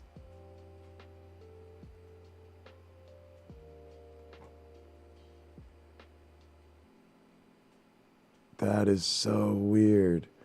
All right, we'll try resetting them. My goodness.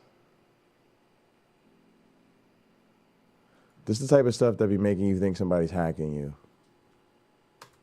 Because you feel like you're just, like all your sanity checks are failing. All right, let's try it again. Let's try Myron Bot. See if he's alive. Let's try that commands alias.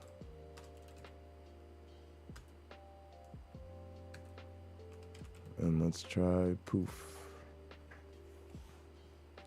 Are you awake, Myron Bot?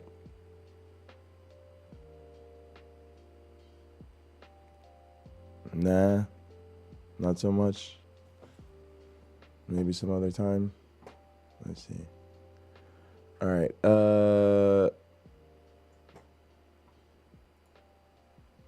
That's not it. Where's the alert box at? Alert box here. Wow, that's really weird.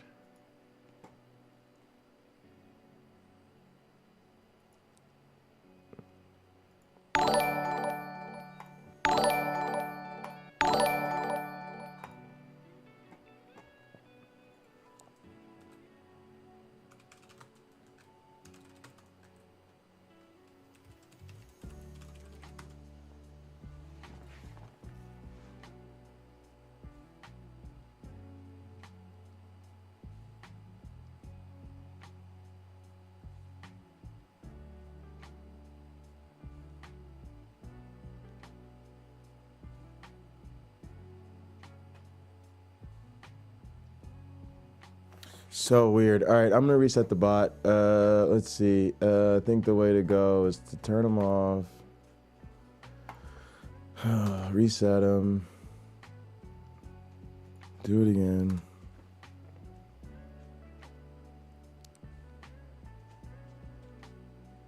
I'm going to check it in a minute. I changed the command to get rid of the URL to test it, and then I'm going to try it. So yeah, I'm going to test it out in a second. Right now, I'm trying to first make sure that the bot responds to commands, because right now it's not... I need to make sure it's responding first. And then I'm going to try out the mode command. But yeah, that's why I gave you more stacks. Yes. Let's, that's exactly what I'm trying to do now. Did it give me a notice? No. All right. There's the bot. Now turn it on.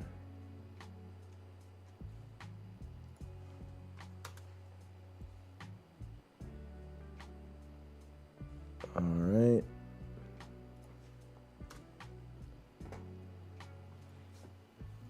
All right.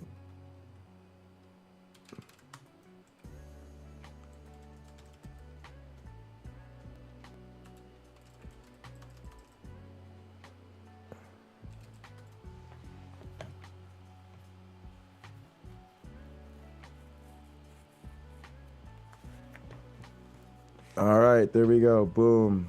Again, I don't know what the hell I'm talking about. All right, now let's see. Do you know poof now?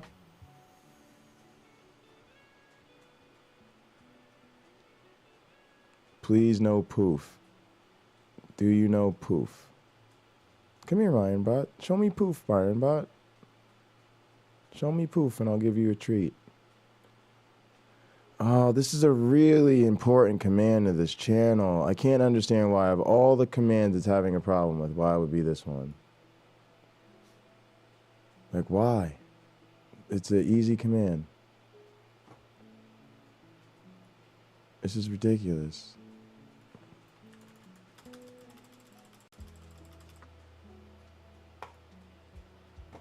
What am I doing wrong here?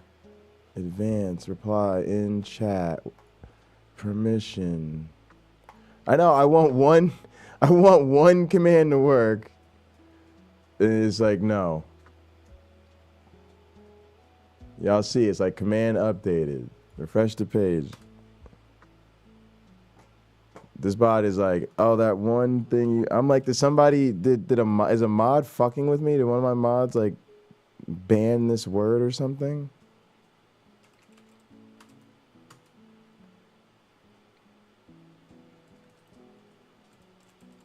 Let's also check some other ones with links. Since we're having that link issue, let's check some of the other ones with links. Boom, there's boom. And watch the next one be store.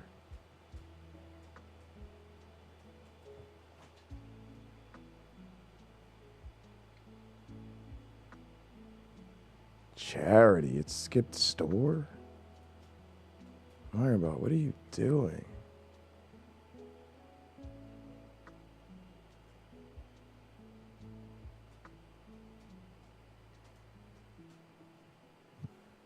Like, seriously, what are you doing?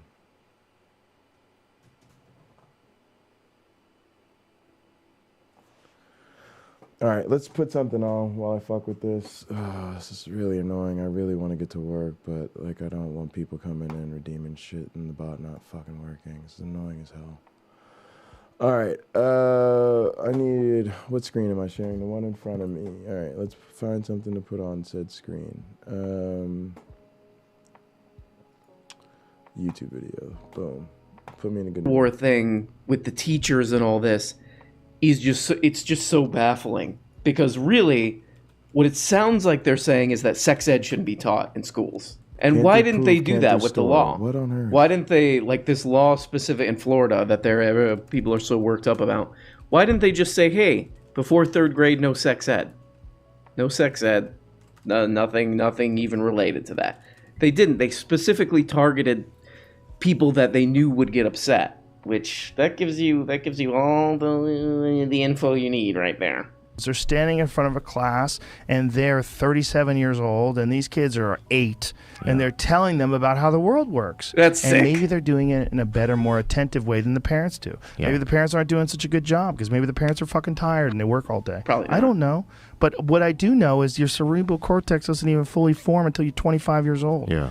Your frontal lobe. You're So I think I read this on this channel, but we were reading about, Finland, whatever. And the thing that I read was that they start very young teaching kids about sex ed because it's sort of like the anti-Kentucky, where Kentucky's strategy about sex ed is abstinence. Okay, no more with the southern voice. The people of Kentucky are beautiful, okay?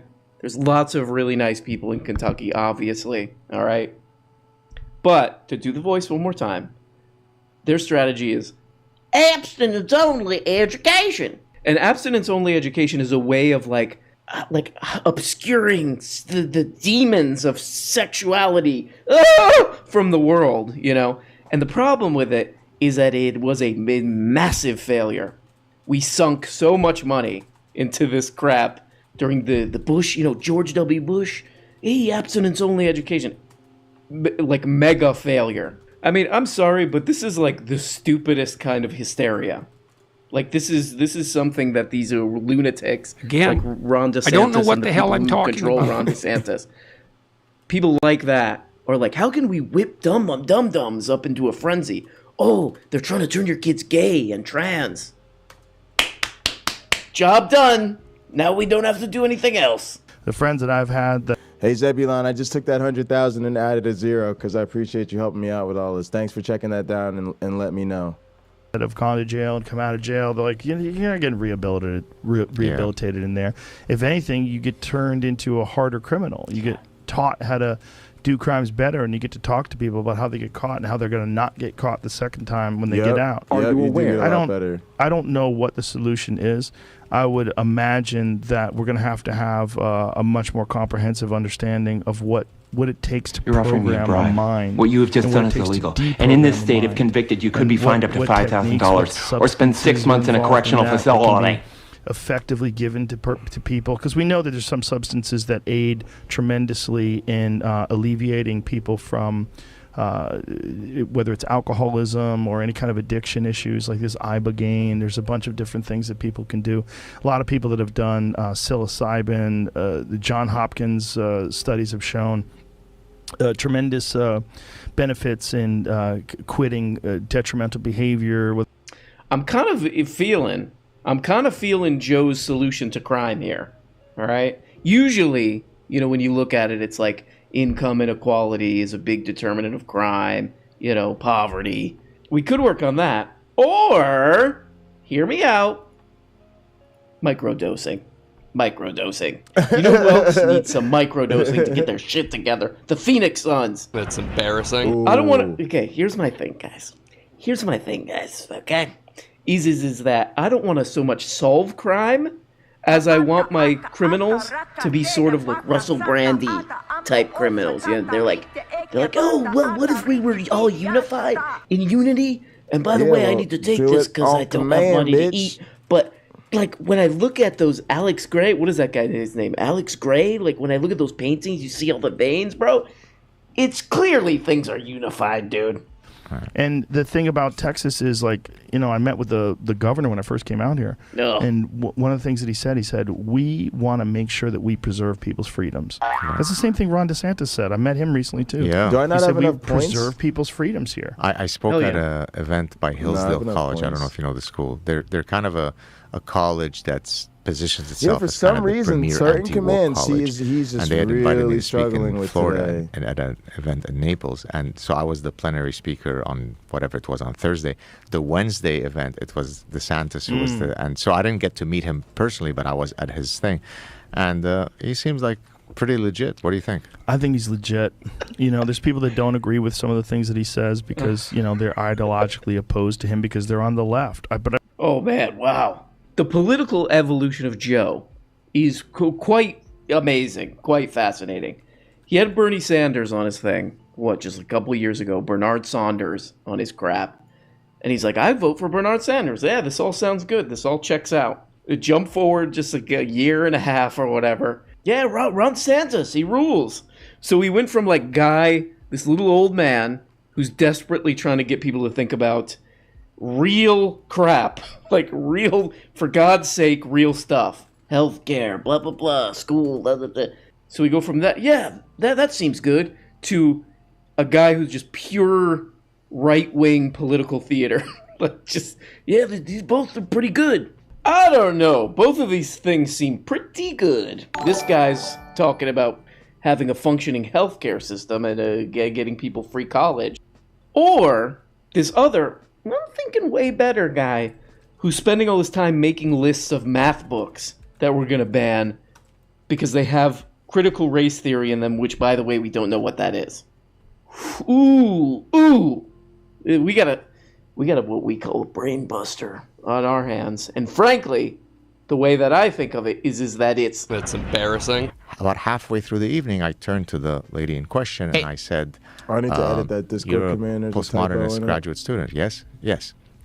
Do you mind? I mean, I'm an evolutionary psychologist, so I do think there are, for example, human universals that we can rely on. Do you mind if I propose a universal and then you can tell me how I'm an imbecile? She said, Sure. Go for it. I said, is it not true that within Homo sapiens only women bear children? Is that not a universal? Oh my fucking so God! she looked at These me, fucking kind of idiots. baffled by yeah, my like what a stupidity, and stupid said, fucking "Absolutely not." observation. I said, no. How is that? So she said, well, there is some Japanese tribe off some Japanese island whereby within their folkloric mythological realm, it is the men who bear children, and so by you restricting it to the biological realm, that's how you keep us, barefoot and pregnant. So once mythological barefoot exactly. and pregnant. Wow. Definitely. Once I recovered from the mini stroke, having been exposed to her imbecility.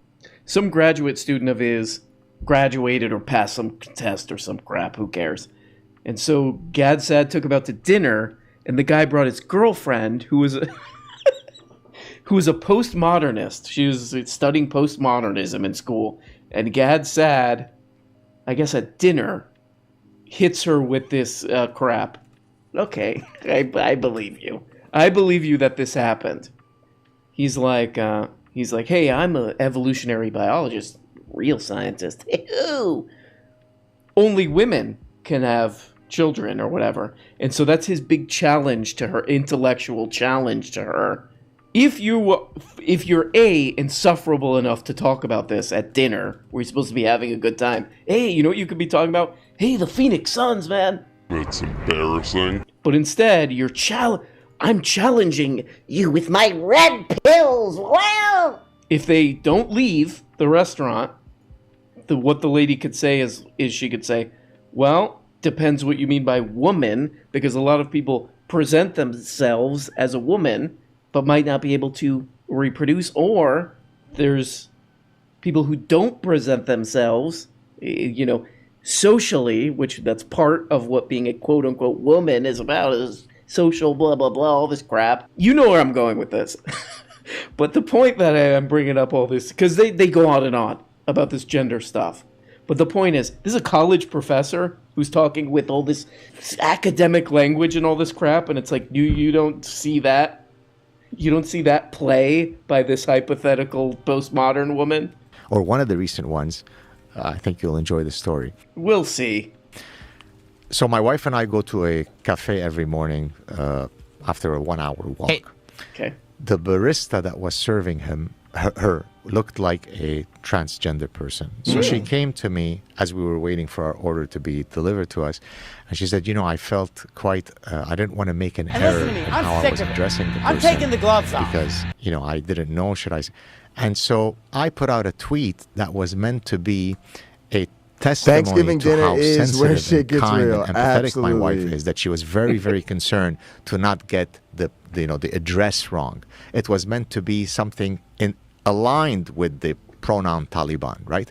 But it turns out about 28 million tweet impressions later over 2 days. My wife wanted to get it right, didn't want to offend this person by calling them something they didn't want to be called or whatever. So all the tweet was just my wife trying to be kind. And I'm like, that seems fine, okay. But then I looked up the tweet, and he says, my wife walked up to a server at our local cafe. The person was possibly transgender, okay. She wanted to engage the individual, but was frozen with fear that she might use a pronoun that might offend. Therein lies the problem with this language policing. It takes perfectly natural social situations, and in the quest to not offend an extraordinarily small minority, who of course deserve to live fully dignified lives just like anyone else, okay, everyone is walking on eggshells. Fighting for a world free of bigotry does not imply that we must suppress perfectly natural categorization mechanisms that are built into our brains and our language. Okay, so it's a little bit more than just... It's a little bit more. There's a couple interesting things, which is asking someone if they're trans. Okay, I'll admit to Gad, I don't know how to do that. I don't know how to do that. But then I thought about it a little bit more, and I have trans friends, and the thing is, it doesn't really come up. Like if you meet somebody, you usually interact with them as a person. But it was never. I've never had a problem with that. There's never been some. I don't know what to do. I don't know what to do. If you're at Starbucks and you see somebody and you're like, you want to say, hey, what is he doing? You can always say, hey, what are they doing? This is not much of a, for a college professor, this seems like a brain buster that can pretty easily be solved. All right, guys. That one didn't pop into your mind? Hey, what are they doing? Or, hey, what are you doing? I will give you guys each 10 million pocket change if you just stick with me for 10 minutes. Not 10 minutes, 2 minutes. I don't know what's going on with this bot. I want to really test it, though. This is very irritating to me because this is a command that was requested by our users, and it was working fine. It was working really nicely. I can't get it to work. So I want to end the stream so that I can log out and log back in and start the stream again. So if you just sit tight for 2 minutes, let me know that you're back with me. That way I know you're in the chat. I'll go ahead and drop pocket change on everybody so that I know that you've successfully made it back. Yeah, I could ignore everybody, but no, I don't want to do that. Let me do this real quick. Thanks for bearing with me. It's just there's never a good time for me to end my streams because I go forever and I still got 2 more hours to go. So there's never a good time for me to do stuff like this. I just need to get it done. So bear with me. I will be right back. I promise. I'll be back in probably less than a minute.